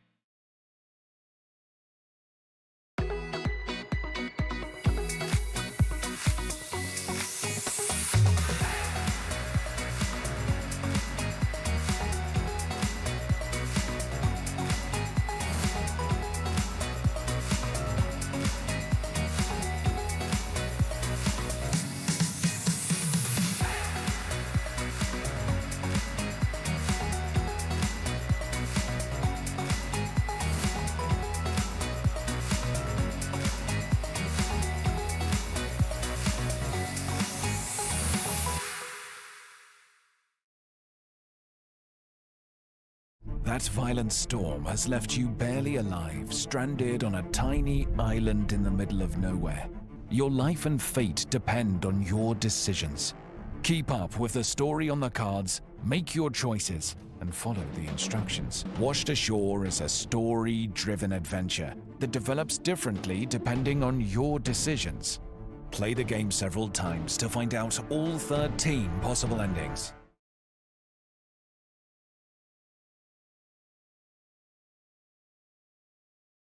Valiant Vikings, you must secure resources for the prosperity of our settlement. Explore and conquer new lands. Onward, fearless warriors. Welcome to Loot, a family board game in which each player leads a Viking clan. Gather the treasures needed to develop your fjord. On your turn, place the Viking on a terrain space on the main board and collect a resource. You can also seize control of buildings from rival players if you're swift enough. Then haul your hard-earned loot back to your fjord. Use your resources wisely to complete construction sites. Good afternoon, ladies and gentlemen.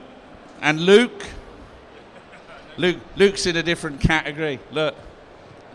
I look like I've been put through a mangle, hung out to dry, put through another mangle, and Luke looked like he's just got up. I get to sleep at these conventions. As a director, you don't get any sleep, so that's why. Okay, welcome to the UK Games Expo Awards for 2024. I'm glad I got the right year because I made an announcement over the tannoy the other day and got the wrong year. And so opened Expo 2023 a year late. Again. Again. Okay. So these are the People's Choices Awards. They are voted for over the weekend on our app, online, and are a great set of awards. So we're going to alternate them. So Richard's going to read out the first award. Luke Gygax, son of Gary Gygax, if you're wondering who this man mountain is. Yeah. Is going to be the glamour. And you're going to get your photograph taken, your award taken with him. And we'll send that to you afterwards. So if we proceed, this will be like the Oscars on speed. Okay, People's Choice Award for the Best Abstract Game goes to Lacuna from CMYK.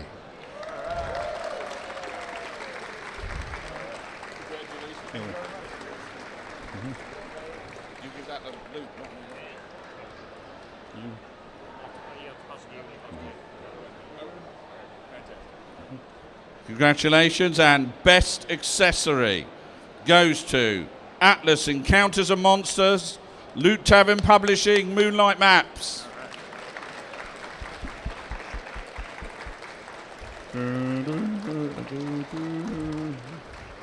Wow, what can you do?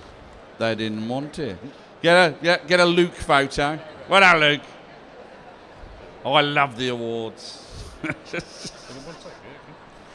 Right, we have Best American Style Board Game, RuneScape Kingdoms Shadow of Elvarg by Steamforged Games. Oh, here we go. He's turned up. Good lad.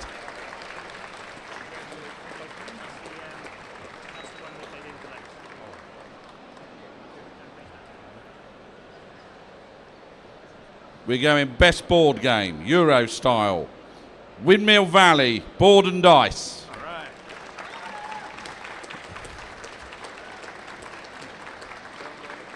Congratulations.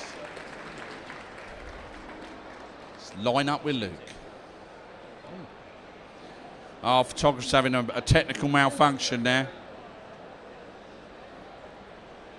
One of them old Polaroid cameras, Ben. Where you go chink and you go nee. There, Tony, I thought you might have one of them. Tony, we have an imposter. Not exactly an imposter. So Steve Jackson, the American Steve Jackson. Yeah, the one we like. When the other one's here, we say the same thing. Okay, next up is Best Strategic Board Game goes to Voidfall by Mind Clash Games. These awards are great. The further you go on, the more glamour you get in your photograph.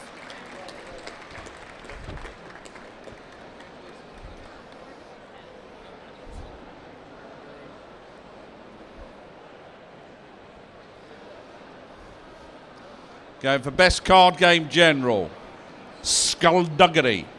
I do like that word, Skullduggery. And that's by Cheapwell Games. They know how to do a bit of marketing, they brought it with them.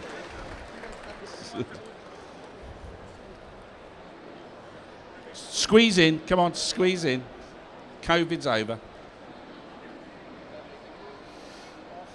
Well done. Congratulations, Skullduggery. So, next up, we have the award for strategic card game, Pioneer Rails by Dranda Games. Congratulations, man. There he goes. Look.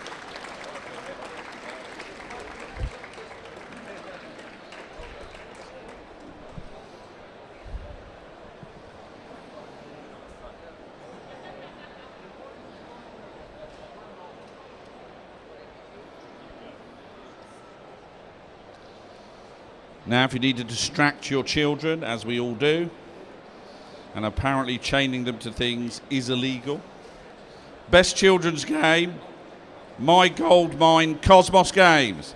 Cosmos, where are there she is. Well done.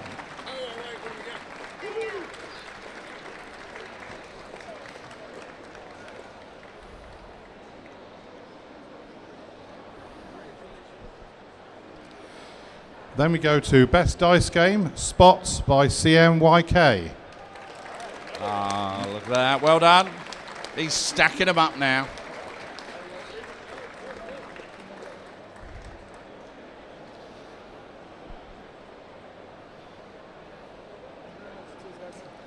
Congratulations. Got two there now. Best expansion, Septima, Shape-Shifting and Omens, Mind Clash Games. Yeah, it's just getting embarrassing now.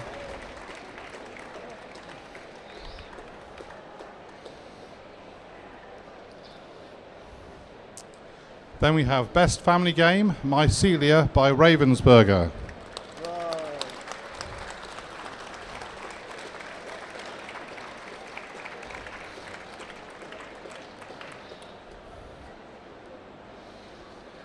So this next award is something I perhaps should have found earlier during the expo. It may have helped. Best Gaming Novelty, Meeple Coffee, 5 times the tabletop game themed speciality coffee, Meeple Design.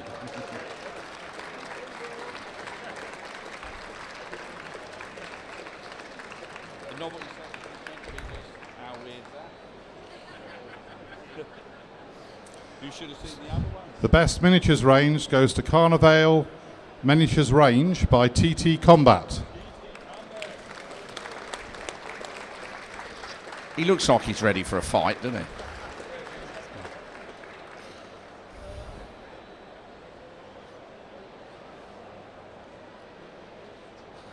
Best Miniatures Rules, Mike Hutchinson's Hobgoblin.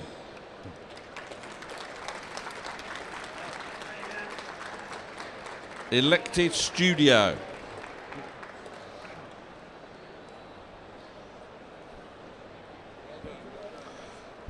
Congratulations.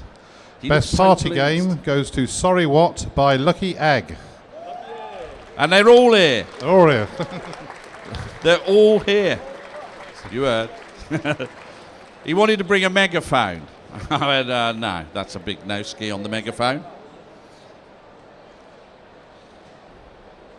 It's a wall of blue, of turquoise. Well done, congratulations. Best role-playing game, Salvage Union, Leyline Press.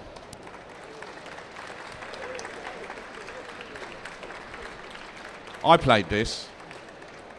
I got out in my mech, we went out, I'll scan for some salvaged, pressed a button, didn't work, rolled a 1, pressed another button to boost it, rolled a 1.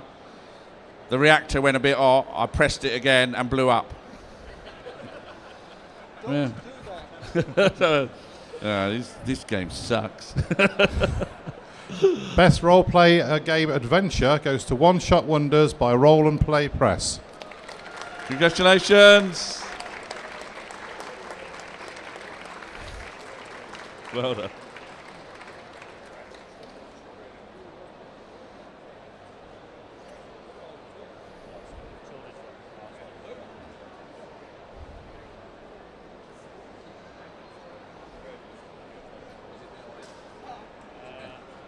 Can I just check something? Is the winner of the children's ticket competition here? They are. Okay. Won't be long. when we've stopped messing about with this rubbish. Is it me? Best role-playing game expansion, Alien RPG, Building Better Worlds, Free League Publishing. Every year.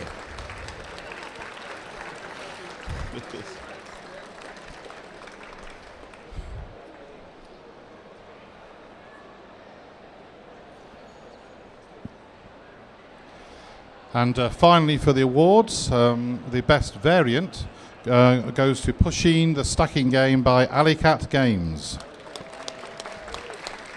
Well done. Dancing and everything. It's like John Travolta, that was. It is dying on a toilet phase.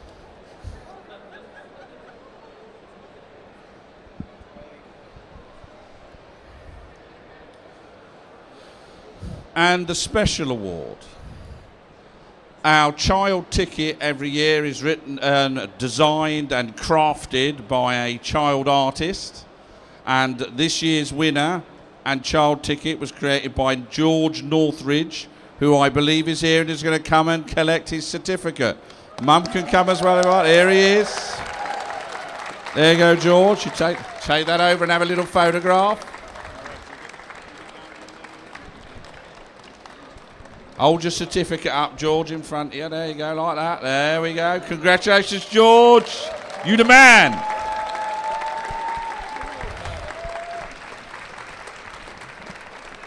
I know what you're thinking. Future customer. So we'll be nice to him. I can see it. The little marketing people, I can see them. They're salivating. The only other thing we've got to announce is attendance. So this year's attendance is, and you get two figures. You get the uniques, which is the number of individual persons or to the marketing wallets that have come through the door. And then the attendance is over the number of days, so one person may come several days. So the unique attendance for UK Games Expo 2024 is 39,218. The attendance over the 3 days is 65,194. And you make it possible. Yeah? It's your creativity, your passion, your products that bring the people in. We just go, do you want this bit of floor? Yeah? You make the magic, and we thank you for that. And we thank you for how much you help us when we make a mess of things, how much you encourage us to make a bigger and better show. And I know from both Richard and I, we're living the dream doing this. I know I don't look it looks like I'm dying slowly, but I'm living the dream. Yeah. Thank you for everything. I know you've got to get back to your stand, sell some more stuff. But look, our great thanks to you. Have a great breakdown. Make sure we get everything out safely. And if you're still here and you can hear me, go buy some stuff. It's shutting soon. Get your wallet out. Empty it onto the table. These people need to eat. Yeah? Thank you for coming for UK Games Expo 2024. Thank you to Luke. Thank you to Steve. Thank you.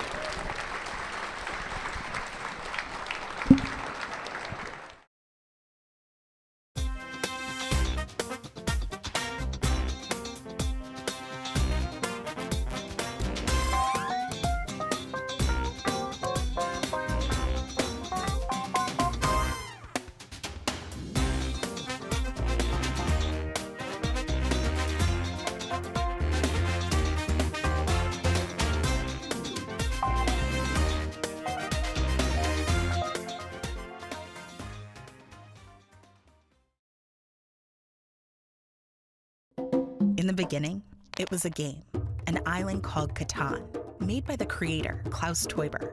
Hello. It brought building, trading, strategy, called like my favorite game ever by my friend Scarlett. Now, 25 years later, it's a global phenomenon, with a bunch of versions in over 40 languages, bringing together millions around the globe. A game that can be learned fast and played to infinity, with endless options for gameplay and imagination. The world building continues. GE 2024. I've popped over to Great Escape Games. I'm here with Mark to find out what's going on with the wonderful world of the Wild West and possibly more. So, all geared up for a big expo. Yeah. It's the first time we've been since actually the first year when it was in a hotel a long time ago. It's an entirely different experience. So yeah, we're really looking forward to the day. Should be a good opportunity to meet some new people, we think, really. So bring them on, I guess. Yeah. Obviously, the big news is the new edition, or the Redux of Dead Man's Hand, which you have the two-player starter set laid out here, and it looks spectacular along with the plastic buildings as well. How's this gone down? Because it's a very recent release for you. Oh, it's been fantastic. We've sold lots and lots, which is obviously a good thing, because then that's allowed us to expand on it more. So that came out in April. We've sold nearly 2,000 copies of the starter set now, so we're really pleased. We've got more coming. The rulebook contains the lists for the first 4 gangs. Later this year, it's actually just about to go to press. We've got a book called The Good, which has got 13 factions which use the red cards. And then shortly after that, we've got The Bad and the Ugly, which is another 13 factions which use the black cards. So that's 7 brand new gangs. So anybody who already plays Dead Man's Hand, and maybe somebody out there who's got everything, well, there's a lot more new stuff coming. Yeah. And then we've got new buildings coming, and we're getting the test shots. They were due this week, actually, so they're probably waiting in the warehouse for us now. So we've got a new single-story and a new double-story building. Then we've got mounted gunfighters, so mounted versions of the boys and girls. They're coming. We should, fingers crossed, get all that out this year. And then early next year, we've got 4 more plastic sets coming next year. They're a bit of a secret at the moment, so I'm going to keep them under my hat for now. Terrible tease.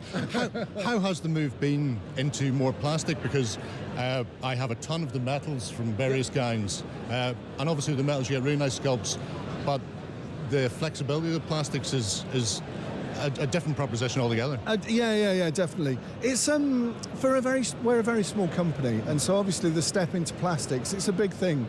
It's a big investment, and so we did the first set a few years ago now, the first gunfighter set, and they went down really well. Sales were brilliant. They were really well received. We learned some things from that set. There were some things that weren't as good as maybe they could have been, but we learned from that. Then we did the second set. Again, they were really well received. And then the aim was always this 2-player starter set. We wanted to do something to give people everything they need in the box, like you said, and so that meant buildings, and buildings was a massive investment, so it was a real big step, but it's helped kick us on kind of to the next level. So now we just going from strength to strength, keep pushing, keep going, introducing new things, hopefully get some new customers, new people into Old West gaming. Well, that's the main thing, is always growing the hobby and expanding the people who play your game. Obviously, with the Wild West, Old West, there's the potential there to do so much beyond just even small gang fights. I was watching a film the other day, The Guns of Fort Petticoat, where Artie Murphy is leading about 20 or 30 women against rebel Comanches. Yep. And all I could think of was, I've got 4 boxes of the female gunfighters there. And I'm going, I could do that quite happily. Yeah. That'd be quite nice to have one little 7th Cavalry guy desperately trying to whip these women into an army in a short order. And just because the plastics are available, they're multi-part, means you can do that. You can go, I'm not worried about 5 models or 6 models being repeated multiple times. There's a huge amount of flexibility in there. The buildings, though, are a whole other level because they are super modular. There's a 2-story, and there's more coming as well, you're saying? There is, yeah. So I'm not sure we can get this on camera. The way it works is this piece here, which is the ceiling, is also the same piece as the floor. So it means that they've got little grooves here, and it means that they click on top of each other. So we could take this building here, and it will go on top of that one there. Should sit there. And so then, as we can see, we've actually got the 2-story building in the cabinet. You've just got some stairs on the outside. So then all the side pieces are reversible. So on this one, we've got the windows on the right. On that one, we've got it on the left. The 2-story building brings in 2 more side walls, so that means there are 4. Again, they're all interchangeable. The new building brings on new fronts and backs and new doors and another header, so we'll have 3 headers by that point. So it means within a very short period of time you can get a lot of different buildings from the same looking kits as we've done on this table here. It's exactly the same building in all cases, but we've done it in a slightly different way just to make it a little bit more different. Yeah, and I think the ability to be able to put together a town that's ever expanding and at the same time looks so different. Even things like the internal wall isn't fixed, so you can slide upside it down, leave it out altogether. That flexibility is fantastic. If people haven't seen Dead Man's Hand, there's a game. We've done a game on the channel. You can go and have a look at that. As far as Wild West gang fight goes, it's absolutely superb. I love the card mechanics. I hate the D20 because D20s hate me. But getting to melee, D10, much more likely to kill people. But it's not the only game you do. You also have quite a nice little... Oh, we've got a huge stable of games. Yeah. But particularly I'm thinking of everybody's favourite, the Chicago Way. Yeah. So the Chicago Way, it uses the same game mechanics as Dead Man's Hand. It's just a prohibition game. So, 1920s.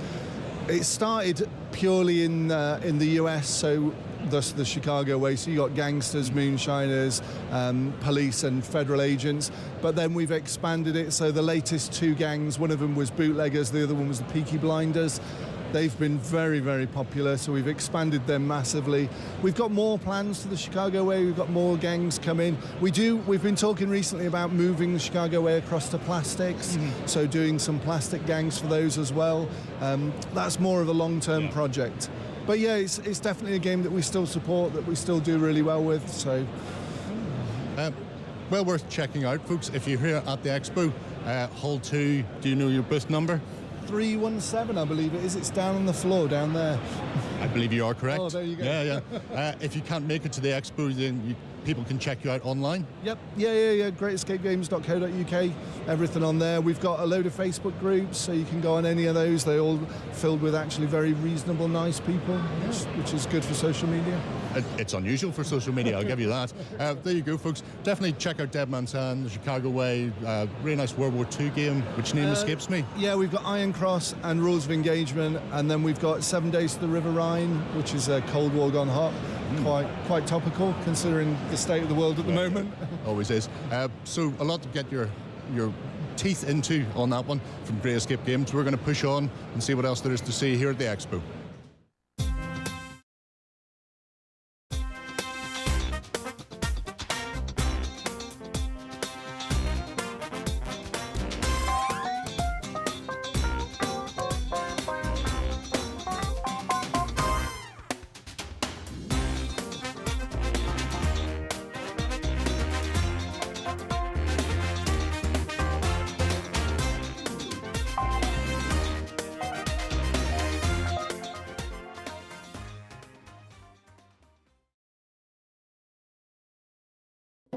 In the beginning, it was a game, an island called Catan, made by the creator, Klaus Teuber.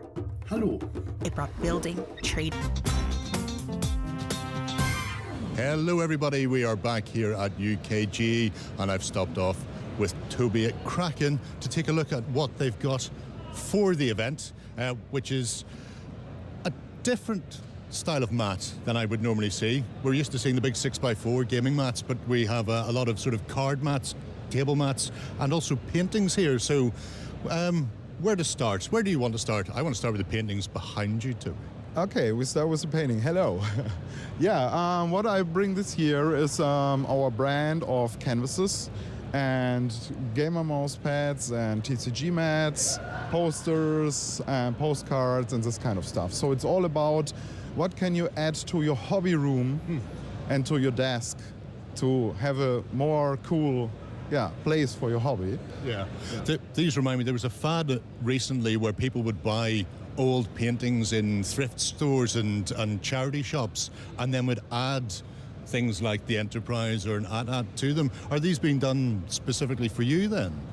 Yeah, the artist is here. It's Oliver As Fantasio. It's a very, very great artist. He works for a lot of big companies, and yeah, we joined forces together like 3 years ago, and yeah, so we have a lot of cool stuff from him here. Okay, so the canvases is one thing. Presumably the prints then are similar, and then the mouse mats and the game pads are all taken from the same design. Yeah, so we make everything ourselves. We print the canvas, we print the posters, we print the postcards. So at Kraken we have all the machines. So the art is done by us and the products too. Are there any particular standout pieces that you really like, either in here or on the wall behind you?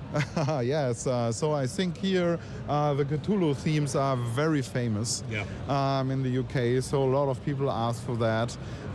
For example, yeah, we sold already a lot of that here. Yeah, so I think Lovecraft is a big thing in the UK. Oh yeah, I absolutely love Cthulhu, and Call of Cthulhu is probably my favourite RPG, so it's always nice to see the big man waking up from Ryla. I have to say, up on the top, the Wednesday Addams is just absolutely spectacular. I love her. She's gorgeous. So have you plans then to continue and expand this range? Yes, absolutely. We are working on a lot of cool projects at the moment. Together with Dokomi, it's a huge anime convention in Germany, for example, and for the Gamescom. So yeah, we have a lot of stuff to come this year. Well, this all looks absolutely fantastic. If people are coming down to the expo, they can see you on the Wayland stand right inside of Hall 2. If they can't get to the expo, they can pick it up from you online as well then? Yes, they can, but everything is available at Wayland Games. Okay. Well then, if you're in the UK, check out Wayland Games for the Kraken line, and if you're in the EU or beyond, then you can always nip across to Kraken itself. We're going to move on and see what else is here at the show. Let us know what you think below. Bye-bye.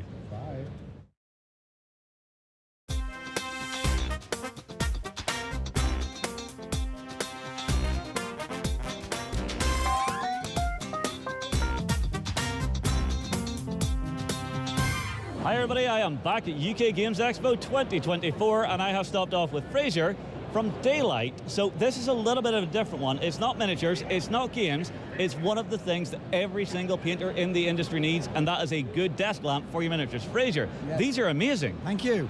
So yeah, we specialize in daylight simulation. So all our products have 6,000 Kelvin and 95 CRI. So you're going to get perfect color match, perfect contrast, and real detail. So you can see as we go through the range here, we've got specialist task lamps with the big arm. This is our most popular task lamp, the Lumi. You can see with the brightness it is here, if I hold that under, you can also hold under miniature. You get great illumination over a wide area. You get perfect color match, so you can get the real detail. Of course, if you're doing real detail, the magnifiers are fantastic for that. So we have here the very large IQ with 7-inch lens, which has the 3 diopter main lens and the swing arm with 12 diopter, so you can get real detail. So if I hold under this one, I don't know if you can see that on the camera there, but you can get some real detail there on that. And as we move along, we've got the one that the lady here is looking at, which is a 5-inch lens. That's the Maglamp S, and more economically priced, but has the same magnification as the IQ. And then around the corner, we've got our great battery-operated lamps. Yeah, I was noticing some of these. These seem like a great idea to just be able to unhook and put it wherever you're working. Absolutely, and what's really great about these and the other two there, when you disconnect, the brightness doesn't change, so now it's no longer on the power, it's powered by the battery only, and it will remain at this brightness level for the whole duration. So that's up to 8 hours on the lower setting, and up to 3.5 on the brighter setting. So ample time, and then when you plug it back in, you've got continuous operation, and you can see the charge indicator there. And when you're not using it, you can just close it down. Very handy. The Foldy Go, that was a twist go. The Foldy Go, exactly the same idea, but when you're not using it and for travel, you can fold it up. Wow. So then it goes like that, opens up, and that goes in that storage case there. That is fabulous. And finally, just in front of the camera there, we've got the Halo Go, which is doing everything that this does, but with a lens. So if you can see through with that, you can get the real detail through the 5 diopter lens, and you've also got the inset lens for doing eyes and other real detail. And that's, battery powered, just the same, so you can disconnect. When you're not using it, turn it off, fold it up, and you can store it. Perfect. So yeah, we can get all these products from our website, which is daylightcompany.com. We're here at the show till Sunday evening, and we've got the show offers on till then. Also on our website, we have 30% off till Monday morning with Expo 30. Perfect, perfect. All right, now, one last question. For folks coming down, yes, where can they find you in the halls? Yes, so we're here in Hall 2 at stand 1138. Perfect. And you can't miss us because we're well illuminated. See, this was my worry. You can actually see me on this stand. Uh-oh. Well, Fraser, it's a pleasure, sir. I hope you have a great show. Folks, if you're coming down, check this out, because something like this, before I got something like this, I didn't believe in white light. After getting it, it is, I hate to make the pun, but it's night and day. So we'll move on. Get your comments below. Do you use anything like this? We'll see you again very soon.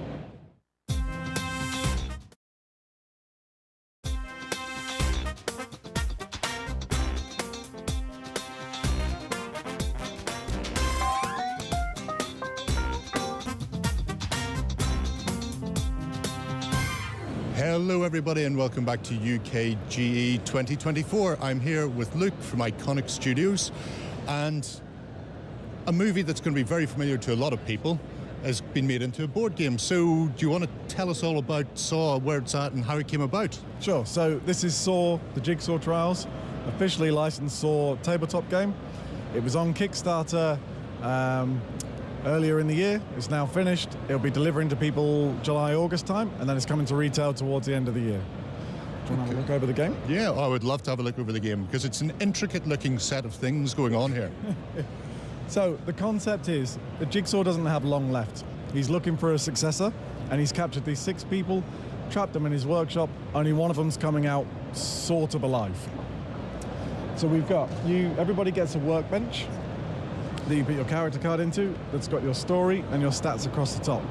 And this is where you build traps against other players. So if I turn it around, you can't see what I'm building, but you can still see my stats. So like Jigsaw does, you know how to tailor your traps against your opponents. So if we look over here, this is what a trap looks like. So this is a bathtub filled with acid, and you need to put your hand in and pull a lever to escape.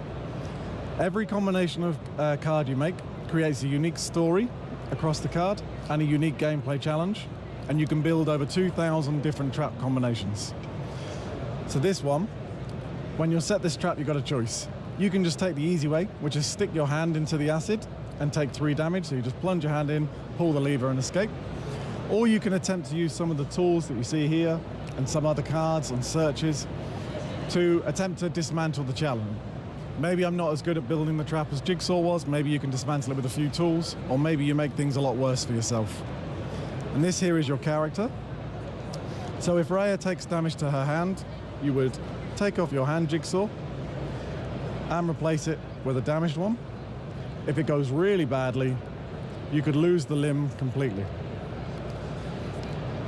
If you lose the limb, you start to bleed out.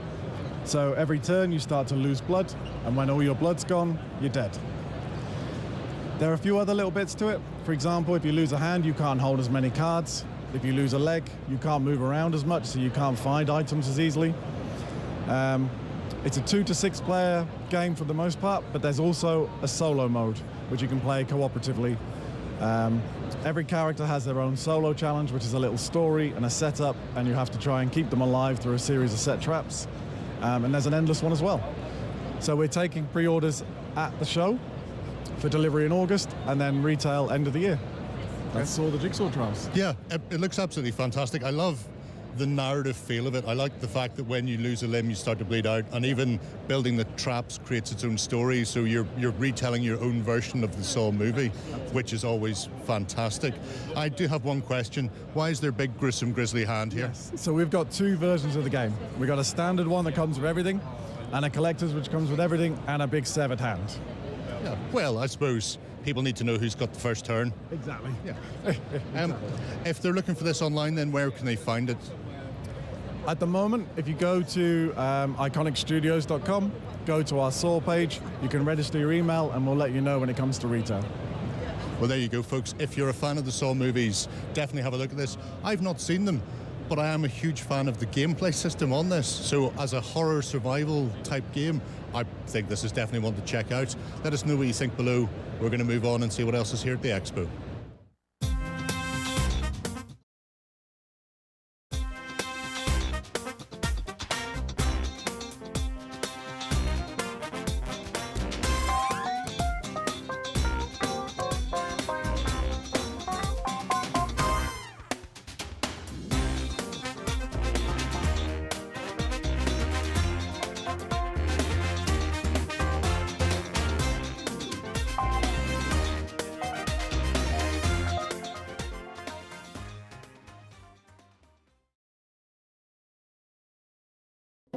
In the beginning, it was a game, an island called Catan, made by the creator, Klaus Teuber. Hello. It brought building, trading, strategy, called Like my favorite game ever. by my friend Scarlett. Now, 25 years later, it's a global phenomenon, with a bunch of versions in over 40 languages, bringing together millions around the globe. A game that can be learned fast and played to infinity, with endless options for gameplay and imagination. The world building continues.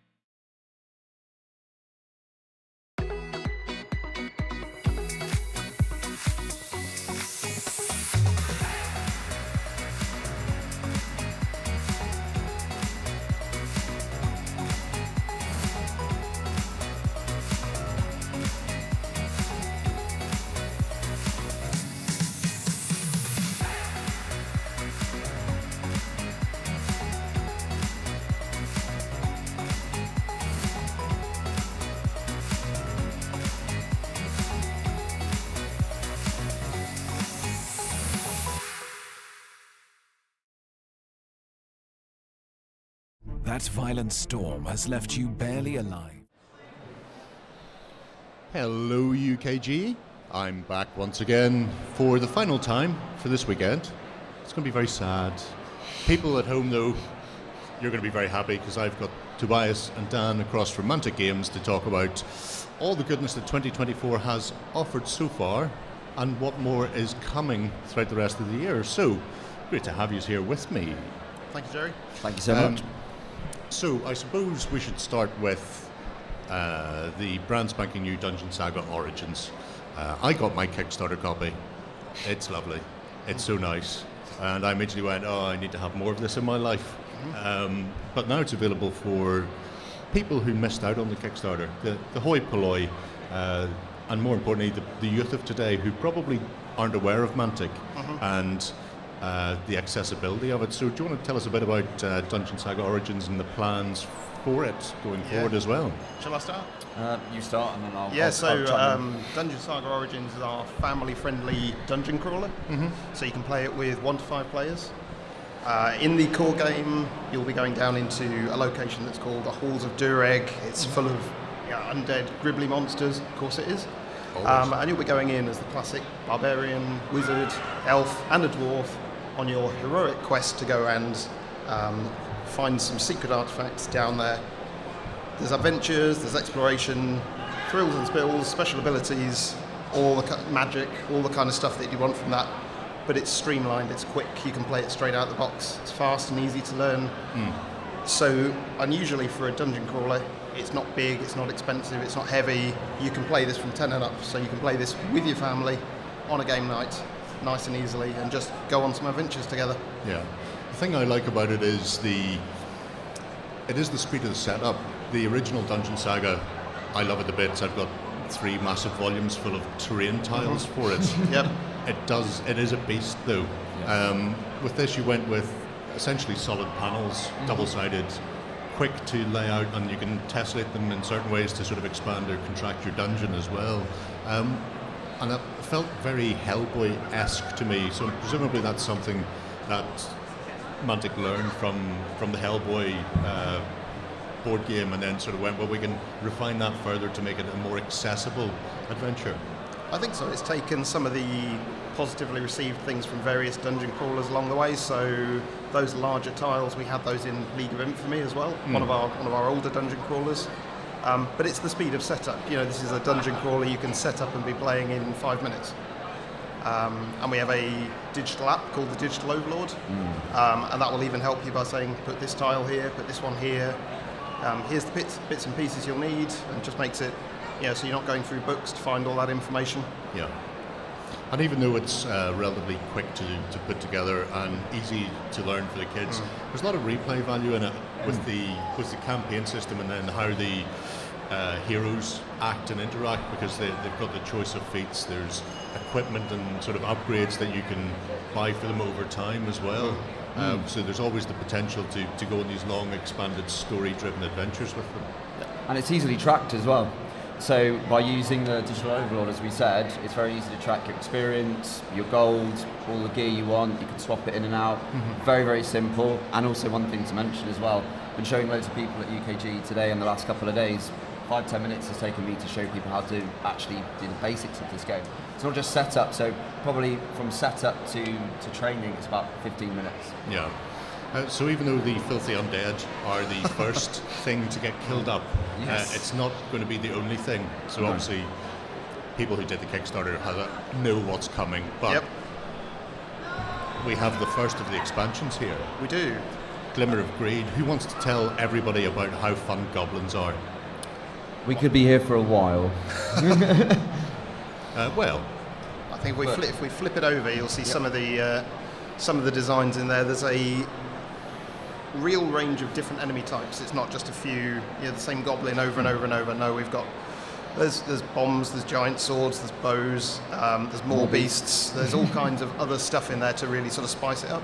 Yeah. It's set in a new location. It's a new adventure. There's new abilities, new exploration cards. It takes what's in that core game and it builds on it. Yeah. And of course, it's all in the digital overlord as well. I should say that's an optional tool. You can play it totally traditionally, just out the box. Yeah.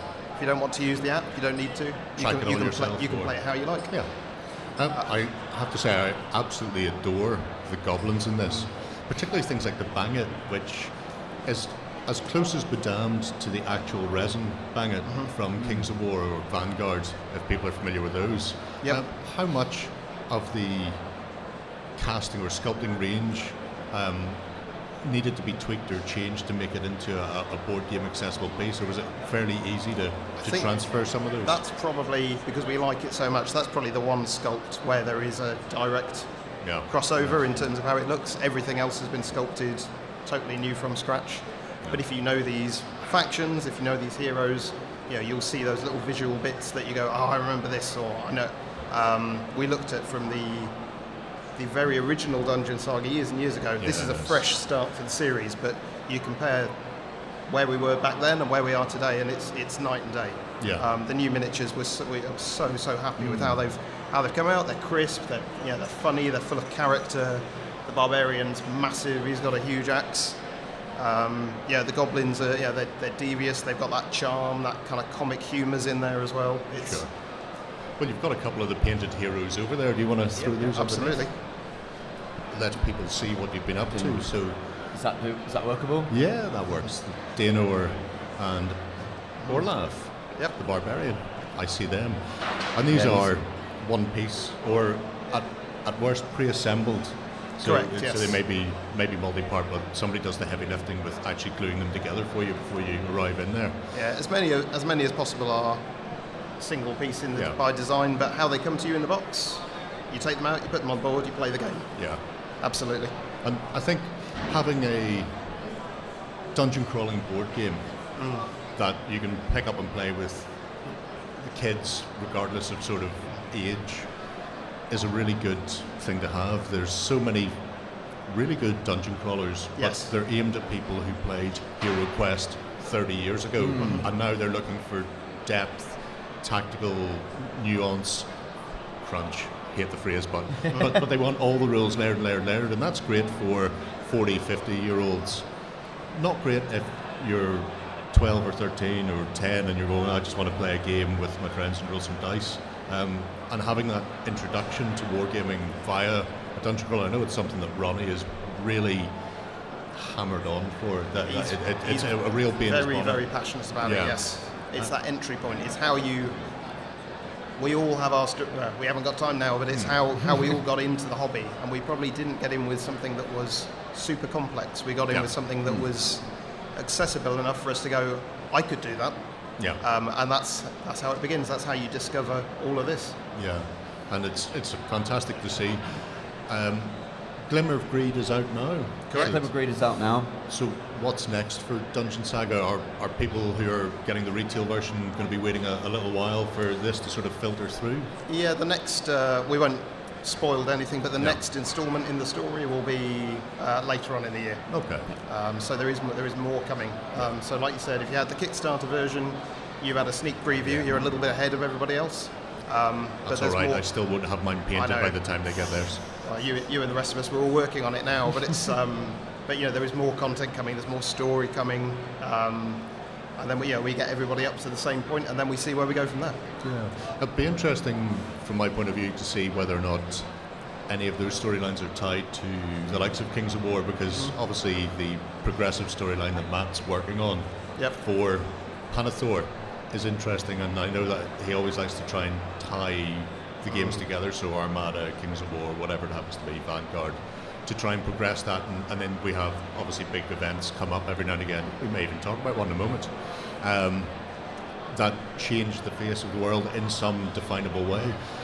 Will Dungeon Saga play a part in that? There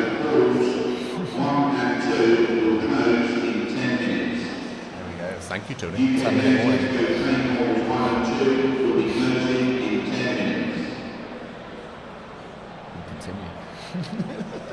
Yeah, so will you see Dungeon Saga Origins play a part in that, or do you think that'll just sort of maintain side by side? I think what's going on in DSO is running, it's in the same world, it's running parallel to some of those huge, big, kind of setting-defining stories that we have going on. Yeah. In the future, could they cross over? Could we kind of bring some things in? Yet to be decided, but it is another good, fun gaming platform set within the same world. Yeah. So, those events are absolutely canon. They're all happening, and there's some very cool stuff that is going to go on in. I don't know. Have you played Glimmer of Greed yet, or got to? No, I haven't okay. yet. Well, spoilers. The finale of that is very cinematic, explosive, good fun, and the rest will carry on in a similar vein. I mean, the heroes are all available for the likes of Kings of War anyway, so there's always that sort of flip back and forth. Leaving that fantasy behind, where do you want to go next? I think we should touch on sci-fi. Sci-fi. So, Firefight and the command protocols. Ronnie's intention to make everybody cry by putting all the tanks on the table. is that how it's being described? But yeah, Firefight, a nice medium-sized game. I think so. You've been demoing it. Do you want to talk a little bit about? Yeah, so Firefight is the type of game, if you're familiar with like games like 40k, Legion, then this is going to be right up your street, but it's going to give you a lot of tactical variance and the ability to constantly be in the game. So it's constant backwards and forwards activation, but then you've got command dice that allow you to interrupt that.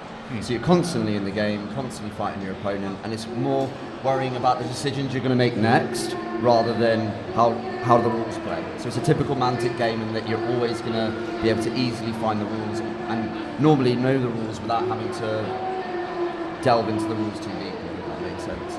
So you'll find this is a very simple game to pick up, a very simple game to show someone else and get started, which is why it's a big focus for our sci-fi summer. And with a lot of cool stuff that I'm sure Dan will be talking about now. Yeah. The interesting thing for me for Firefight, for people who haven't played it, is the way changing your commander can change entirely how your army performs. So you really do have that command and control structure baked into the rule set itself. Bringing a recon specialist will turn your force into a more recon heavy team, simply because if you haven't done that and you've brought him, then you've brought the wrong man to control your army, and you lose out so much of the activations and the command steps in there. And it's the number and types of command dice the different leaders are going to bring to the party as well. So certain things you might want to do, you're going to need a lot of expertise in a particular area. The cool thing about Firefight is that it's that kind of combined arms strategy that you quite often see in sort of modern warfare settings, but we've taken that infantry vehicle interaction, brought it kind of wholeheartedly into sci-fi. You alluded to the fact, yes, you can play a big table full of vehicles and tanks if you want to, and you absolutely should at some point, just for the spectacle and the fun and the insanity of it. Also, I bought them all, so why wouldn't I use them? Yep. But it's yeah, it gives you that variety of different ways to play. There's a good range of factions in there now, and we should talk about factions because just breaking into the setting now. Literally breaking into the setting. Yes. Somebody at the delightful Maison Labs has decided the McKinley Drive wasn't good enough for star travel and decided to play around, and there have been hints and sneaks and peeks of things going badly wrong in that lab recently. Yes. And an old friend returned from Kings of War, so the Night Stalkers are breaking into the Firefight and Warpath universe. Yeah, they've always been this kind of interdimensional species that's kind of beyond, species is the wrong word, entities beyond kind of conventional space and time, you know, literally the stuff of nightmares. It's a menace that spreads through fear, made manifest, and now they're going to come and get you. So bringing that idea into sci-fi has been really good fun. Yeah. And we've got some miniatures that were already basically just begging to be stalking down a metal sci-fi starship corridor, like the Reapers, the Tormentors, and they were, yeah, you take one look at them and you know that they're right for that setting already. But then there's other new stuff we've brought in as well. There's the big flyer, the Nihilitus. We've got Luctus Void Rays, Dread Ravagers, these kind of living artillery pieces. There's all kinds of out there cool cosmic horror stuff that's coming in now. So was that building off the current Kings of War fantasy plastics then? Yes, yeah. Absolutely. It means that this faction comes in a lot of Firefight is already in hard plastic, but it means this faction comes in, and from the start we've got multiple kits, multiple units already on frames, and we're then adding to that with big, new, out there, mind-bending new stuff. Yeah, it'll be fascinating to see how that goes down, because I expected it because we knew it was coming, it had been hinted, but I also didn't expect the changes to things like the butchers and the like, with the additional arms to, you know, give them a bit more of a sci-fi push when they've found a new reality to destroy. And Yeah, that's absolutely. always good fun. Can you tell us anything about the plans for Firefight beyond Maison Labs' terrible mistake?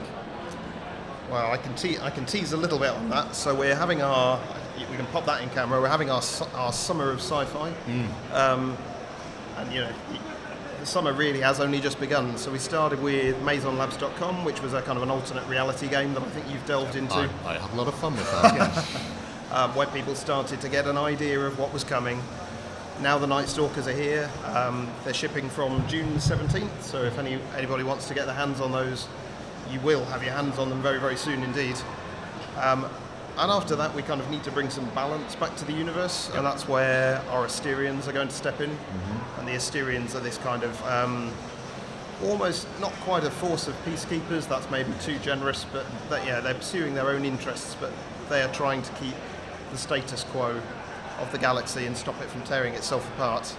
And they will be coming back with allies, new plastic kits, all kinds of fantastic new stuff to come back and kind of counter this threat that's now broken through. So the narrative is going on, and on a gaming side, you know, the things we're about to put into everybody's hands are great fun on the table, brilliant to build, nice to paint. Yeah. It's very, very exciting for Mantic Sci-Fi. I'm looking forward to seeing what the Asterians become, because at the moment I've only got a very small Asterian army. Barely, I mean, it's hardly even an army at all, really, when you get right down to it. So clearly there's room for aggressive expansion, just like the GCPS. But it is not the only sci-fi that you have. No. Do we want to talk about the cohesive element? I think we probably should talk about, and then we'll come back to this at the end.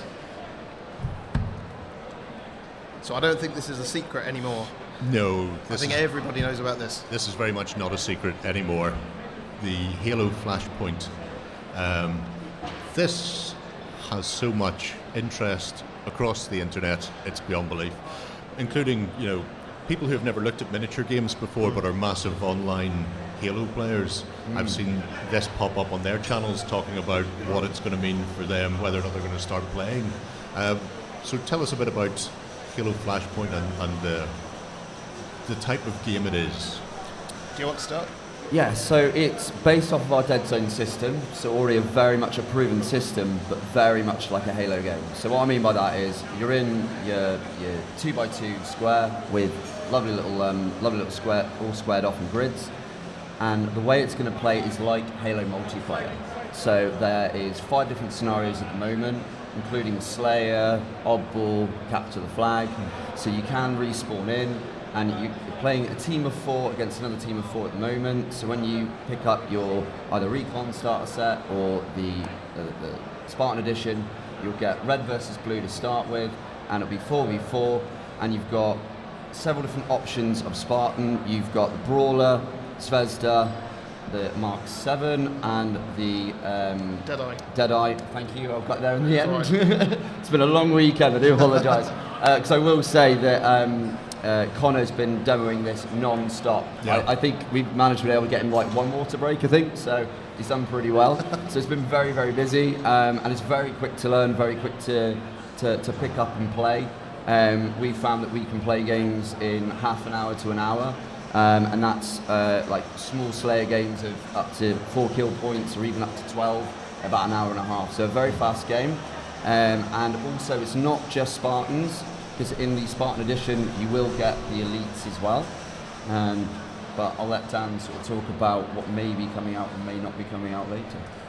Yeah, that's a little bit locked down, but yes, but obviously this for us, this is the starting point. Yeah. So we have 2 starter sets coming out. We have the Recon edition, which is everything you need to get playing, and the Spartan edition, which is everything you want to get playing. So more weapons, more types of Spartan, elites in there. There's a bit of a sneak peek as to where we may be going in the future, which I think with a universe as cool and interesting and rich as this, of course, we are going to go and we are going to explore and we are going to do all kinds of interesting things.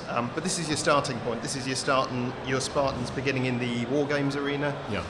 This is them learning how to fight as a team against each other and against simulated threats. And it's based on or at least one of the 2 maps you can create with this is based off the live fire mode, which is the academy where the Spartans go and they train. And, okay, yeah. So players of the game will feel right at home. Miniature war gamers are going to feel right at home, and people are making that first jump into this kind of game. Again, similar as we said with Dungeon Saga Origins, it's that thing of I can open this box and I can play this game. The terrain in there it's slot together, it's pre-coloured. It's you've got a red team and a blue team. Loads of people are going to paint them, but before you do, you can already get started. This is pretty from the outset. Yeah. Basically, this is what you will get when you play. Yeah. But it is fast, furious, fun.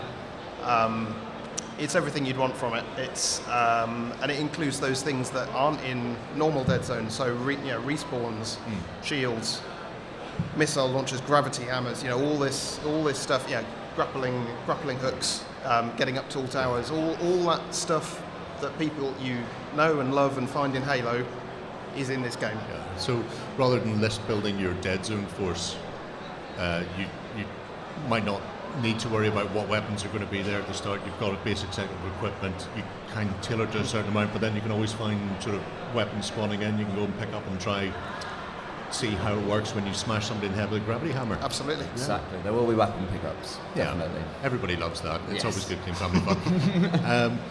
I know there was a pre-order on this to make sure that people could get it when it first launched. That pre-order is over, but the regular pre-order is still running, is it? Yeah, so we had a kind of our own allocation, which we sold through the website, and on the Spartan edition, that's now all gone because it was super popular. However, that doesn't mean you can't get it because we've got international distributors, retailers all around the world who have bought into this system, who are going, our local community is going to love this.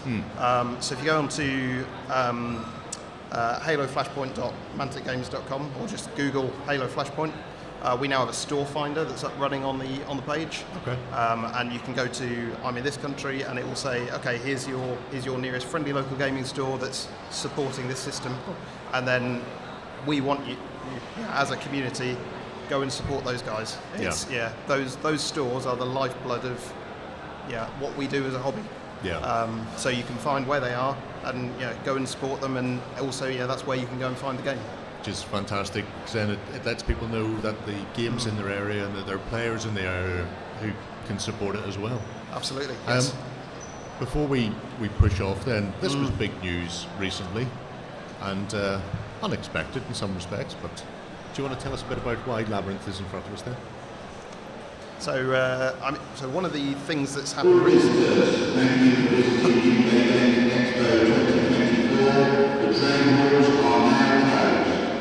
The train roads are now closed. Please make your way to the exits in doors 1 and 2. Safe journey home. God bless him. Go on then. Yep. So, so we've entered into a partnership with Riverhorse that you may have seen, Mantic and Riverhorse. We've been working together for a long time now, and we're making that formal. Labyrinth, we're going to do a 40th anniversary of the film. Yes. Basically, big game collection that's going to be available through GameFound, and we'll be announcing the date on that very soon. But it isn't far off. It's this summer. Yeah. And it's going to be a celebration of Labyrinth. It's going to be a celebration of the movie. It's your chance to go and play games inside that. What you have here, other cool things that have been released, and brand new stuff that you've never seen before. So we will just, I think we have to bring this guy into camera. Here he comes. Carefully. So you may recognise this guy from the film if you're a fan of Labyrinth. He's going to be getting his own mini expansion as part of what we can expect to find. That was unexpected. Yes. That's why I had to hold it like that. Yeah. Along with brand new ways to play the game, and all sorts of other things which are coming in that we will be talking more and more about as time goes on. But if you like the film, if you like good family board games, and especially if you're into Jim Henson and those worlds that have been created, watch out for this. It's on GameFound. The pre-campaign page is up now, so you can already go and bookmark it. And please do, because then you'll get the news as it comes in. Dancing with the Goblin King. And this is one of the new sculpts that we're just showing off. Well, it's a fascinating set of licenses and games that you have upcoming, both your own and obviously the various IPs you're working on. For people who are looking for you online, it's very simple. It's manticgames.com. Absolutely, yes. And then they can drop in there. There's a very active community on the face page, on the Discord, everywhere, all points north. We have touched on a mere fraction of what Mantic are involved with. Check them out if you are a fan of fantasy and sci-fi, and if you're a fan of Jim Henson, definitely have a look for that GameFound page as well. I'm going to throw back to the studio, because I think it's almost home time based on the bellowing I hear above me.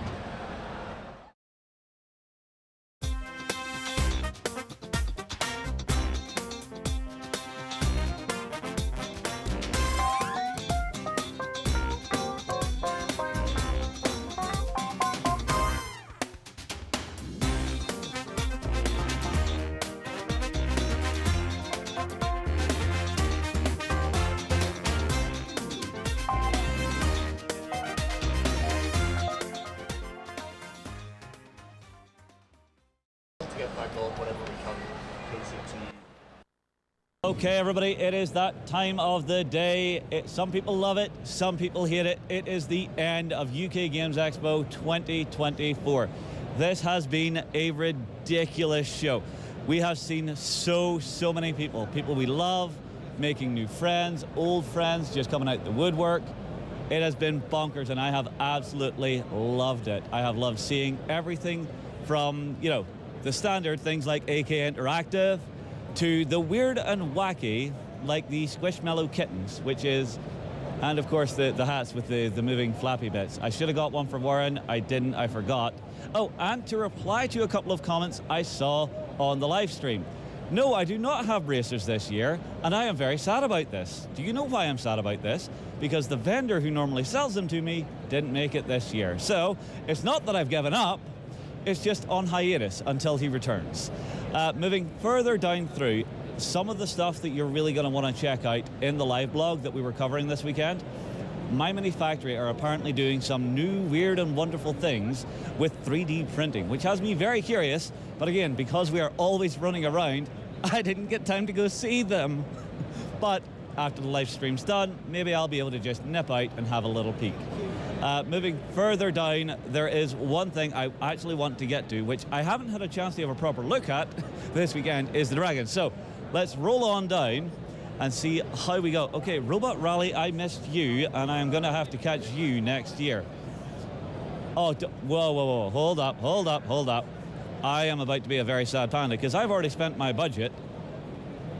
There are expansions for Unfair, one of my favorite games to play at home. If you haven't played that one, it's an unfair funfair where the first half of the game, the local town likes you, they're happy, they're giving you all these wonderful little bonuses. Halfway through the game, though, they decide, no, we don't want that here. It's time to tear your stuff down. If you get a chance to play it, really great game, really fun game. And, well, it's one that has nearly caused a couple of, shall we say, fist fights when I've been playing it, because you really get to screw over your opponents, and I love games like that where everyone has the opportunity to do it. Moving further on down, some of the things that you're also going to want to check out. If you look further down here, we have the massive Hues and Clues board that we had on the live stream on day one. If you haven't checked out the live stream yet, please do, because there is some amazing content in there. Between interviews with Luke Gygax, and then, today we had Luke, Ian Livingstone, and one of the guys from Cubicle 7 on stand talking about the history of gaming and role-playing and how they actually got into it and what the world was like way back when. Hearing Luke Gygax talk about playing D&D with his dad, and his dad throwing him into the Tomb of Horrors at the tender age of 9 years old, it was heartwarming and sad at the same time. It is well worth a watch. But as we come to the exit to UK Games Expo, I will give everyone a final look at one of the centerpieces of the show for this year, which is the big, the beautiful, the wonderful UK Games Expo Dragon, which people have been taking photographs with the entire weekend. Guys, if you have never had a chance to make it to this show, you've missed your chance for this year. You can see what it's like from the content we've made. But next year, I highly recommend getting down here, because it is great for both the family, for single folks, for the hardcore gamer, for the light and fluffy family folks. It is just one of the best shows you will ever go to in the UK. Anyway, I'm going to call it a day here, and I hope you enjoyed the content, and I hope you enjoyed everything that everyone has done. And thank you to everyone who has been talking to us, joining us on the live stream, jumping in on the live blog. You are all absolutely wonderful. We're going to move on, and we will see you again next year.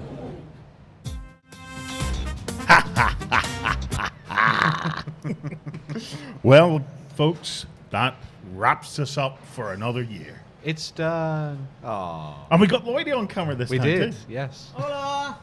Well, Lloydie, how was your UK Games Expo, bro? Busy. Very It was very, busy. very busy this year. Really He's was. actually sitting on on the thing that he bought. The thing that he'll paint next year. Whip it out for everybody. The thing you bought. He's blood and plundering this boy. It's so big you can sit on it. Oh, there's the chair.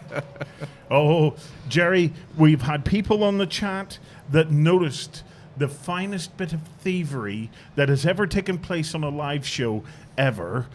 So the Romantic guys are showing that off, and then somebody says, "Did you notice how Jerry grabbed that off the table and quietly set that by his feet?" I just needed to get it out of the way of the camera. Yeah, sure. That's what he Jerry. says. That's what he Sure. Of course, somebody has spotted it. Wayward Darkwolf says, and of course, Warzone gets the last word, as usual. Clearly, Blood and Plunder is not an actual seat. Yes, That needs to be- clearly, I'm needs a to be- man who likes to get the last word. Needs to be on the boxes. Yes. He's going to paint this next year for Spring Clean Challenge now. Yes. Yes. Yeah. So as well as Lloyd's multi-annual revisit to the Viking that he's painting, we will now have his Blood and Plunder. Justin, come on in here. Do we talk to you, my man? Everybody just saw you doing your final tour of the UK Games Expo. Did you have a good show, my buddy? This one has been absolutely fantastic. I have loved seeing all of our old friends, making new friends, seeing all the cool new stuff that's coming out in the gaming industry. I am dead chuffed with how we got on this year. Do you believe Good. in white light now? Oh, do you believe in white light? White light, white light.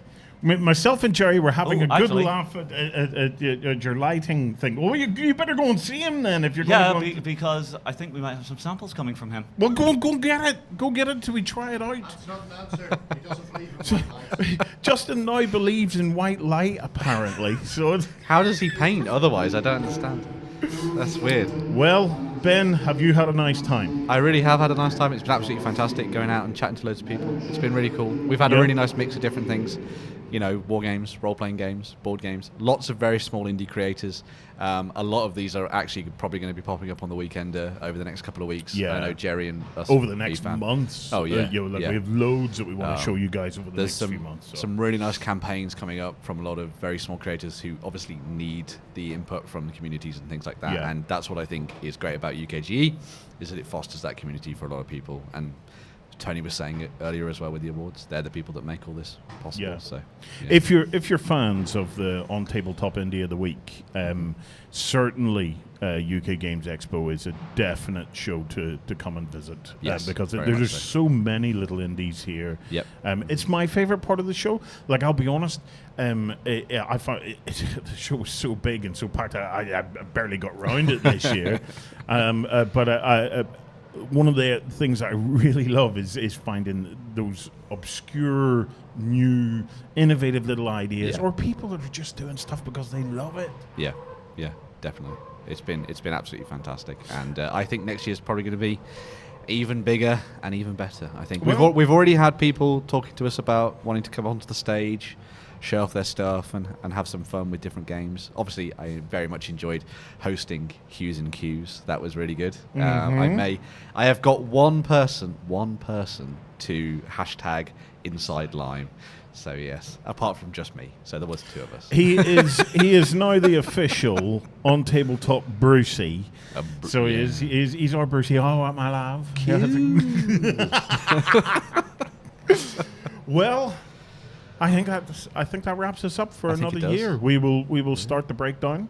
We will start stripping everything down, and then I shall retire to a hot tub somewhere and make a big fleshy Warren soup.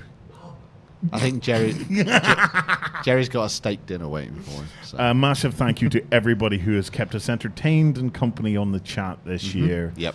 It's been lovely watching your commentary on our commentary.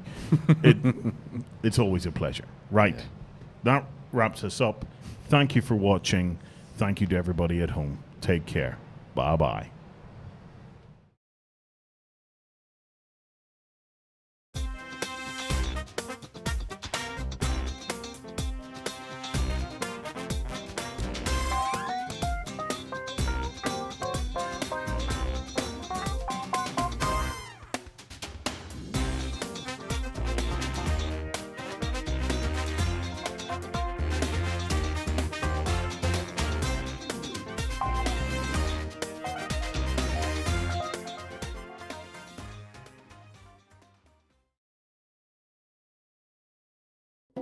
In the beginning, it was a game, an island called Catan, made by the creator, Klaus Teuber.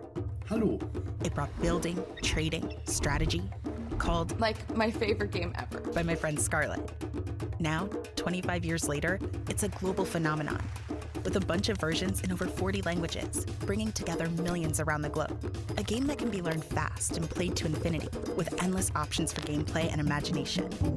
The world building continues.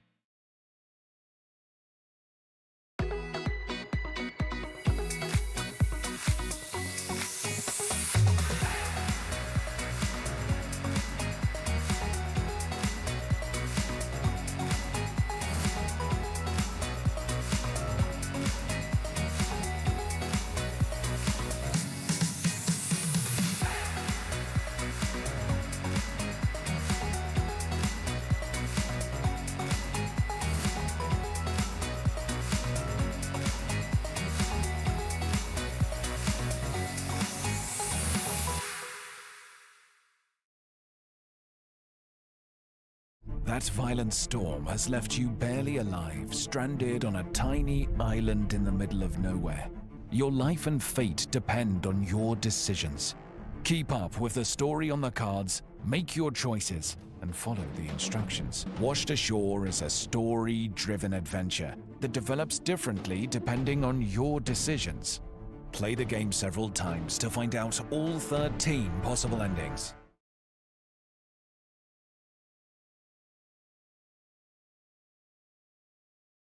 Valiant Vikings, you must secure resources for the prosperity of our settlement. Explore and conquer new lands. Onward, fearless warriors! Welcome to Loot, a family board game in which each player leads a Viking clan. Gather the treasures needed to develop your fjord. On your turn, place the Viking on a terrain space on the main board and collect a resource. You can also seize control of buildings from rival players if you're swift enough. Then haul your hard-earned loot back to your fjord. Use your resources wisely to complete construction sites and load your longships. Bring back the most riches and build the greatest settlement to be proclaimed Jarl. Loot is available in your favorite board game store, and you can also play it now on Board Game Arena. Gigamik.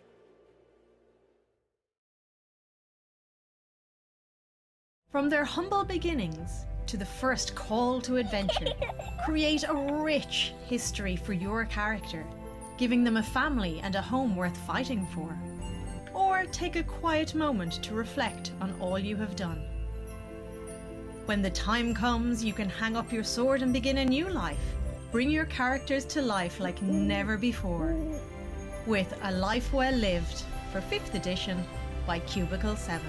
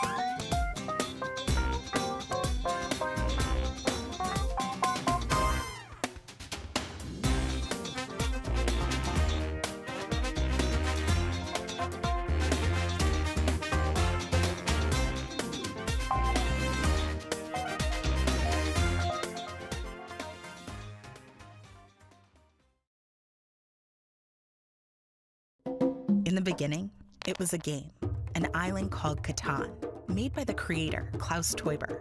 Hello. It brought building, trading, strategy, called Like my favorite game ever. by my friend Scarlett. Now, 25 years later, it's a global phenomenon, with a bunch of versions in over 40 languages, bringing together millions around the globe. A game that can be learned fast and played to infinity, with endless options for gameplay and imagination. The world building continues.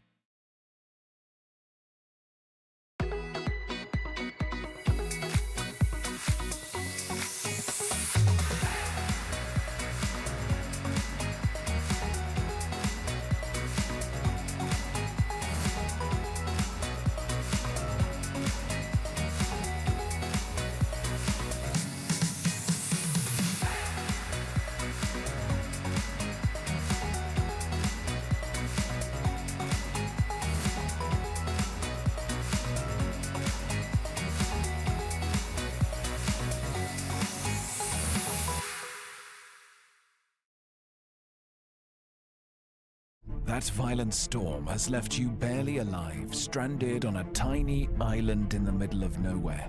Your life and fate depend on your decisions. Keep up with the story on the cards, make your choices, and follow the instructions. Washed Ashore is a story-driven adventure that develops differently depending on your decisions. Play the game several times to find out all 13 possible endings.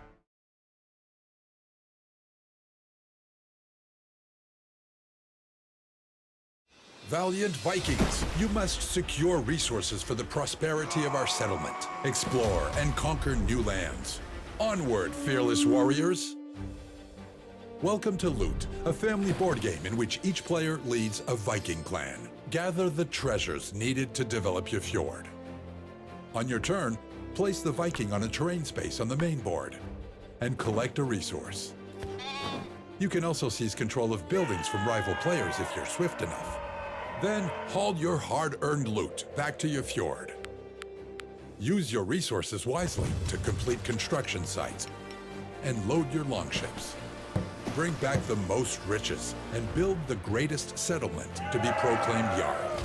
Loot is available in your favorite board game store, and you can also play it now on Board Game Arena. Gigamik.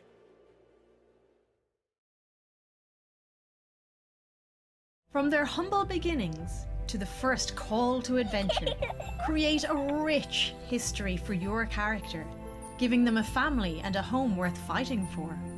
Or take a quiet moment to reflect on all you have done. When the time comes, you can hang up your sword and begin a new life.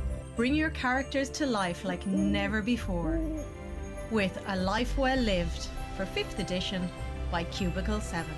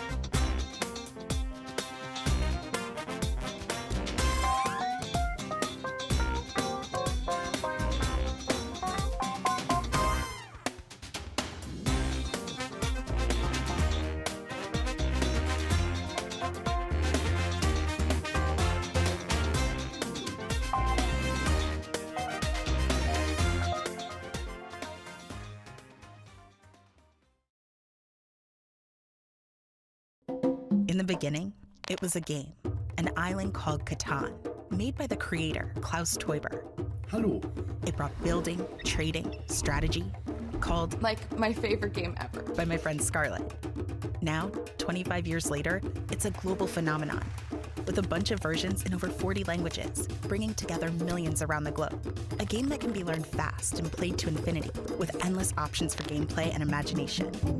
The world building continues.